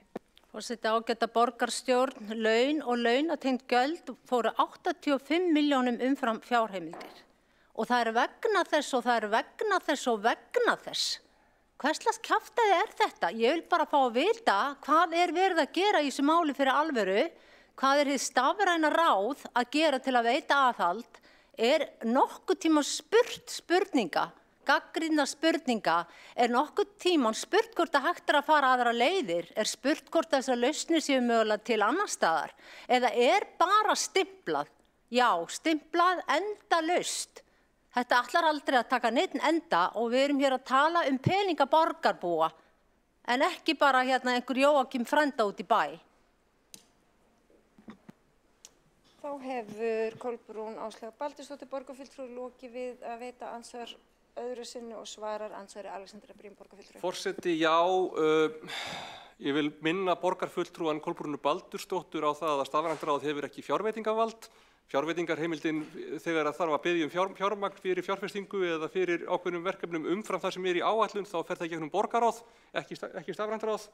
Ég vil líka minna á það að hér erum við að tala uppgjör ársins 2023 og eins og borgarfulltrúin man mögulega þá skammaði sami borgarfulltrúi sviðið og mig harkalega fyrir uppsagnir sem var farið í til þess að draga úr launakostnaði á sviðinu eftir áramót. Þannig að ef að á bæði að skamma okkur fyrir að vera með launakostnað sem fer fram úr og líka skamma okkur þegar við drögum úr til launakostnaði, þá veit ég ekki alveg hvað ég á að standa, sko. Þá hefur Alexandra Briem, borgarfulltrúi, lokið við að svara andsvari og næstu til þess að koma upp í búið með 2 andsvör. Þá ætlum ég bara að segja eins og fyrrum forseti hér, varðar þetta fundarsköp. Ég óska eftir að fá að gera stutta athugasemd. Já, forseti leyfir það ekki og næstu til þess að koma upp í andsvör Friðjón R. Friðjónsson, borgarfulltrúi, en ég get sett Kolbrúnu Áslaugar Baldursdóttir, borgarfulltrúi, á mælendaskrá. Gjörðu svo vel, Friðjón. Forseti, þakka þér fyrir. mig langar til þess að það var margt forvitnilegt sem kom fram í ræðu borgarfulltrúans Alexandru Brím og það var alveg rétt hjá henni að staðan mætti vera betri. Ég get ekki tekið undir gagnrýni hennar á minnihlutann, frekar heldur en ég myndi gagnrýna þingmenn Pírata fyrir það að vera stóryrtir stundum á þingi. Þeir hafa til þess málfrelsi og þó að mér finnst þeir stundum tala af ekki mikill ábyrgð. En mér langar til þess að spyrja, finnst þá borgarfulltrúanum með við orð hennar hérna í ræðunni áðan ekki eðlilegt að bera saman samstæðuna og tala hana sem tala hana í samhengi við fjárhag borgarinnar eða telur borgarfulltrúin að eingöngu eigi að horfa á A-hlutann? Þá hefur Friðjón Friðjónsson borgarfulltrúi lokið við að veita andsvar og svara andsvari Alexandra Brím borgarfulltrúi. Forseti, já, það getur alveg verið eðlilegt að skoða B-hlutann líka, en það sem ég geri athugasemd við að fulltrúar Sjálfstæðisflokksins virðast hoppa á milli eftir hendisemi að tala samstæðu eða B-hluta eða A-hluta. Þegar við erum að bera okkur saman við A-hluta annarra sveitarfélaga þá eðlilegt að við miðum við A-hluta Reykjavíkurborgar. Og þegar við erum að tala heildarskuldsetningur A-hlutans, þá eins og ég segi, það ákveðin armslengd yfir í B-hlutan. Skuldirnar þar eru ekki beinlínis skuldir Reykjavíkurborgar með sama hætti. Þar myndu aldrei falla á borgarsjóð nema í gegnum eitthvað uppgjör og myndu þá núlast út á móti eignum. Þá hefur Alexandra Brím borgarfulltrúi lokið við að svara andsvar og veitir andsvar öðru sinni Friðjón Friðjónsson borgarfulltrúi. Mér fannst þetta bara forvitnilegt, þakka forseti, þakka svarið. Mér finnst þetta forvitnilegt vegna þess að ég búinn að fylgjast með meirihlutanum ár eftir ár, tala alltaf samstæðuna og fjárhag hennar. Það rétt, það sem hins vegar þarf að hafa í huga að borgin ber ábyrgð á samstæðunni og það var einmitt meðal annars vegna þess sem að hlutur Landsvirkjunar var seldur á sínum tíma til þess að standa straum af lífeyrisskuldbindingum Reykjavíkurborgar og það ekkert lengra síðan heldur en bara núna í haust sem að það kom fyrir borgarráð uppgjörið vegna þeirra og losaði þar mikið fjármagn sem að borgin væri ennst þá að greiða til þeirra skuldbindinga. Þá hefur Friðjón Friðjónsson borgarfulltrúi lokið við að veita andsvar öðru sinni og svarar andsvari Alexandra Brím borgarfulltrúi. Forseti, já, nú ég orðin alveg ringluð því að í andsvari hérna áðan var annar borgarfulltrúi Sjálfstæðisflokksins sem að sagði að Landsvirkjunar hluturinn hefði verið seldur vegna þess að það hefði verið gerð lagaleg krafa það en nú kemur fram að það hefði verið til þess að greiða upp lífeyrisskuldbindingar. Hvort það? Ég get ekki spurt borgarfulltrúan í seinna svari. Það allavega virðist ekki verið alveg ljóst hvað þarna býr að baki, en ég kannast líka, ég kannast við það að ég fer þó á mörgum áttum að fólki þykir eignarhlutur Landsvirkjun bæði hafa verið seldur á undirvirði og þeirri eign verið illa viðhaldið síðan. Þannig að ég held að við þurfum bara skoða þessi mál í sanngjörnu samhengi hverju sinni. Ef við erum að bera saman A-hlutana, berum það saman A-hlutana. Ef við viljum skoða samstæðuna, þá skoðum við samstæðuna, en samstæða Reykjavíkurborgar í eðli sínu miklu stærri og umfangsmeiri heldur en samstæður annarra sveitarfélaga. Þannig, og eins og ég segi, skuldirnar eru bakkaðar á móti eignum, þannig að það aðeins öðru vísi. Andsvörum lokið. Næstu til þess að taka til máls Skúli Þór Helgason borgarfulltrúi.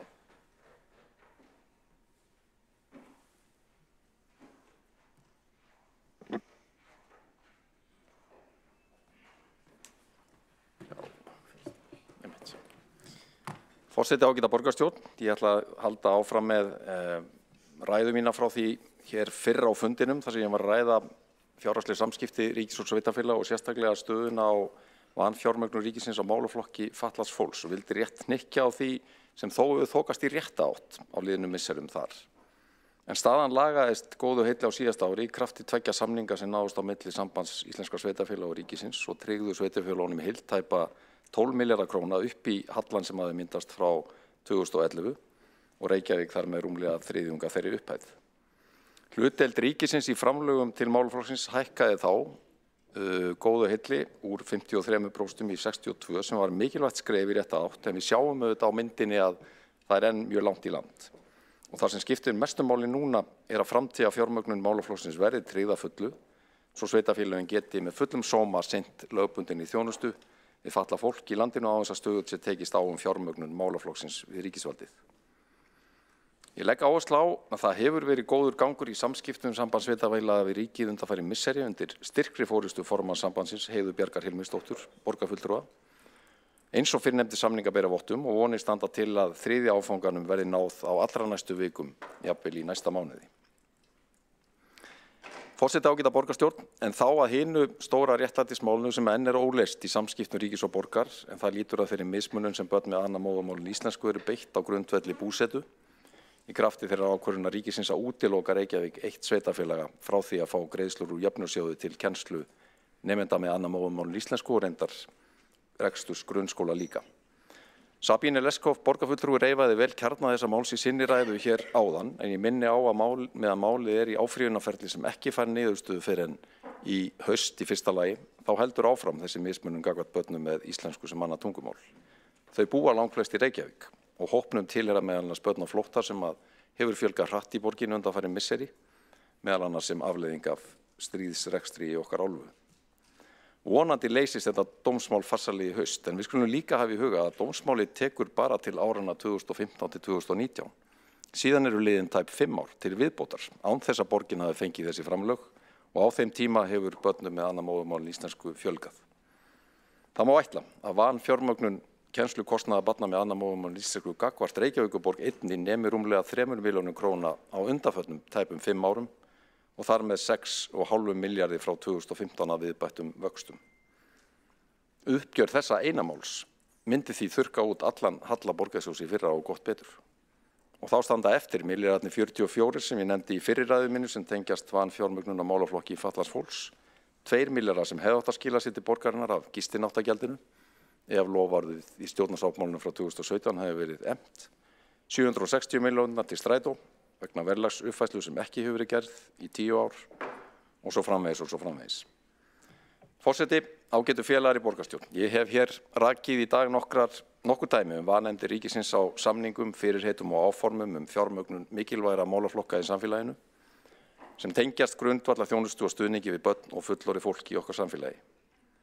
Í mínum huga sýna þessi dæmi og fleiri að það þarf að skera upp það úr sér gengna skömmtunarkerfi sem hefur einkennt fjármálaleg samskipti ríkis og sveitarfélaga í áratugi. Þar sem að Sjálfstæðisflokkurinn hefur sannarlega lagt línuna í krafti nær óslitins húsbóndavalds í fjármálaráðuneytinu undanfarna áratugi. Höfum í huga á síðustu 40 árum hefur þessi eini flokkur stýrt fjármálaráðuneytinu í 32 ár. Ábyrgð þess flokks er því gríðarleg á þessum ólánlegu fjárhagssamskiptum ríkis og sveitarfélaga undanfarin ár.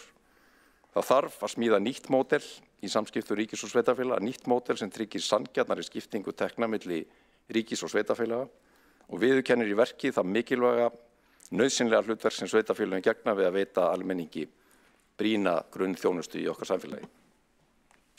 Þá hefur Skúli Þór Helgason borgarfulltrúi lokið máli sínu og næstu til þess að taka til máls er Kjartan Magnússon borgarfulltrúi.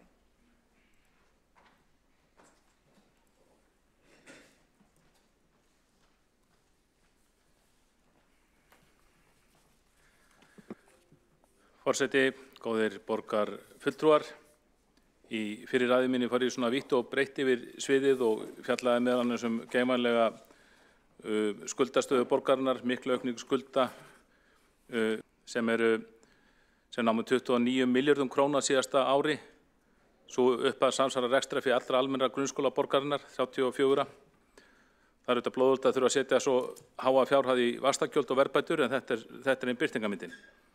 Og brýnasta verkefni borgarstjórnar nú er að ná tökum á fjármálum borgarinnar og tryggja þannig fjárhagslega framtíð hennar.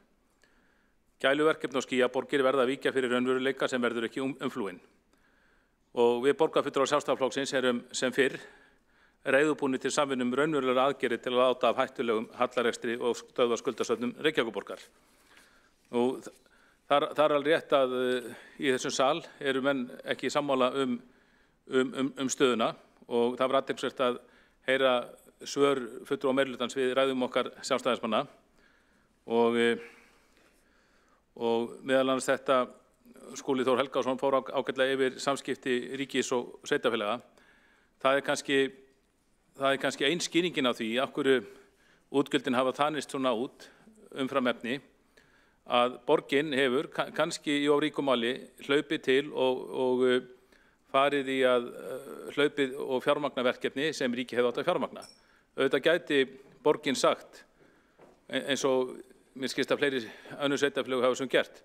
Sagt bara meðan að hvað sem lögin segja, meðan að verkefni ekki fjármagnað, þá tökum við ekki í því eða sinnum ekki nema upp að því leyti sem það er fjármagnað. Og þá dettur mér líka í hug borgarfulltrúi vitnaði hér í stjórnarsáttmála ríkisstjórnarinnar og talaði loforð. Ég vil ná að segja síðustu ár þessi stjórnarsáttmálar þeir verða svona einhvern veginn belgingslegri svona yfirlýsingar eyðslu og opinberu fé. Ríkið tekið undanskilið en það er samstarfssáttmáli borgarinnar meirihlutans í borgarstjórn líka. Ég er ekki viss að það myndi þola skoðun ef við færum lið fyrir lið yfir meirihlutasáttmálann sem hér var gerður á 2022 og spyrðum efndir þar. Það eru auðvitað fjallað alls konar verkefni, alls konar mikil útgjöld. Ég held að það hafi ekki verið staðið við þau öll. Svo maður minnist nú bara á loforðin í leikskólamálunum. Nú það var aðeins komið hérna inn á orkuveituna og þegar það þurfti að fara að útskýra hluti í fortíð fulltrúa meirihlutans þá gripu þeir til þess að tala orkuveituna og þannig að það virðist vera sem það hefur haft ekkur áhrif að tala B-hlutafyrirtækin. Auðvitað vitum við, þau eru hérna einhvers staðar í salnum. Við vitum alveg að þau hafa mikil áhrif á fjárhag borgarinnar eins stór og þau eru. Reykjavíkurborg hefur mikil tækifæri til þess að taka fé út úr B-hlutafyrirtækinum og það hefur hún gert að miklu leyti. En mér rak svolítið róast hans þegar að Heiðabjörg, þegar borgarfulltrúi Heiðabjörg Helga Hilmisdóttir fór að kenna Sjálfstæðisflokknum stöðu orkuveitunar. Orkuveitunar skuldar alltaf mikið eins og við vitum, talað að fyrirtæki hefur étið að innan. Ég þekki málefni orkuveitunar mjög vel og vandræðin í orkuveitinu urðu til á kjörtímabilinu 2002 til 2006. 2002 til 2006 þegar R-listinn réð. Það var farið út í þessar miklu framkvæmdir eins og Helgi Ás Grétarsson kom meðal annars inn á. Það var farið í Hellisheiðarvirkjun. Það voru keyptar 25 landsbyggðarveitur. Fyrirtæki var ykkur í gífurlegri útráðsstarfsemi 25 landsbyggðarveitur og margar þeirra voru og eru jafnvel ennþá óarðbærar. Það var farið í risarækjuframleiðslu, það var farið í hörframleiðslu og þetta var allt rökstutt í borgarstjórn með því að þetta væri svo mikilvægt atvinnulega að skapa atvinnutæki. Það var farið í línu.net á þessu kjörtímabili, það er hugafóstur, það var tillaga frá Samfylkingunni og hefur sennilega kostað okkur 25 milljarða ef allt er talið. Mjög mörg, orkuveita tekin úr því að vera íhaldsamt borgarfyrirtæki sem einbeitti sér sinni kjarnastarfsemi, útvegar reikningum orku, yfir í það að fara í fjölmörg gæluverkefni og áhættu fjárfestingar og bygging orkuveituhússins er eitt. Hér voru nefndir mælar, það var ákveðið í tíð R-listans. Þessu tók Sjálfstæðisflokkurinn við og hagaði sig með mjög ábyrgjum hætti í fjármálum orkuveitunar, rifaði seglin að því leyti sem hægt var, en þá var fyrirtæki orðið mjög skuldugt og lenti þessin í vandræðum þegar að krónan féll eins og frægt er orðið. En ég þakka fyrir umræðuna og hvet borgarfulltrúar til að skoða þessi mál af sanngirni. Þá hefur Kjartan Magnússon borgarfulltrúi lokið við ræðu sín og einn borgarfulltrúi var óskað eftir því að koma upp í tveir borgarfulltrúar hafa óskað eftir því að koma upp í andsvör við ræðu Kjartans Magnússonar borgarfulltrúa og fyrst til þess er Heiðabjörg Hilmisdóttir borgarfulltrúi. Já, forseti, ágætu borgarfulltrúar, ég ætla að byrja að hrósa Kjartani Magnússyni fyrir það að benda á að vissulega getum við hætt að gera hluti sem við erum að gera og stundum tekur Reykjavíkurborg á sig verkefni sem ekki eru lögbundin Það er alveg rétt ábending og það er eitthvað sem við þurfum þá að meta í sameiningu. Almennt er það svo ef við ákveðum að hætta að gera eitthvað þá mótmælir minnihlutinn því í hástöfum og ég er bara tilbúin til þess að setjast yfir og skoða allt slíkt sem við getum fundið út úr í sameiningu. Hitt svo varandi orkuveituna, þá vissulega orkuveitan var tæmda innan og það er ekkert launungamál. Nú erum við að tala um eitthvað sem gerist löngu áður en ég kem í borgarstjórn og ég get ekki sagt frá því hér fram og tilbaka, en ég spyr borgarfulltrúann hvort hann muni eftir reymálinu svo kallaða, tíðum borgarstjóraskiptum á ákveðnu kjörtímabili og ákveðnum baktjaldamakki sjálfstæðisflokksins eða fulltrúa hans á því kjörtímabili og hvort að það sé kannski mögulega þá tilefni til þess að við höfum bara eitthvað málfund orkuveitu Reykjavíkur og rifjum upp alla þessa sögu, kannski fyrir okkur öll sem komum og urðum borgarfulltrúar miklu seinna. Þá hefur Heiða Björg Hilmisdóttir borgarfulltrúi lokið við að veita andsvar og svara. Andsvari Kjartan Magnússon borgarfulltrúi. Forseti, góðir borgarfulltrúar, mér líst bara mjög vel á þessa tillögu Heiðu Björgar Hilmisdóttir borgarfulltrúa. Þetta er málefni sem við gætum reglulega verið mikið vel inn í vegna þess að, og ég hvet borgarfulltrúa til þess að kynna sér skýrslu úttektarnefndar Orkuveitu Reykjavíkur sem fór yfir þessi mál og þó svo skýrsla sé ekki gallalaus, þá kemur þar mjög vel fram hvenær skuldbindingar orkuveitunar urðu til. Það var langmestu leyti á kjörtímabilinu 2002 til 2006. Eftir það þá reyndum við að rifa seglin þrátt fyrir gífurlegar skuldbindingar sem fyrirtæki hefur tekist á hendur. Það er bara mjög gott að rifja þetta allt upp og Samfylkingin var sá flokkur sem stjórnaði hvað mest í orkuveitunni á þessu kjörtímabili þegar skuldbindingu var hlaðið á hana. Þá hefur Kjartan Magnússon borgarfulltrúi lokið við að svara andsvar og veitir andsvar öðru sinni Heiða Björg Hilmisdóttir borgarfulltrúi. Já, forseti, ágætu borgarfulltrúar, það kann vel að vera að það sé, og ég hef nú kynnt mér þessa skýrslu, hún er ágæt, en ég fikk ekki svör við mínum spurningum í andsvari borgarfulltrúans, en allt er góð með það. Ég held að sé bara gott fyrir okkur öll að hafa það í huga að borgarsjóður skuldsettir sig stórkostlega og átti í erfiðleikum lengi á eftir út af því að Orkuveitan var skuldsett. Alfreð Þorsteinsson var aldrei í Samfylkingunni en ég veit að hann var ágætis maður og örugglega sinnti þessu ágætlega eins og margir þarna, en þarna voru gerð mistök og ég held að séu allir sammála um það. Og þau komu harkalega niður á borginni og ég held að séu líka allir sammála um það. Þá hefur Heiða Björg Hilmisdóttir borgarfulltrúi lokið við að veita andsvari öðru sinni og svarar andsvari Kjartan Magnússon borgarfulltrúi. Forseti, góðir borgarfulltrúar, já, það voru gerð mistök og borgarfulltrúin sjálfsögðu bara maður að meiri að viðurkenna það. Ég tek undir það að Alfreð Þorsteinsson heitinn var góður maður og hann satt alls ekki einn í stjórn Orkuveitunar. Þarna var stór stjórn og Samfylkingin hafði sína fulltrúa og því að minnst á Rey, ég man mjög vel eftir Reymálinu og ég man ekki betur en svo ákvörðun sem var umdeildust í því flókna máli. Hún hafi verið samþykkt af fulltrúa Samfylkingarinnar í þeirri stjórn á sínum tíma. En Reymálið í sjálfu sér, þetta hafði mikil áhrif í borgarstjórn. Reymálið hafði í sjálfu sér ekki mikil áhrif á fjárhag Orkuveitunar. Ekki síst bara vegna þess að það átti að fara út í miklar framkvæmdir. Það átti að veðsetja ýmsar eignir til þess að fá, held ég, 60 milljarða þáverði að láni. Samfylkingin vildi fara til þetta, sem betur fer voru þessir gjörningar afturkallaðir, það var ekki farið út í þá og þegar upp var staðið, ég fekk nú það hlutverk að loka Rey, þá hafði það mjög lítil fjárhagsleg áhrif á fjárhag Orkuveitunar eða skuldir. Þá er Kjartan Magnússon borgarfulltrúi lokið við að svara andsvari og næstu til þess að veita andsvari Pál Bartótsek borgarfulltrúi.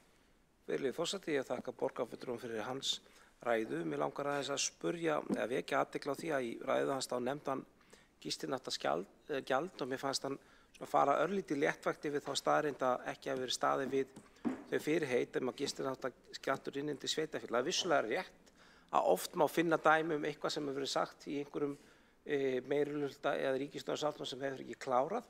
Ég hins vegar að það sé fáheyrt að svona fortakslaus yfirlýsing peningamál og skattamál hafi ekki náð fram að ganga án víðtækari skýringa. Mér langar bara að spyrja hvort að borgarfulltrúi sé sammála mér í því að það sé óheppilegt þegar svona afdráttarlausar yfirlýsingar skatta eða skiptingu tekna á milli ríkis og sveitarfélaga séu ekki kláraðar. Þá hefur Pál Bartótsek, borgarfulltrúi, lokið við að veita andsvar og svara. Andsvari Kjartan Magnússon, borgarfulltrúi. Forseti góði borgarfulltrúar, ég minntist ekki á gistináttagjald í ræðu minni, hins vegar fjallaði bara almennt ýmsar skuldbindingar eða samninga á milli ríkis og sveitarfélaga og með hvaða hætti skuldbindingar verða til. Ég veit ekki hvort það til sérstök yfirlýsing eða loforð þetta gistináttagjald, enda ég var ekki að falla það í ræðu minni, en ég vísaði almennt bara út á annar ræðu í stjórnarsáttmála ríkisstjórnarinnar sem við vitum eru bara hlaðborð einhverja eyðslu loforða alveg svo meirihluta hér í borgarstjórn og taldi það ekki kannski veiga mikinn lögfræðilegan grundvöll til þess að reisa á kröfur útgjöld eða greiðslur á milli stjórnsýslu stiga. En ef þetta var, mér ekki kunnugt þetta gistináttagjald, ef þetta var undirskrifuð yfirlýsing, en ef þetta var ekki stjórnarsáttmála heldur undirrituð yfirlýsing fjármálaráðherra, þá kann að vísa gegna öðru máli og væri bara gott ef ég yrði þá upplýstur það. Þá hefur Kjartan Magnússon, borgarfulltrúi, lokið við að svara andsvari og veitir andsvari öðru sinni Pál Bartótsek, borgarfulltrúi. Já, virðulegur forseti, ég biðst afsökunar ef ég hafi ekki heyrt rétt að borgarfulltrúinn hafi nefnt gistináttagjaldið, þá við vísum í ræðum Skúla Þórs Helgasonar borgarfulltrúa, en við skoðum þetta kannski bara í varinu ég treysti þessu bara. Hins vegar langar maður að spyrja því að borgarfulltrúinn hefur mikið talað B-hlutafyrirtækin, hvort að hann sé á þeirri skoðun að það svo uppgjör og svo skipting milli A og B-hluta sem í dag og svo regla sem hefur verið sett varðandi hámarksskulda, hvort að hún sé bara rétt og það sé rétt að halda henni. Nú eru þessar skuldir í B-hluta mjög ólíkar. Það til dæmis hlutafélög sem beinlínis bara óheimilt fyrir borgina að hlaupa undir baka með eins og hlutafélög sem eru í samkeppni á frjálsum markaði og síðan eru þarna vissulega bæjarsamlög eins og Strætó sem væri erfitt að réttlæta annað en að borgin væri skuldbundin að því að hlaupa undir baka með eða myndi lenda einhverjum vandræðum. Það mig kannski langar bara að spyrja vegna þess að borgarfulltrúinn hefur mikið talað og tjáð þetta mál, hvort hann teldi eitthvað tilefni til þess að gera uppgjör milli A og B-hluta öðru sem það eða jafnvel að færa einhver hluti þarna út fyrir líkt og ríkið gerir. Þá hefur Pál Bartótsek, borgarfulltrúi, lokið við að veita andsvari öðru sinni og svarar andsvari Kjartan Magnússon, borgarfulltrúi. Forseti góði borgarfulltrúar, ég held að sé nú erfitt að svara svo víðfeðmri spurningu á einni mínútu. Ég vil auðvitað bara reikningurinn sýni eins rétta stöðu og hætti hverju sinni. Það eru alls konar rök fyrir því eins og nefnt hérna fyrr á fundunum að skuldbindingar vegna hörpu ættu til dæmis að fara inn í efnahagsreikninginn. Hins vegar þá tekið undir það að kannski 150% það heilug tala. Er það einhver útreiknuð tala, er það bara slump þeirra sem bjuggu til þetta frumvarp á þeim tíma? Kannski á 150 ekki að vera heilat, kannski er það 140 eða 30 eða 70 sko.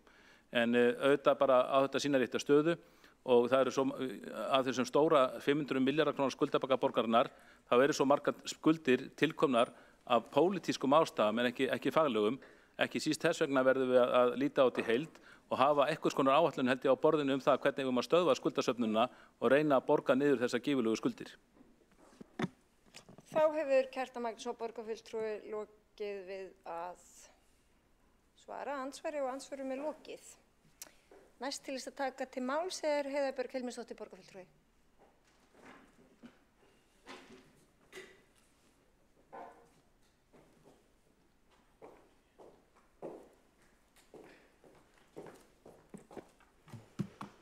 Já, forseti, ágætu borgarfulltrúar, ég ætlaði nú bara rétt aðeins að bæta við ræðuna mína því að þó að rekstrarniðurstaðan okkar sannlega betri en við áætluðum, þá erum við auðvitað í krefjandi verkefni og þurfum að ná okkar markmiðum það að koma rekstrinum í plús og við erum auðvitað mjög meðvituð það eins og framkemur í fjármálaáætlun og þarna erum við auðvitað í stórum verkefnum, ekki bara Reykjavíkurborg því þó við höfum vissulega sérstöðu.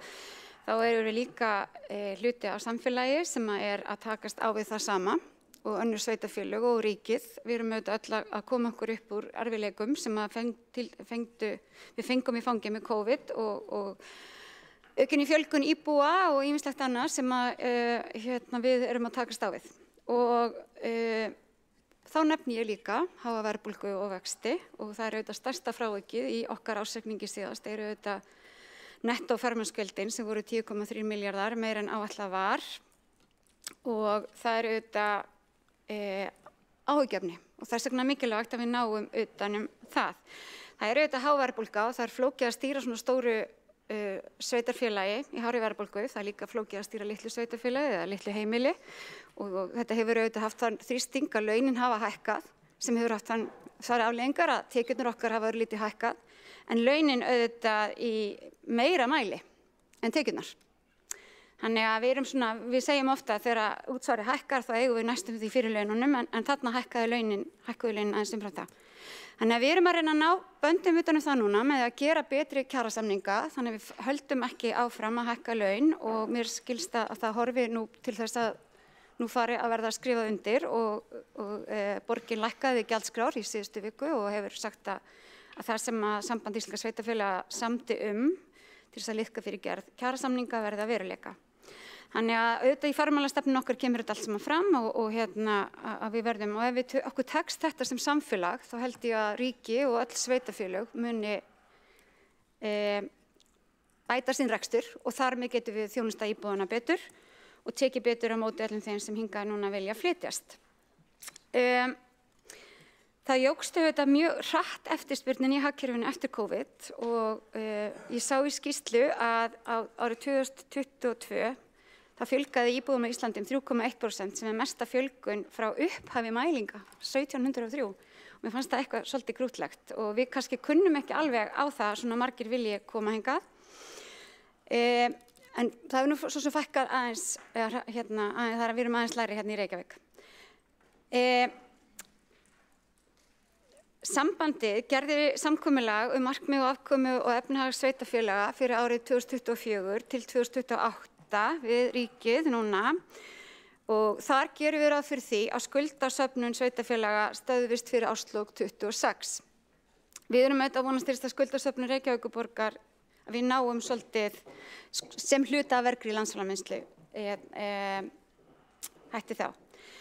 Við erum að vonast til þess að ná þessu og jafnvel svolítið betur en skuldirnar hafa vaxið mjög hratt og þétt hjá sveitarfélögum undanfarin ár vegna þess að við erum að komast í gegnum erfiðan tíma þar sem að tekjurnar okkar lækkuðu, útgjöldin okkar hækkuðu og hvernig sem það var þá fannst okkur mörgum að ríkið hefði átt að standa betur með okkur í þeim málum. Það eru nokkur verkefni hérna undir sem að þessu samkomulagi sem að við munum einhenda okkur í og við höfum nefnt hér málefni fatlaðs fólks þar sem eru 4 hópar nú að störfum en við erum líka að greina tekjustofna sveitarfélaga og hvernig meta hvaða breytingar við þurfum að gera þar og þar eru gistináttagjaldið eitt, það er líka tekjur af fjármagnstekjum og margt fleira sem við höfum rætt hér í þessum sal áður.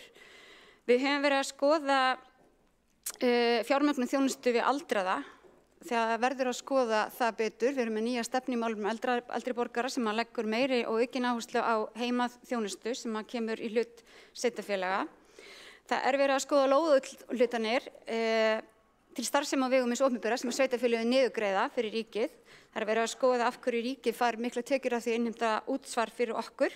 Það er verið að skoða samstarf ríkis og sveitarfélaga í stafrænni þróun sem auðvitað getur gert mjög mikið fyrir rekstur okkar allra og sem fleira og fleira. Þannig ég held að með því að fækka þessum gráusvæðum, eyða þessari óvissu og þessum stanslausa reiptogi og reyna að hugsa hvað er það sem við myndum vilja gera, koma okkur saman í það og gera það samtaka, þá held ég okkur myndi farnast betur, ekki bara hér í borgarstjórn, heldur bara almennt á Íslandi.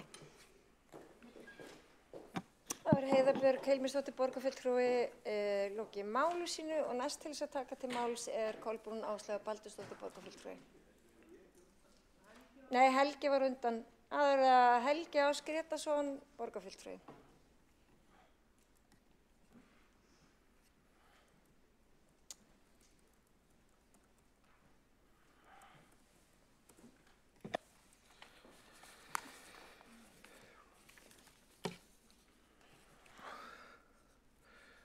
Forseti ágæta borgarstjórn, ég vil byrja á því að leggja á það áherslu að ég tel að Reykjavíkurborg er heppin að mjög mörgu leyti að búa yfir öflugu mannauð og það er margt sem er prýðilega vel gert þegar maður horfir á starfsemina í heild sinni.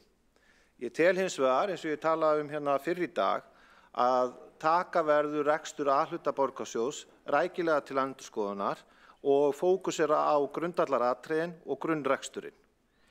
Ég held að það sé líka mikil tækifæri að taka til í rekstri B-hluta fyrirtækja og draga úr starfsemi Reykjavíkurborgar á ýmsum sviðum og eftir atvikum selja eignir til þess að lækka skuldir vegna þess að það er náttúrulega mjög alvarlegt mál þegar verið að borga vexti í samstæðunni heild og afborganir og fleira sem að nema 20 milljarða á hverju ári.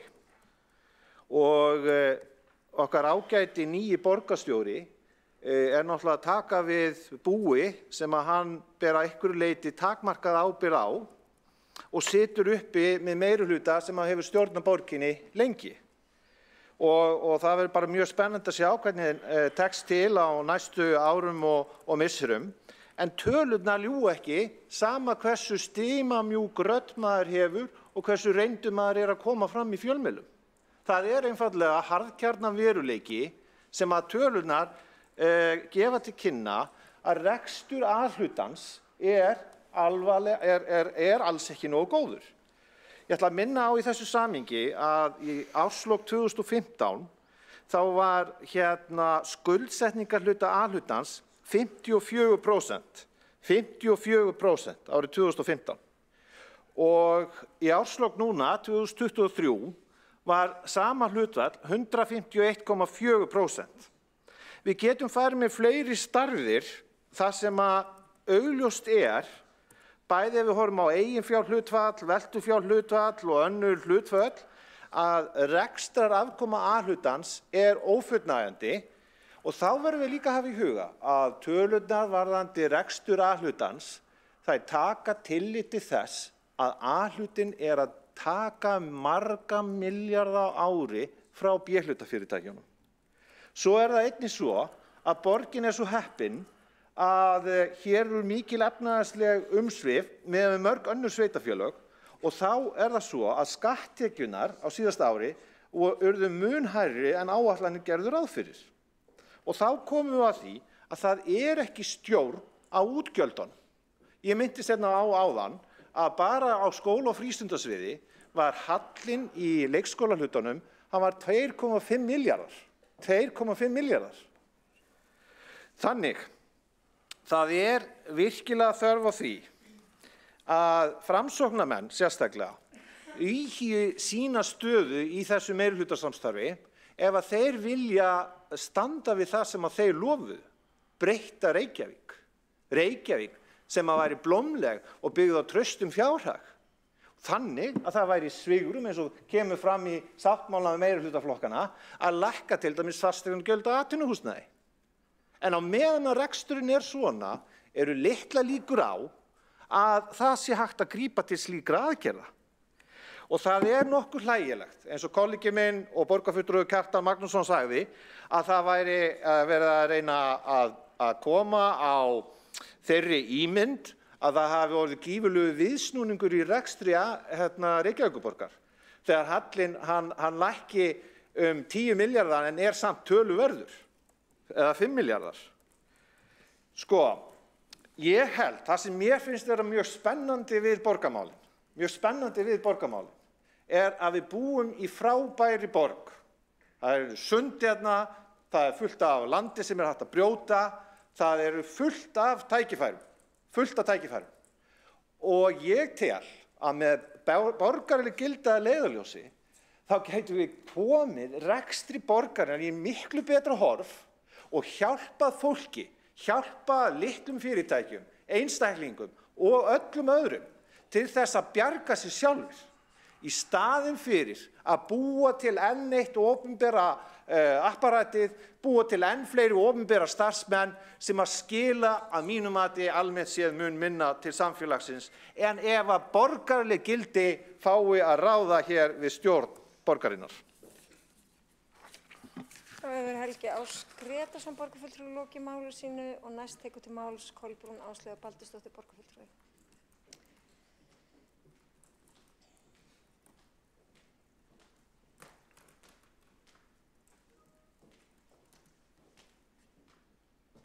Forseti, ágæta borgarstjórn, stóð nú ekki til að ég ætlaði að koma upp aftur en það svona gefa frekar öðrum tækifæri á að klára sína ræður en eins og framkom hjá mér áðan í andmælum að þá hreinlega blöskraði mér hvernig borgarfulltrúinn Alexandra Brím talaði og ég verð bara að fá að segja nokkur orð í framhaldi af því og minna á það að þeir sem hafa rýnt í þessa reikninga að það farið fram úr eiginlega öllum fjárheimildum innan sviðsins, þjónustu- og nýsköpunarsviðs og virðing þessa sviðs og formanns stafræns ráðs fyrir ákvörðun borgarstjórnar fjárheimildir bara stórlega ábótavant og bara lítil virðist vera, gagnvart bara þessu sem maður hugsar að eru peningar borgarbúana.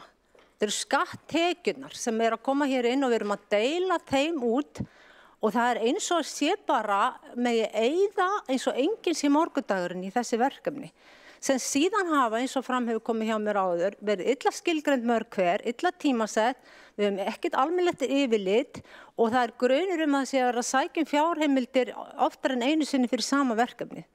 Svo ég verð bara að fara að segja að þetta lítur svo sérkennilega út og það eru svo margir farnar að tala þetta. Það eins og borgin sé bara teymd áfram í einhverja sérleiðir í stað þess að maður sá fyrir sér þegar þetta hófst að borgin yrði einmitt svona límið með öðrum sveitarfélögum myndi mitt vera leiðandi og taka utanum sveitarfélög, samband íslenskra sveitarfélaga, til dæmis hvað varðar skólaskráningarlausnirnar. Þetta hefði maður getað séð fyrir að þið byrjað 2019. En hvað skeður? Sveitarfélögin alveg að plummast í sannarlega án borgarinnar. En Reykjavík á einhverju sér leið. Fer einhverja leiðir sem eru bæði dýrar og flóknar og enginn skilur að það bara endalaust fjármagn sett í þetta. Og við vitum vel að það verið að uppgöta, þróa, prófa lausnir sem eru komnar annar staðar og að virka. Og það kannski núna fyrst verið að kíkja eftir hvað til en það var sannarlega ekki fyrstu árin. Flokkur fólksins mótmælti því harðlega hérna í COVID-inu þegar á annan tug starfsmanna, kerfisfræðinga og tölvunarfræðinga voru reknir. Og það var þá nýlega búið að segja við starfsmenn borgarinnar enginn myndi missa vinnuna sín í COVID. Síðan hefst það að byrja að ráða tugi manna, einu tímabili 60 til 80 mann segir maður rétt. Næst sem maður heyrir það búið að reka slatta þeim og síðan aftur verið að ráða og reka, ítrekað, misseri eftir misseri. Þetta botnar ekki nokkuð maður í. Maður skilur bara ekki hvað þannig í gangi og við erum að spyrja hérna aðhald. Þetta stafræna ráð, ég sá það svo sem fyrir mér sem að gæti verið bara mögulegt aðhaldsráð sem myndi virkilega kafa í saumana á þessu og fylgja eftir hlutunum, kalla eftir að bara fá sjá hvað verið að gera fyrir peningana og síðan að hvetja til samvinnu vegna þess að vita það allir sem eitthvað hafa skoðið þessi mál að samvinna ódýrasta leiðin þegar kemur á stafrænni þróun og málum vegna þess að þetta svona þessi tækni eins og alltaf af og til verið að segja með leyfi forseta, já við erum að gera ráð fyrir að það verði gerð mistök og þetta mun alltaf kosta pínu meira, maður þarf að prófa sig áfram og það þess vegna sem samvinna skiptir máli og samnýting. Og þá eigum við að líta bara á landi í heild, það samband íslenskra sveitarfélaga sem þarna hefði getað komið virkilega sterkt inn og hinn sveitarfélögin hefði þetta notið góðs að hafa þetta stóra með og Reykjavík á ekki að vera einhverju yfirborðssamstarfi eða yfirborðs einhverju. Það vita það allir að Reykjavík ekki alveg með. Það hangir einhver stað þarna svona á jaðrinum, kemur kannski svo gesturinn í eitthvað samstarf og seint og síðan meir fór að taka við sér með stafræna Ísland. Þetta bara það sem blasir við og það þarf ekki að vera, þetta ekki eins og geimvísindi, en við erum að tala hérna fjármagn borgarbúa og ég vil fá sem mestan pening til þess að sinna þjónustu við fólki hér. Beinni þjónustu, þakið yfir höfuðið, fæði, klæði, húsnæði, en ég vil ekki sjá milljarðana fara í einhverja andskotans vittleysu, með leyfi forseta, afsakja orðbragðið, en þetta löngu komið út í öfgar. Svo kemur formaður stafræns ráðs og bullar hérna, já vegna þess og svo koma endalausar skýringar sem eru bara algjört kjaftæði. Fólk bara búið að fá nóg að þessu. Við viljum sjá eitthvað gerast í þessu málum fyrir alvöru og stoppa þennan krana og fara að fá frekar yfirlit yfir hvað í rauninni komið í loftið. Og hverslega samstarf í gangi ef eitthvað við önnur sveitarfélög og Stafræn Ísland? Þá hefur Kolbrún Áslaugar Baldursdóttir borgarfulltrúi lokið máli sínu og forseti minnir á að það hressilegt að nota íslensk orð en við skulum hafa blótsyrði í algjöru lágmarki hér í þessum sal og gæta hófs í notkun þeirra. Þannig að þetta var ekki með leyfi forseta. Næstur til þess að það hérna andsvar. Forseti þarf að fá sér ný gleraugu, við látum það liggja milli hluta og næst til Alexandra Brím veitir ansvar við ræðu borgarfulltrúans. Forseti, já, ég hef ekki tímann til þess að fara yfir þetta lið fyrir lið, en skemmst frá því að segja að það raunverulega allt rangt sem kom fram í máli borgarfulltrúans að þessu sinni. Ég vísaði þessum ummælum öllum til föðurhúsana og bið hana bara vanda sig betur heldur en að tala svona bara starfsfólk borgarinnar og bara í þessu tilfelli aðra borgarfulltrúa. Og þetta bara ekki borgarstjórn sæmandi að tala svona, eins og ég fór yfir hérna áðan, þá eru sumir liðir í rekstrinum yfir áætlun, aðrir eru undir áætlun, það farið töluverðar aðhaldsaðgerðir áramótin, við erum búin að draga heilmikið úr fjárfestingu, ef að borgarfulltrúi myndi eitthvað tíma að kynna sér sniðmótið á því hvernig lagaðar eru til áætlanir nýja fjárfestingu eða ný verkefni, þá myndi borgarfulltrúin vita að það tekið fram hver ávinningurinn, hver kostnaðurinn, hvar ávinningurinn kemur fram. Þetta mjög ítarlegt og faglegt hjá sviðinu og í öllum fyrirspurnum frá flokknum hefur verið svarað og ég hef farið ítrekkað í gegnum það hér í borgarstjórn hvernig fjármunum varið á þessu sviði. Ég vísa þessu alfarið frá. Þá Alexandra Brím borgarfulltrúi lokið við að veita ansvar og svara ansvari Kolbrún Áslaugar Baldursdóttir borgarfulltrúi. Forseti, ágæta borgarstjórn, ég skil vel að borgarfulltrúin Alexandra Brím getur ekki mikið sagt við þessu því að hún hefur bara einfaldlega ekki svörin.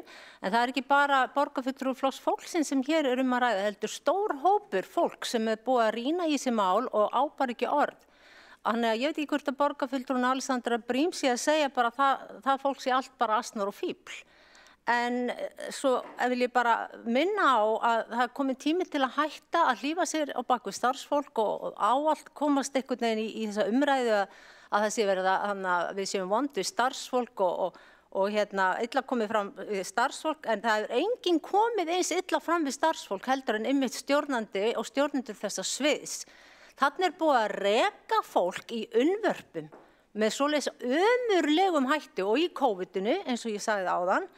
Og það einmitt akkurat engin virðing borin fyrir starfsfólkinu. Þetta eins og bara unnar tuskur þarna sem hvernig farið með fólkið. Þannig að við skulum bara byrja aðeins að kíkja þarna innan sviðis áður en að farið að ráðast á aðra með að það sé verið að koma illa fram í starfsfólk. Þá hefur Kolbrún Áslaugar Baldursdóttir borgarfulltrúi lokið máli sínu og ég vil minna borgarfulltrúa á að vera kurteisir hér í salnum og næst til þess að svara ansvari Alexandra Brím borgarfulltrúi. Ég veit ansvar öðru sinni. Öðru sinni, þakka þér fyrir, já. Forseti, eins og ég segi, það engin stoð í þessu. Vissulega var farið ákveðnar mannabreitingar þegar við fórum í stafrænu umbreytinguna en það var gert ekki með því að vera ráða fólk og segja því strax upp aftur. Það voru gerðir oft þjónustusamningar og þetta kemur stundum í ljós þegar maður fer í mikið átaka að þarf að breyta einhverju en þessi orðræða á engan rétt á sér og hvernig getur borgarfulltrúin sagt að hún sé ekki að illa starfsfólk og vindur sér svo beint í að tala niður embættismann borgarinnar sem sviðstjóri sviðsins. Hann á það ekki skilið og ég bara bið borgarfulltrúan að vera vandari að virðingu sinni heldur en þetta. Þetta er ekki í lagi og eins og fram hefur komið þá gegnum bara ánægjumælingar hjá starfsfólki þá er það ekki sviðstjóri eða borgarstjórn sem hafa verið að valda álagi á starfsfólki heldur einmitt spurningar og áróður frá Flokki fólksins og ég ætla að taka það fram, ég veit ekki til þess að það séu margir íbúar sem eru sammála borgarfulltrúanum en ef að þeir eru það þá bara þá skulu þau bara kjósa hvern annan flokk heldur Pírata því ég vil ekki eiga neitt saman með fólki að selda sem myndi tala svona fólk, bara gjörið þið svo vel. Þá hefur Alexandra Brím lokið við að veita ansvar öðru sinni og svarar ansvari Kolbrún Áslaugar Baldursdóttir borgarfulltrúi. Forseti, ágæta borgarstjórn, já það fólk mun sennilega kjósa flokk fólksins næst, þannig að það þarf ekki að vera miklar ágjör. Því held ég allavega ekki þessi hópur, en það er ekki þetta að leggja á jöfnu að vera sviðstjóri, og nú er ég að tala bara sviðstjóra almennt séð og annað starfsfólk. Sviðstjórar bera ríka fjárhagslega ábyrgð, mjög mikla, og það er einmitt þeir sem bera ábyrgðina og hvernig farið er með fjármagni sem þeir biðja að fá til sviðsins, og þeir bera ábyrgðan á líka hvernig bara komið fram við starfsfólki á sviðinu. Þannig að þarna bara er ekki takt að segja að sviðstjórinn ber ekki ábyrgð. En ég bara skil vel að vandræðaganginn í borgarfulltrúanum Alexöndru Brím, þetta er orðið mjög erfitt mál. Það er æ fleiri farnir að tjá sig þetta og vilja fá að sjá eitthvað koma út úr þessu. Og ég kalla bara á eftir því að Samband íslenskra sveitarfélaga sé notað akkurat í þetta verkefni, þótt seint sé, að það verði alvöru samstarf, að borgin stimpli sig þar inn af krafti og verði með og þá virkilega njóti góðs af því sem þar er komið og geti þá gefið að sér líka til annarra sveitarfélaga. Andsvörum er lokið og til að ljúka þessari umræðu þá tekur borgarstjóri til máls. Forseti, ágæta borgarstjórn, fæ ég ekki eitthvað aðeins meira en 1 mínútu. Jæja, hér hafa verið líflegar umræður og við erum dálítið að skilmast með sverðum sem að ná eiginlega ekki alltaf saman. Það er flakkaður umræðum, A-hluta og svo A- og B-hluta og stór orð notuð af sumum. A-hlutin sem er rekinn fyrir skatttekjur er að ná góðum árangri þrátt fyrir erfitt árferði. Og B-hlutin, þar sem Orkuveitan er að skekkja allan samanburð, stendur líka ágætlega þótt að fjárfestingarnar þeim megin skekki myndina á samstæðinni. Og hvort þetta kallast viðsnúningur, af því að borgarfulltrúinn Kjartan Magnússon var að gera athugasemd við það, eða bara góður árangur, það gildir eiginlega einu. Ég tek reyndar eftir því á heimasíðu Sjálfstæðisflokksins að þegar fjárlagafrumvarpið síðast var kynnt í desember, þá var talað það að þegar ríkissjóður átti að reka hann með 46 milljarða halla, var að fara úr meiri halla í minni halla, þá var það kallaður í ákvæðu viðsnúningur. Þannig að Valhöll þarf kannski að koma sér bara niður á eina skoðun varðandi þetta. En ég ætla ekkert að fara að halda því fram að það sé allt í lagi í rekstrinum hjá borginni. Við erum ennþá í halla og það segir okkur að við þurfum að halda áfram að sýna aðhald. Afborganir á lánum, þær eru íþyngjandi, þannig að við höfum verið að skera niður lántökurnar og sýnt aðhald, þrátt fyrir að auðvitað megi deila einstaka framkvæmdir sem við höfum ákveðið að halda áfram með þrátt fyrir að frekar en að stoppa í miðju kafi, eins og Hlemmtorg. Þetta eru erfiðar ákvarðanir og það þarf sannarlega að forgangsraða og þetta er allt saman ákvarðanir sem er rétt að ræða. Það er margt í fjárhagslegum samskiptum ríkis og sveitarfélaga sem þarf að leysa. En það á við öll sveitarfélögin og þegar við erum að berjast í þeim málum, þá erum við ekki að víkja okkur undan ábyrgð. Við erum einmitt að axla ábyrgð og berjast fyrir íbúana í borginni. Og hér hefur aðeins verið umræðum það að Reykjavík sé öðruvísi sveitarfélag heldur en önnur sveitarfélög. Og ef við skoðum bara tölfræðina frá Sambandi íslenskra sveitarfélaga, þá sjáum við að hver íbúi í Reykjavík er að greiða hátt í 300.000 krónur á ári í félagsþjónustu, á meðan meðaltalið í landinu er 215.000. Í fjárhagsaðstoðinni þá greiðir hver íbúi 20.000 krónur á ári hér í Reykjavík, en sveitarfélögin í kringum okkur undir 10.000 krónum. Og í þjónustu við aldraða þá erum við með Reykvíkingurinn að greiða tæplega 50.000 á ári á meðan íbúar nágrannssveitarfélaganna greiða frá 36.000 á Seltjarnarnesi og niður í 10.000 í Garðabæ. Og spurningin er, eigum við þá að vera að bera okkur saman við önnur sveitarfélög? Þegar við erum að axla svona ábyrgð umfram önnur sveitarfélög. Og ég segi þetta ekki til þess að gera lítið úr öðrum sveitarfélögum, þetta er bara höfuðborgar elementið sem að birtist hér á Íslandi eins og allstaðar annars staðar í heiminum. Frekar er kannski rétt að spyrja, ræður borgin við það? Fyrri spurningin, á borgin að bera meiri skyldur, hún er pólitísk og ég segi já við þeirri spurningu og tölurnar svara hinni spurningunni. Borgin ræður við þetta, við erum með veltufé frá rekstri, við erum bara undir öllum mælikvörðum sem að skipta máli og erum á réttri leið.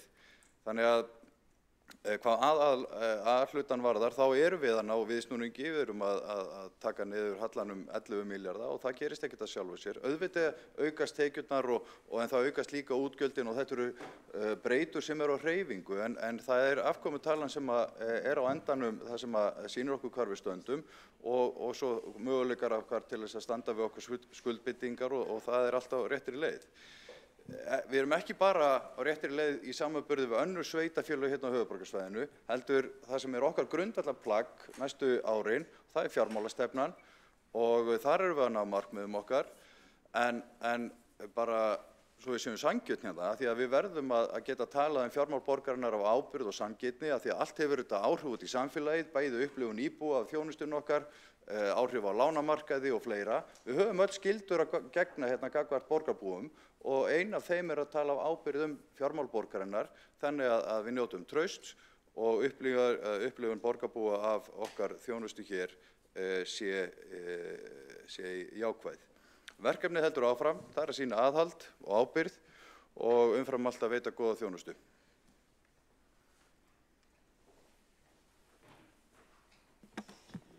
Borgarstjóri hefur lokið við mál sitt, einn hefur óskað eftir því að veita andsvar, það er borgarfulltrúinn Helgi Ás Grétarsson. Forseti, ágæta borgarstjórn, ég vil byrja því að hrósa núverandi borgarstjóra fyrir að vera með svona jarðbundnari málflutning og hafa held ég meiri áhuga en forverar hans á þessum verkefnum og ég vona virkilega að hann gerir sitt allra besta til þess að ná tökum á rekstri borgarinnar og Sjálfstæðisflokkurinn hefur margoft lagt fram alls konar tillögur til þess að taka til hérna í kerfinu, hérna í miðlægri stjórnsýslu sérstaklega, en það er eitt atriði sem ég langaði að spyrja út í vegna orðræðu hér, vegna þess að við sem erum hér í minnihluta erum að veita lýðræðislegt aðhald og ég get ekki ímyndað mér að sérfræðingar á fjármálamarkaði sem eru að velta fyrir sér hvort að það er að kaupa skuldabréf Reykjavíkurborgar að það hafi nokkur áhrif á mat þeirra, hvernig þeir bjóða í bréfin, hvað við lýðræðislegu kjörnir fulltrúar erum að tala um. Tölurnar tala sínu máli og þess vegna spyr ég, er það á að reyna að stoppa lýðræðið með því hvernig við eigum að tala um fjármál borgarinnar? Borgarfulltrúinn hefur lokið við það að veita andsvar, svara þá andsvari borgarstjóri Einar Þorsteinsson. Forseti, ágæta borgarstjórn, þvert á móti, eina sem ég óska eftir er að borgarfulltrúar sýni sanngirni og ábyrgð, nálgist fjármál borgarinnar á yfirvegun og tali á sanngirni um þau.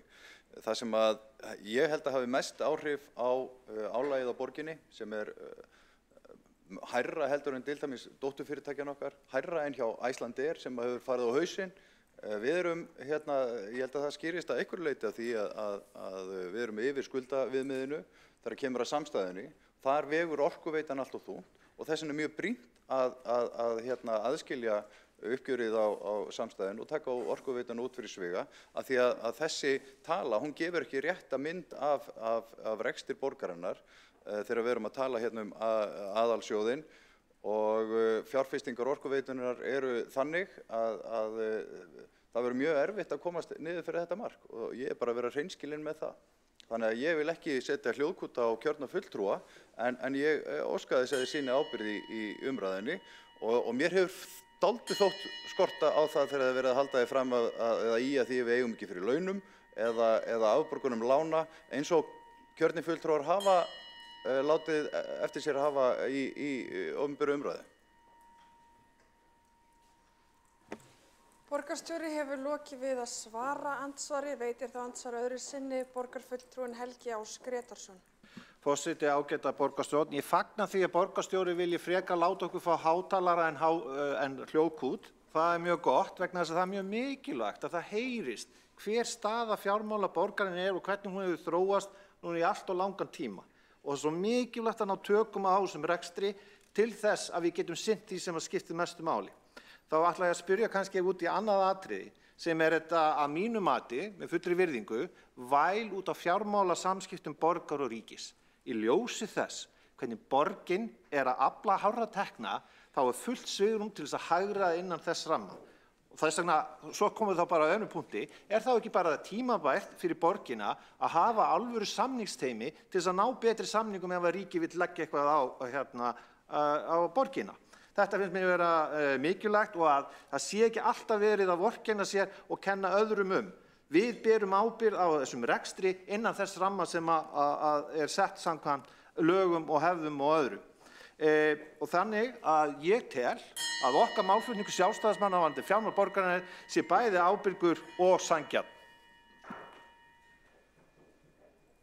Borgarfulltrúinn hefur lokið við að veita andsvar öðru sinni og svarar þá borgarstjóri Einar Þorsteinsson andsvari öðru sinni.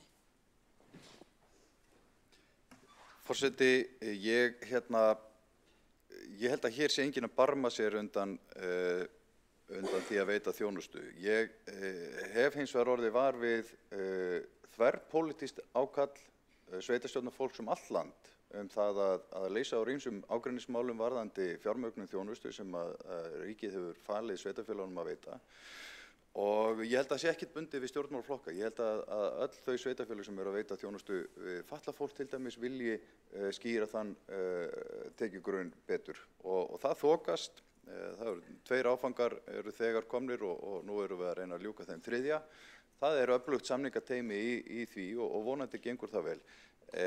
En það er enginn að fela sig eða varpa ábyrgð annað. Þetta er bara hluti af vinnunni og það er að berjast fyrir borgarbúa og það erum við að gera.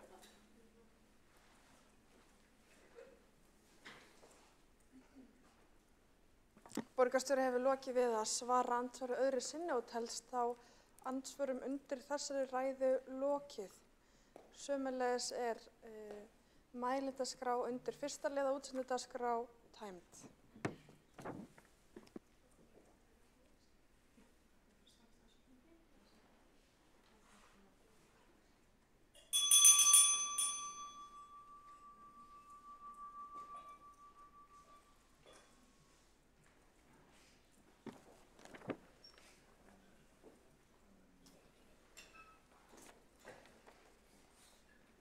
Við erum að fara að ganga til atkvæðagreiðslu fyrsta mál á dagskrá. Það vantar 2 fulltrúa í salinn.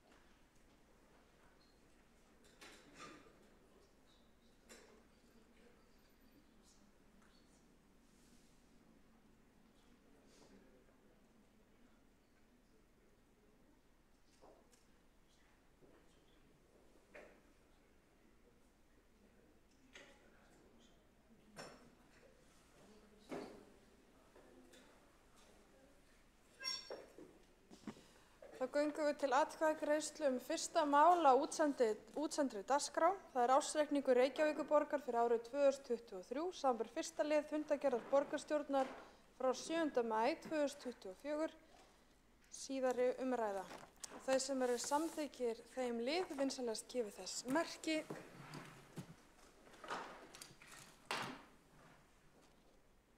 Og það er samþykkt með öllum greiddum atkvæðum borgarstjórnar. Þá er það annar liður á útsendu dagskrá tillaga borgarfulltrúa Sjálfstæðisflokksins afléttingu trúnaðar yfir skýrslu Orkuveitu Reykjavíkur og forseti leggur til að því máli verði frestað og lítur á það sem samþykkt ef enginn hreyfir andmælum. Það er beðið atkvæðagreiðslu og þá greiðum við atkvæði frestun á tillögu 2 á útsendu dagskrá. Þeir sem eru samþykkir frestun vinsamlegast gefi þessi merki.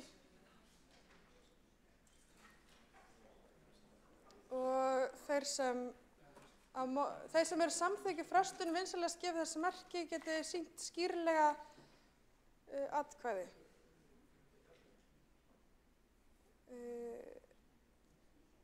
Og þeir sem á móti kunna vera. Á móti er Sjálfstæðisflokkur, getur þér ekki að tala þetta aftur, eða ekki? Ég var bara með 13 gegn 6 eins og síðast. Já, var það rétt, forseti spyr hvort það rétt skil að meirihlutin var með frestun? Það er hjáseta í sem við þurfum að greiða atkvæði aftur. Þær sem eru samþykkir frestun? Fundarhlé. Forseti samþykkir 3 mínútna fundarhlé.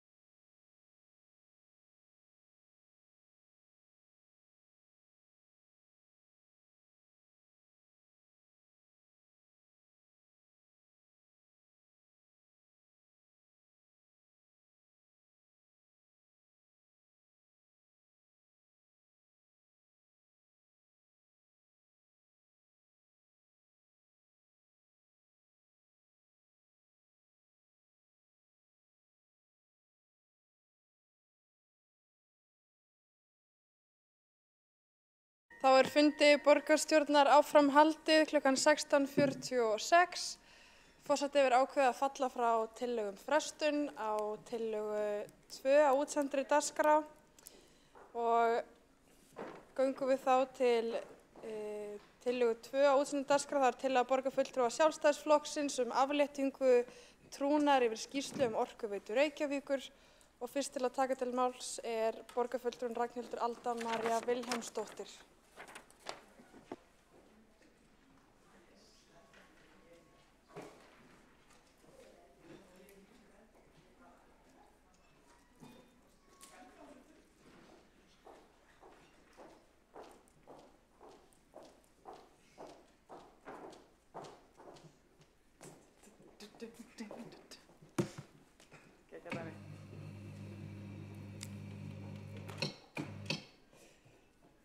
Já, ágæti forseti og borgarstjórn, ég svo ánægð að þessu máli hafi ekki verið frestað. Ég svo ánægð, ég búin að skrifa hérna svaka reiðilega ræðu og mér svona skapi næsta bara, þú veist, hætta við all reiðilega dæmið í ræðunni, en ég fyrst ég búin að skrifa hana nokkrum sinnum aftur og aftur og það ætla ég bara að flytja hana. Þetta 4. útgáfa af þessu ræðu, vegna þess að við erum búin að fresta þessu máli svo oft. Allavega.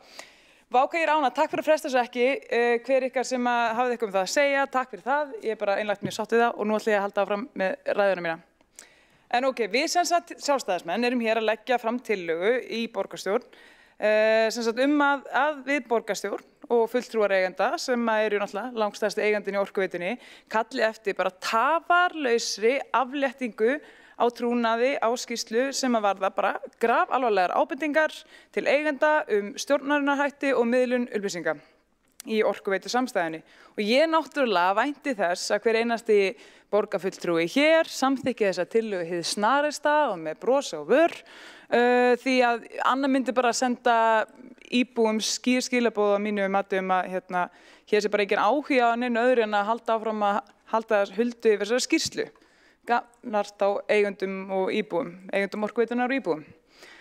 Þannig að sko mér þykir náttúrulega hljóta að vera til vitnisburðar þessar ábendingar í skýrslunni og hversu alvarlegar þær eru að í marga mánuði þá hefur bara í hvert sinn sem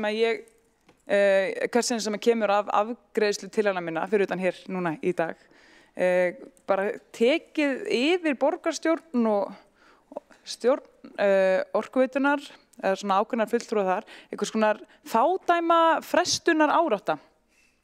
En það sem mér þykir þó verra sko frumkvæðisleysi meirihlutans í þessu máli, því að það eru í raun og veru margir mánuðir síðan ég vakti fyrst athygli á tilvist skýrslunnar í borgarráði og mælti með því að það yrði kallað eftir henni, en svo bara var það ekkert af þessu. Og næst fluttum við sjálfstæðismenn tillögu að trúnaði yrði aflétt á skýrslunni í borgarráði og þeirri tillögu var síðan vísað til umsagnar í stjórn Orkuveitunar.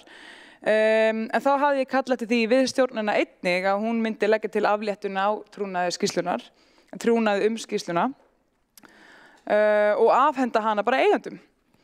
Og sú tillaga, líkt og allar hinnar þetta sama mál, varð bara einhvers konar tafarleikjum af bráð.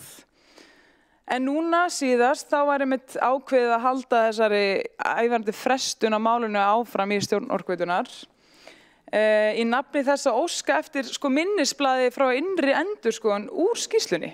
Staðist þá að líka bara afgreiða tillöguna þar og mæla bara á afléttingu trúnaðar.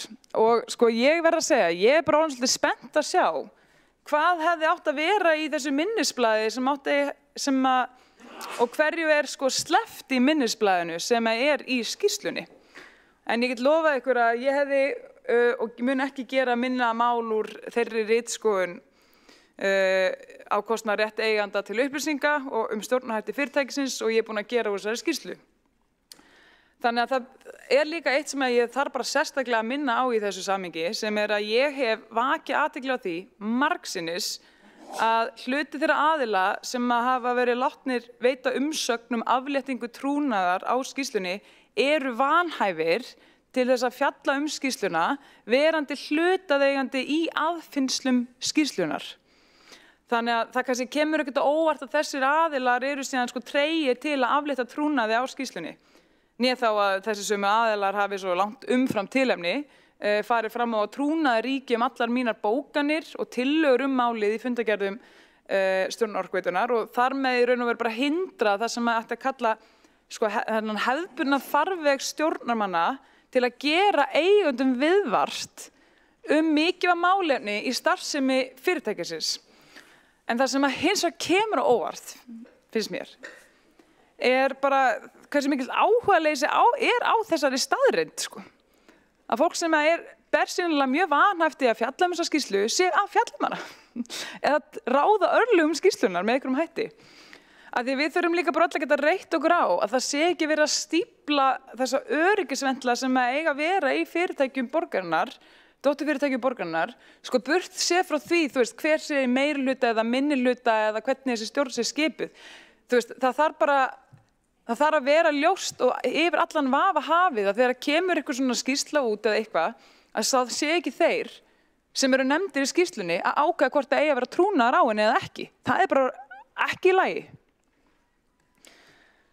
Og mér þykir það í raun og veru ekki síður sko bara frámunalegt að það hafi ekki komið til álita hjá þessum aðilum að upplýsa líka bara eigendur formulega vanhæfi sitt í málinu, né láta þess að bara stoppa sig sko. Og í raun og veru með slíku vinnubröðum var það náttúrulega aldrei að vænta að skýrsla myndi fá, þú veist, eðlilega og faglega málsmeðferð og að verkunum að dæma myndi ég segja að bara hluta að eigandi aðilar eru ekkert á þeim buxunum að það sé greinilega mikilvægt að upplýsa eigendur ábendingar skýrslunar, né þá þiggja ráðgjöf innri endurskoðunar og gera tilheyrandi breytingar. Og heilt yfir þetta bara hafa vinnubrögðin í þessu máli ekki verið í anda sameignar-samningsins Orkuveituna, né þá í anda eigendastefnunar, sem ég kannski bara myndi ekki furða vegna þess að ástæða þess að ég kallaði eftir þessari úttekt innri endurskoðunar til að byrja með var einmitt svo að Orkuveitan og dótturfyrirtækin voru ekki að fylgja eigendastefnunni eins og líkt og skildi. En í sameignasamningi Orkuveituna stendur að stjórn skuli upplýsa eigendur óvenjuleg eða veigamikil atriði í rekstri þó þau kalli ekki á ákvörðun af hálfu eiganda. Og að sveitarstjórnarfólk og almenningur eigi ríkan rétt til upplýsinga starfsemi Orkuveitu Reykjavíkur. Og stjórn Orkuveitunar fer svo með málefni fyrirtækisins milli eigendafunda og hefur eftirlit, það á að hafa eftirlit, með að stefna fyrirtækisins, skipulag og rekstur sé jafnan í réttu og góðu horfi og í samræmi við eigendastefnu. Það er bókstaflega hlutverk stjórnar Orkuveitunar. Svo kemur þessi skýrsla sem líkt á nafni gefið til kynna varðar alvarlega ákalla í stjórnarháttum Orkuveitunar og óeðlilega afskipti og miðlun upplýsinga og einhvern veginn bara algjört svona frumkvæðisleysi að því að upplýsa eigendur ábendingar skýrslunar og mér þykir það ekki í lagi. Þess vegna ég hér. En allavega, eðli málsins samkvæmt gengur það bara líka þvert á hagsmuni eigenda Orkuveitunar og dótturfyrirtækja hennar að það sé vera að draga dul yfir innihald skýrslunar því að við getum ekki bætt úr því eða lært af því sem enginn má vita Það er bara einfaldlega þannig, hvað þá fyrirbyggja að sagan endurtaki sig.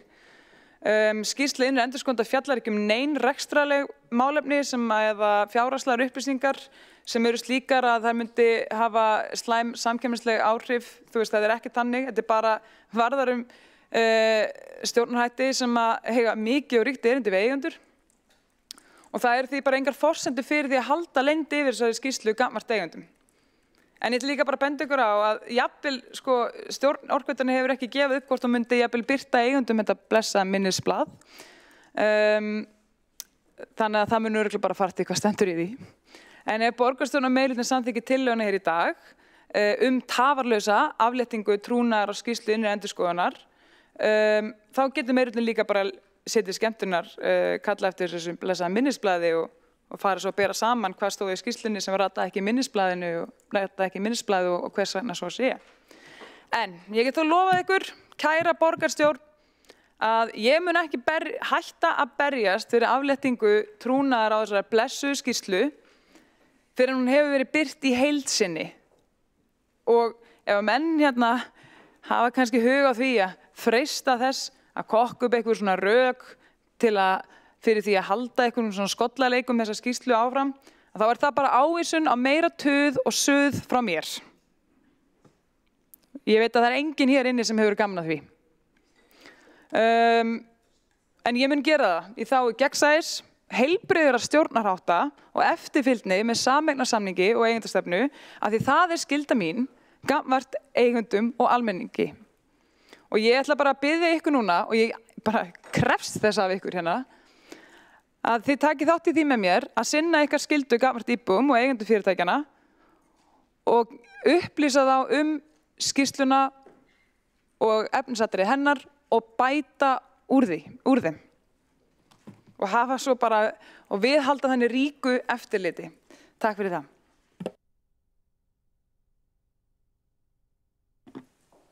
Borgarfulltrúin hefur lokið við mál sitt. Næstur á mælendaskrá borgarstjóri Einar Þorsteinsson.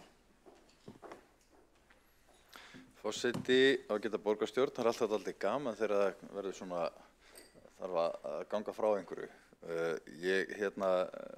Það var samkomulag í forsætisnefnd það að það væri ekki önnur mál á dagskrá á þessum fundi hér heldur en ársreikningur, en það hefur greinilega ekki ratað til borgarfulltrúans, Ragnhildar Öldu, Maríu Vilhjálmsdóttur, gott og vel, en þessi tillaga hefur verið áður á dagskrá og annarkvort ekki náðst að afgreiða hana vegna tímamarka eða að mér minnir nú að borgarfulltrúan hafi einhvern tímann sjálfur farið fram á að henni yrði frestað eða væri farin að fundi eða eitthvað svoleiðis. Allavega, gott og vel. Hún hér á dagskrá núna en þetta dálítið óvenjuleg tillaga vegna þess að borgarstjórn, þetta ekki gögn sem unnin hér. Við getum ekki aflétt trúnaði hér beint að því mér skilst. Þannig ég ætla að gera það að tillögu meirihlutans hér að þessari tillögu verði vísað til stjórnar Orkuveitunar og við fáum umsögn frá stjórninni það hvers vegna það ríki trúnaður þessa skýrslu. Á grundvelli þeirrar umsagnar gætu við þá tekið ákvörðun það hvort að það þyrfti að fara lengra með þetta mál. En ég veit bara ekkert hvað stendur í þessari skýrslu. Ég ekki stjórn Orkuveitunar, en það hins vegar borgarfulltrúin sem ber upp þessa tillögu. Og mér finnst við þurfa meiri gögn inn í þetta mál og gerir það þá að tillögu minni að við vísum þessari tillögu til stjórnar Orkuveitunar og óskum eftir umsögn hana.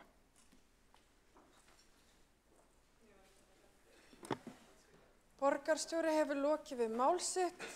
Einn hefur óskað eftir að veita andsvar. Það borgarfulltrúin Ragnhildur Alda María Vilhjálmsdóttir. Ágæti forseti, borgarstjóri gerir þetta áreiðanlega af heilum hug en sko málið við erum búin að vísa því til stjórnar Orkuveitunar að veita umsögn afléttingu trúnaðar á skýrslunni. Það búið að gera og svarið sem hefur komið þaðan að fresta því máli aftur í marga fundi í röð og komið með minnisblað upp úr skýrslunni og það ekki búið að ákveða hvort það svo jafnvel að birta það minnisblaðið ekki. Borgarstjórn meirihluta-eigandi augljóslega í Orkuveitunni og hefur fullt umboð til þess að kalla eftir skýrslunni og hún sé birt og það sé aflétt trúnað af henni. Það þannig. Við getum flutt tillögur að fá umsögn frá stjórn Orkuveitunar sem við höfum gert. Hún hefur bara ekki verið afgreidd í að verða ár. Allan ekki síðan í allan hálft ár, kannski hálft ár. Þannig að það er algjörlega óþarf að kalla til fleiri koma með þriðju tillöguna aftur að hún skili veitu umsögn. Það það sem ég segja, við bara gerum þetta. Borgarfulltrúin hefur lokið við það að veita andsvar, svara þá andsvari borgarstjóri Einar Þorsteinsson. Forseti, ágæta borgarstjórn, ég held að það séu bara eiginlega flestir inni, bara alls ekkert inni í þessu máli. Nei. Eins og borgarfulltrúin og ég bara ber virðingu fyrir hennar metnaði fyrir að fá þessa skýrslu inn í umræðina. Enginn veit hvað hún snýst. En þegar borgarstjórn fer þessa leið við stjórn Orkuveitunar að gefa umsögn þá trúi ég nú ekki öðru en að slík umsögn berist hratt og örugglega og þannig ég held að það sé rétta leiðin núna og hvað sem svo verður.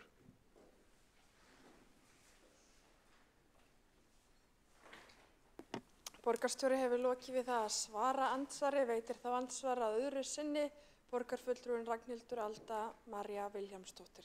Já, ég ætla bara að minna á vegna þess að við höfum flutt þessa tillögu áður sem og vísa þessu bara nákvæmlega það sem ágæti forseti, nákvæmlega það sem meirihlutin að leggja til að gera hér eða borgarstjóri er það sem hefur verið gert og það var ekki fljótt og örugglega veitt umsögn, þess vegna er ég hér, það er hálft ár síðan og þannig að þú veist við höfum bara fullt umboð og erindi til þess að kalla eftir skýrslu sem fjallar stjórnarhætti í fyrirtæki sem er 90% í okkar eigu.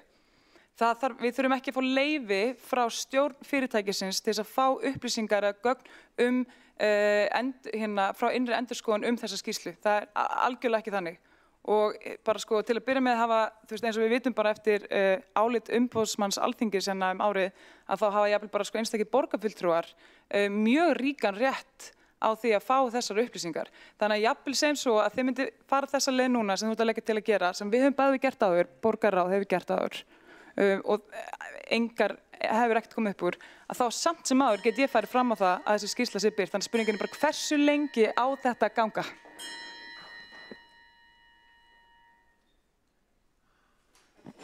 Borgarfulltrúin hefur lokið við það að veita andsvar öðru sinni, ekki hafa fleiri óska eftir því að veita andsvar undir þessari ræðu og telst því andsvörum lokið.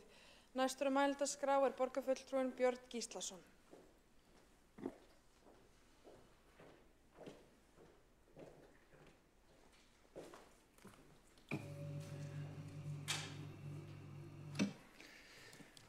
Já, forseti, ágæta borgarstjórn. Það er rétt, við höfum rætt eitthvað þetta mál hér áður í borgarstjórn, allt saman. En ég sagði nú á fundi borgarstjórnar, síðast við ræddum þetta, hér í borgarstjórn, að þegar borgarstjórn samþykkti hlutafjáraukningu í ljósleiðaranum á sínum tíma, að það veri með náttúrulega hreinum ólíkindum að kjörnir fulltrúar ætluðu sér að þá að samþykkja þann samning hlutafjáraukninguna í fyrirtækinu án þess að sjá hvað stæði í samningnum. Þetta svona til upprýðunar, þá munum við þetta held ég allt saman. Og þetta var samningur sem gerðum milli sínar og ljósleiðarans. En fulltrúar meiri hlutan samþykktu þennan samning. En eins og fram hefur komið, meðal annars í fjölmiðlum og hún Ragnhildur Alda Vilhjálmsdóttir, borgarfulltrúi, hún óskaði eftir, og borgarfulltrúi okkar Sjálfstæðismanna, hún óskaði í stjórn OR eftir að innri endurskoðun borgarinnar myndi skoða máli með tilliti til eigendastefnu Reykjavíkur. Enda fékk eigandinn borgarstjórn í þessu tilviki ekki að skoða málið og enga samninga sjá. Nú síðan kom í ljós að fyrrverandi borgarstjóri, sem því miður er ekki hér, hann hafði haldið 67 fundi með stjórnarformanni og eða velvöldum stjórnarmönnum í Orkuveitunni. Nú einungis 7 þeirra funda voru haldnir með formlegum hætti og 5 af þeim tengdir Carbfix. En restin voru haldnir óformlega og án undirritaðra fundagerða og svo framvegis. En þetta er alvarlegt og í rauninni ólíðandi fjölskipuðu stjórnvaldi sem borgin er náttúrulega. Nú, já, þeir eru verulega ámælisverðir þessi stjórnarhættir og benda til þess að borgarstjórinn fyrrverandi hafi staðið í einhvers konar baktjaldamakki að manni finnst. En forseti ágæta borgarstjórn, tekið skal fram að verja það 20 milljarða króna í að leggja net ljósleiðara og allt land, en á síðasta ári samþykkti meirihlutinn að breyta lánaskilmálum Orkuveitu Reykjavíkur svo unnt væri að hefja lagninguna. Þetta kannski munum við nú svona í flest okkar.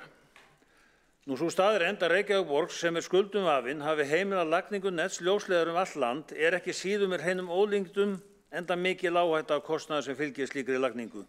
Nægir þar að nefna að tækninni fleygi fram og margir byrjaðir að nota svokallað 5 netbeina og fyrir sér að sú notkun mun aukast. En forseti, ég hef áður sagt í tengslum við þetta mál að við borgarfulltrúar megum ekki missa sjónar af því að fyrirtæki ljósleiðarinn er í eigu skattgreiðenda í borginni.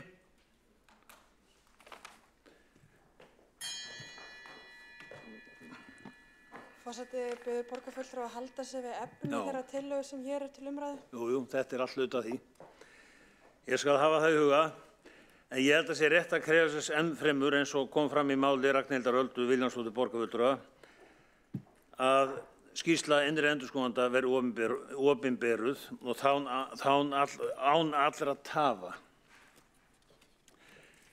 Því þessi leyndarhyggja umkunnað að vera í besta falli og ég þeirrar skoðunar að umboðsmaður Alþingis hljóti að hefja frumkvæðisathugun á þessu og ætti að gera það.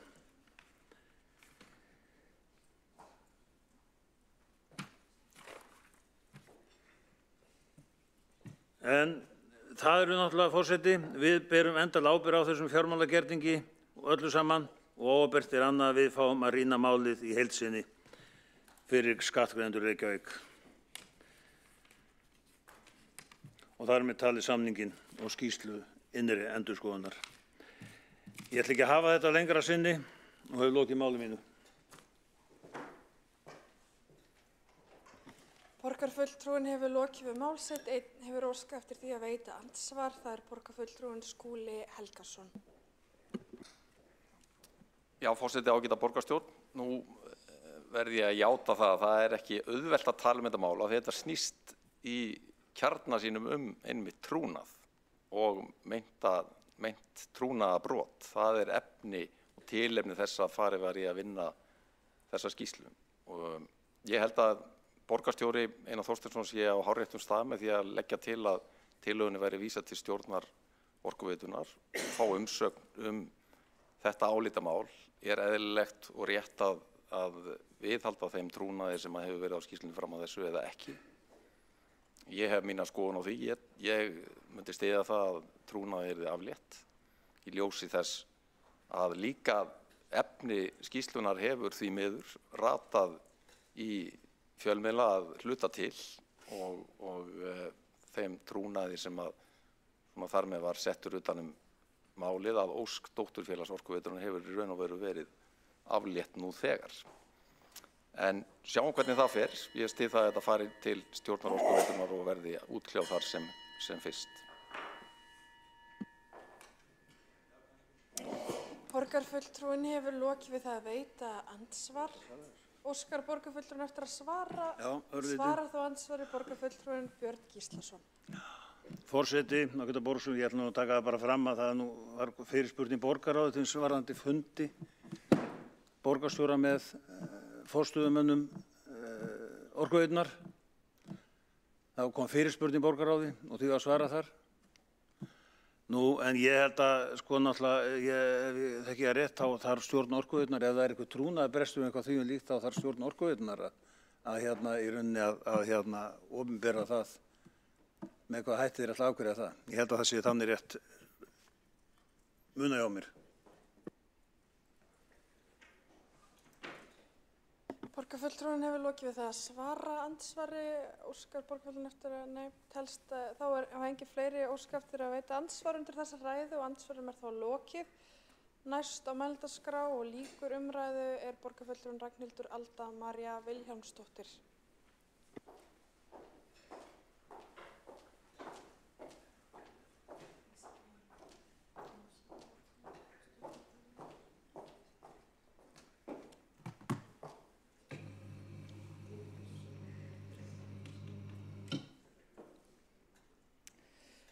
Ágæti forseti og borgarstjórn, það sem að hann, kollegi minn Björn Gíslason, borgarfulltrúi, var að vísa í fyrirspurn Sjálfstæðisflokksins sem dagsett 5. júlí árið 2022.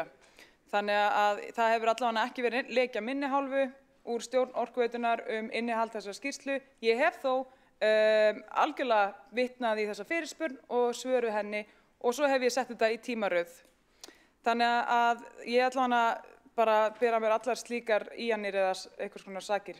Hitti það að fyrsta lagi þá þessi tillaga sem við erum að leggja hér fram sem það að eigendur kalli eftir skýrslu sem að fjalla trúnaðarbrest og trúnaðarbrot gagnvart eigendastefnu eins og þú ert að tala ágæti kollegi minn, eins og ágæti kollegi minn hann Skúli Helgason að tala Við erum að kalla eftir því að það veri afleitt trúnaðar þeirri skýrslu og hún veri afhent eigendum. Það tillagan sem hér.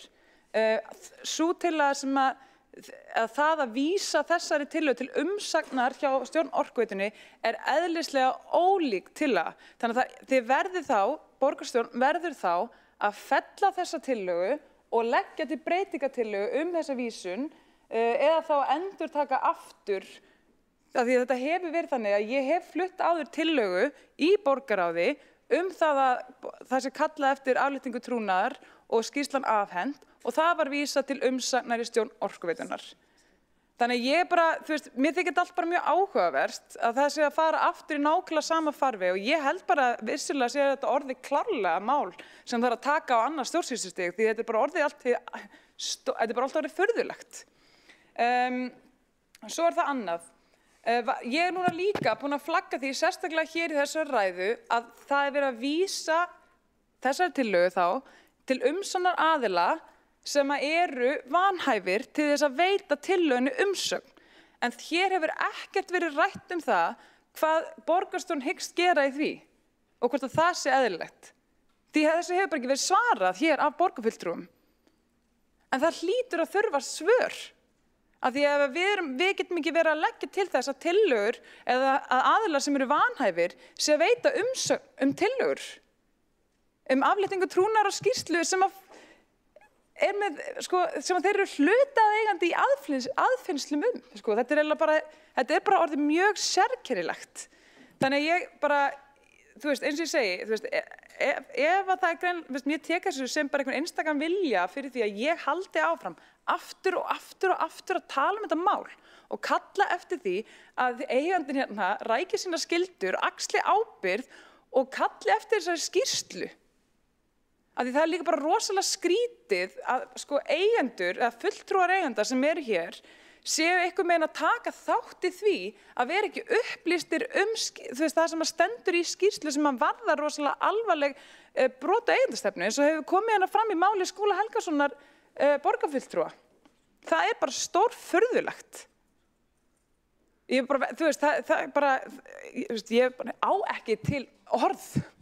Þannig ég velti fyrir mér bara að því eina sem þetta bara endalaus efni fyrir kæru til sveitarstjórnarráðuneytisins eða til umboðsmanns Alþingis að hann taki þetta fyrir aftur út af sama fyrirtæki sem aftur tekið fyrir þetta með að þeim beri að veita eigendum upplýsingar mikilvæg mál þetta jafnvel stendur hérna í sameignarsamningnum að þeim beri að upplýsa eigendur mikilvæg mál í rekstri fyrirtækisins. Sama hvort það kalli eitthvað svona sérstakt samþykkið ekki. Þannig að ég skil ekki hennan einbeitta vilja til þess að tefja málið. Af því mér finnst að vera skýrt að það það sem í gangi hérna.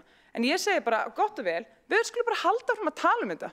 Ég þreytist aldrei á því eins og þið hafi tekið eftir.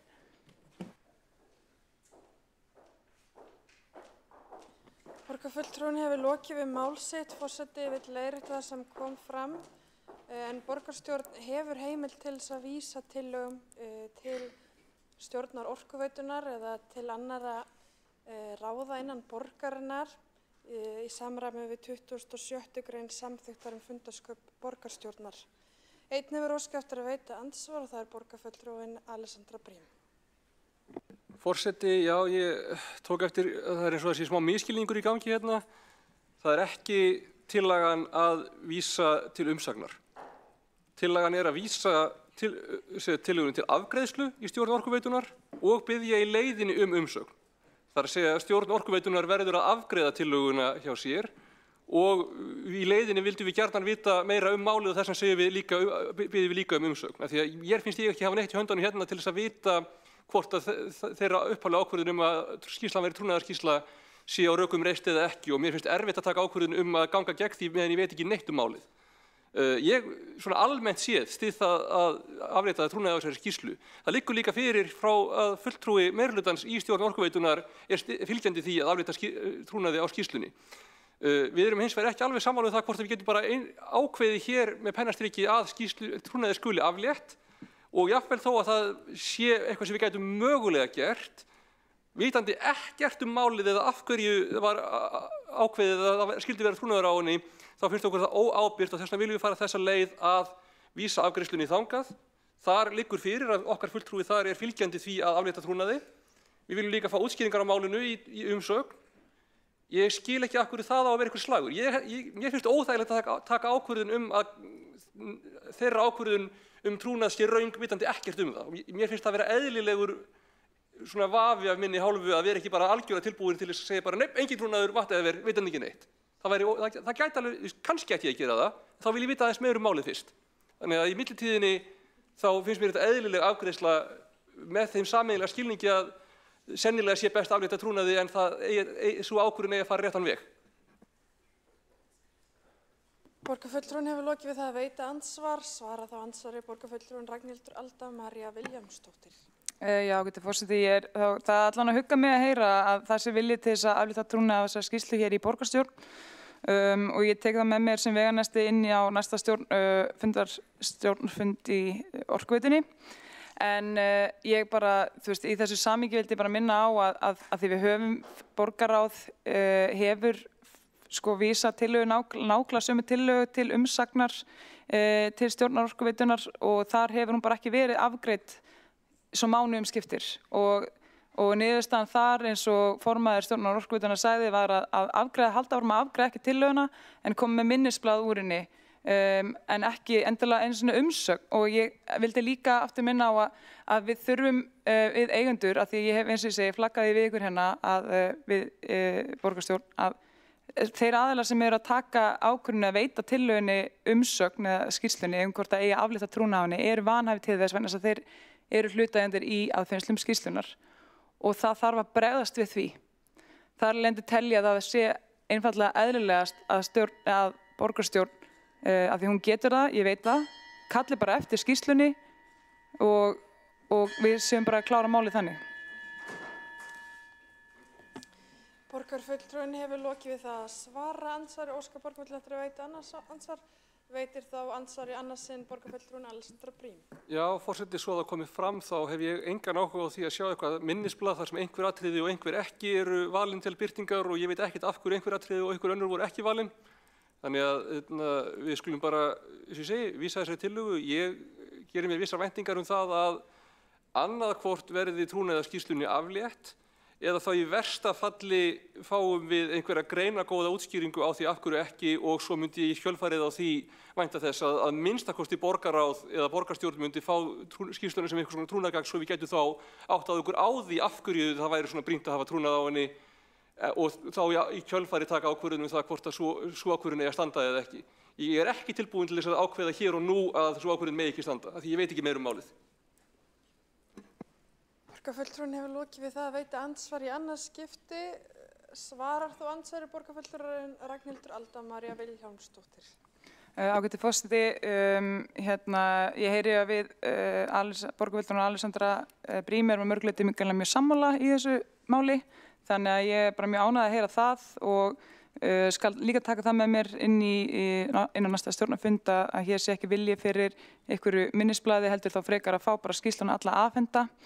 Ég er náttúrulega að segja aftur að það sé ekkert því til fyrirstöðu að bara aflétta trúnaðinum strax og ég skal bara skoða það mál það bara betur til þess að vonandi þið geta hugkreist hérna borgarfulltrúa meirihlutans í þeirri vegferð en ok, gott og vel, ég læti þetta, við verðum bara að láta þetta duga núna en eins og ég segi, ég er glöð að heyra að það sé ekki vilji fyrir að fá eitthvað ritskoða minnisblað á okkar borð, en það er stórfurðulegt. En takk, já, og hrósa borgarfulltrúnum fyrir að vera á þeirri línu líka. Borgarfulltrúinn hefur lokið við að svara andsvari í hennar skipti og telst þá andsvörum undir þessari ræðu lokið. Sömuleiðis telst umræðu undir lið 2 á útsendir dagskrá lokið og við göngum til atkvæðagreiðslu. En það vantar fólk í salinn.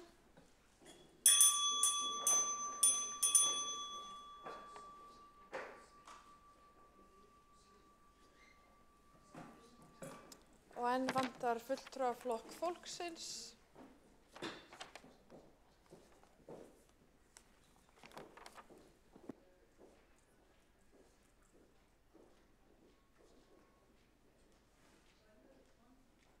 Og þá salurinn full mannaður og göngum til atkvæðagreiðslu tillögu 2 á útsendri dagskrá. Það tillaga borgarfulltrúa Sjálfstæðisflokksins afléttingu trúnaðar yfir skýrslu Orkuveitu Reykjavíkur.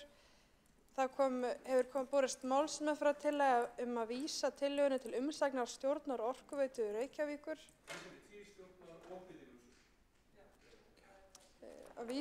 Forseti leiðréttir sig að vísa tillögunni til stjórnar Orkuveitunnar og til umsagnar stjórnar Orkuveitunnar Reykjavíkurborgar.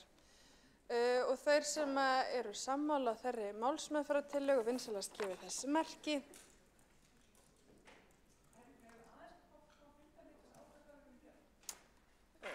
Forseti heimilar örstutt 2 mínútna fundarhlé.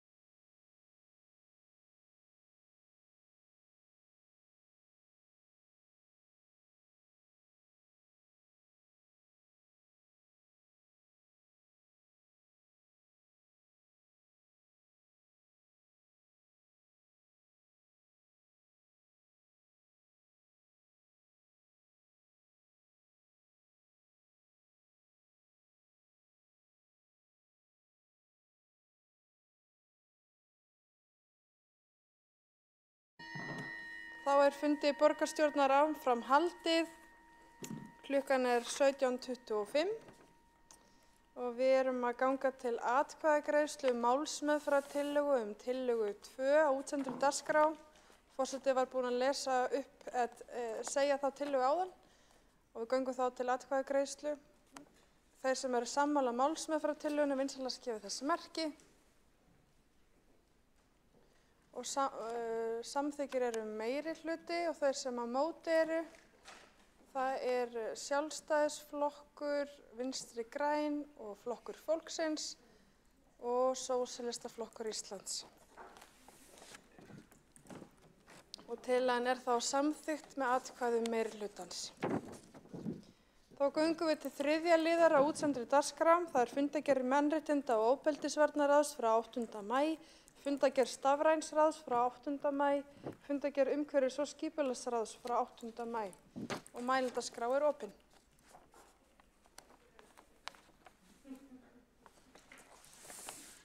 Og enginn óskar eftir því að taka til máls. Og þá hefur forseti ákveðið að leita til afbrigða til að taka inn atkvæðagreiðslu.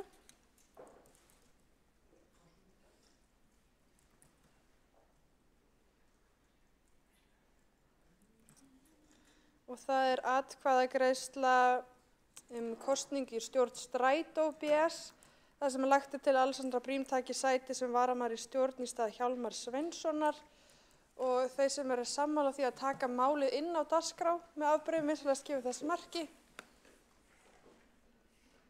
Og það er samþykkt með öllum greiddum atkvæðum og þeir sem eru samþykkir því að Alexandra Brím taki sæti sem varamaður í stjórn Strætó í stað Hjálmar Sveinssonar vinsamlegast gefi þess merki. Og það er sömuleiðis samþykkt samhljóða. Og þá liggur ekki fleira fyrir dagskrá fundarins og fundi Já, það eru bókanir sem eru eftir og við gerum örstutt fundarhlé til þess að klára bókanir. Já, við lesum bara allar bókanir í lokin. Já, við ætlum að taka örstutt fundarhlé. Bið borgarfulltrúa að fara ekki úr salnum fyrir að fundur slitið.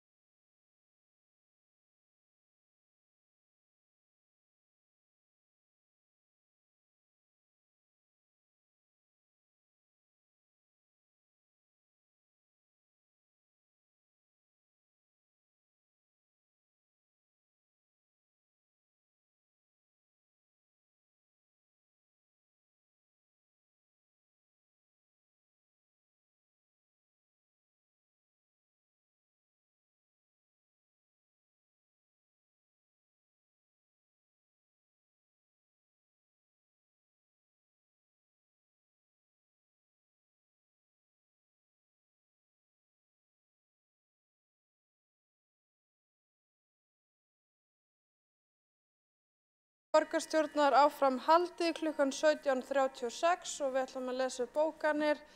Fyrst þess að lesa upp bókanir er fulltrúi Flokk fólksins, borgarfulltrúin Kolbrún Baldursdóttir. Gjörðu svo vel. Forseti ágæta borgarstjórn, hér er bókun við lið 2 og hún er sendin í e-mail þar sem búið er að loka bókunarskjalinu og hún hljóðar svona. Er að ræða tillögu tafarlausa afléttingu trúnaðar yfir skýrslunni endurskoðun samstæðu Orkuveitu Reykjavíkur, stjórnarhætti og miðlun upplýsinga. Það ríkir alltaf mikið leynd og leyndarhyggja hjá þessum og síðasta meirihluta. Verið að halda gögnum frá borgarfulltrúum minnihlutans og borgarbúum í of miklu mæli. Trúnaður er settur á hinn ólíklegustu mál. Þetta á sjálfsagt oftast við þegar meirihlutin vill fela óheppilega og óvöndu vinnubrögð sín eða ef gerð hafa verið mistök. Sjálfsagt er að hafa trúnað á málum sem fela í sér persónugreinanlegar upplýsingar eða snerta fjármál á viðkomum tímapunktum. Annað ætti að vera mest upp á borði. Viðreisn boðaði gegnsæi og Píratar einnig, borgarfulltrúi Flokks fólksins rétt. Þessi tveir flokkar hafa einmitt vilja að fela óþægileg mál síðustu 5 ár í borgarstjórn. Borgarfulltrúi Flokks fólksins styður tillögu tafarlausa afléttingu trúnaðar yfir skýrslunni endurskoðunar samstæðu Orkuveitu Reykjavíkur, stjórnarhætti og miðlun upplýsinga. Skýrslan á að vera gerð opinber í heild sinni.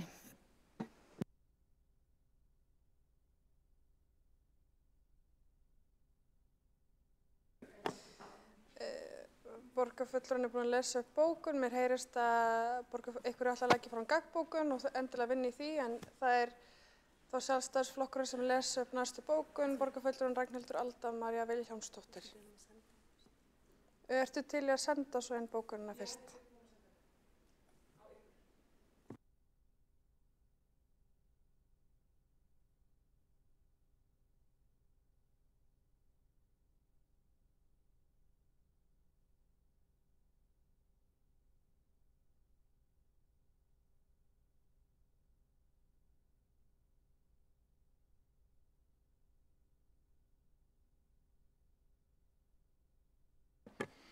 Tillaga borgarfulltrúa Sjálfstæðisflokksins gekk út á að stærsti eigandi Orkuveitu Reykjavíkur samþykkti að beina eftir því til stjórnar Orkuveitu Reykjavíkur aflétta trúnaði við tiltekinni skýrslu frá nóvember 2003.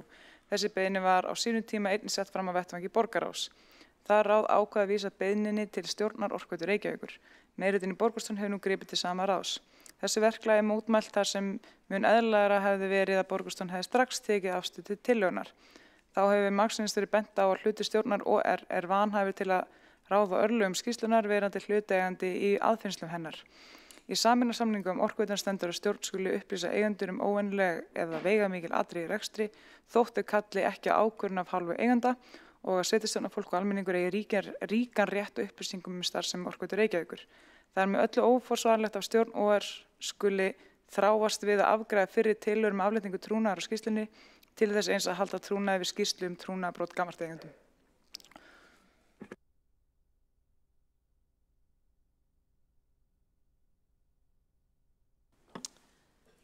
Eru fleiri bókanir sem þarf að lesa upp? Ætlaði meirihlutin að gagnkbóka við bókanir?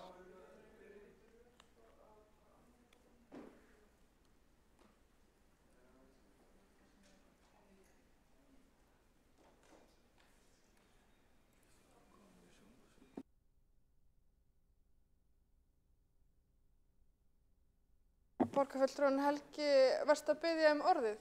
Nei.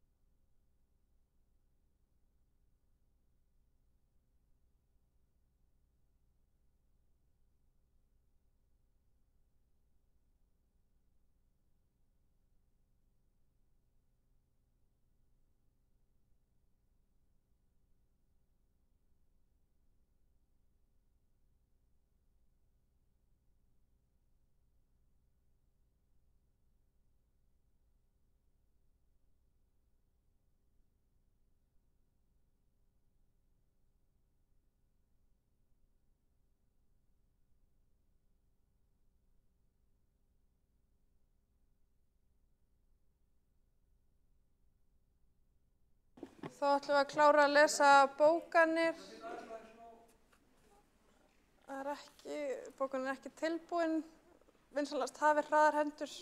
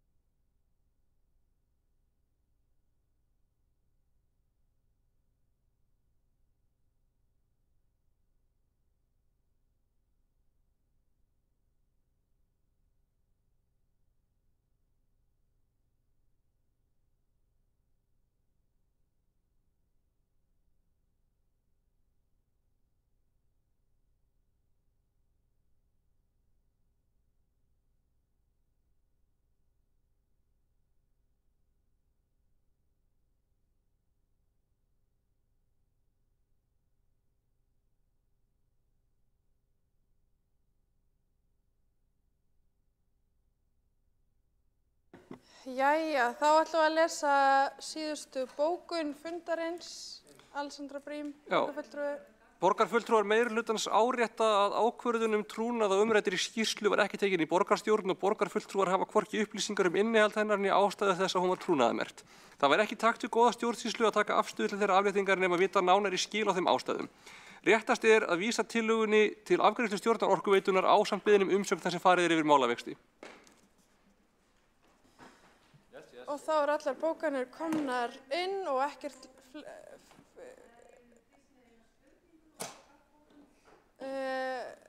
það spurningu borgarfulltrúan Kolbrún Baldursdóttir, gjör svo vel. Varðandi þessa gaggbókun eða var þetta bókun að gaggbókun við minni bókun eða var þetta bara bókun almennt séð við málinu? Þetta er almenn bókun. Já, þannig að þetta er ekki bókun við minni bókun? Nei. Þetta er bara bókun, almenn bókun. Já, ok, þá dreg ég mína gaggbókun hér tilbaka. Ok. Ég ætla að skrifa það. Þá er ekkert sem liggur fyrir þennan fund frekar og við slítum fundi borgarstjórnar klukkan 17:50.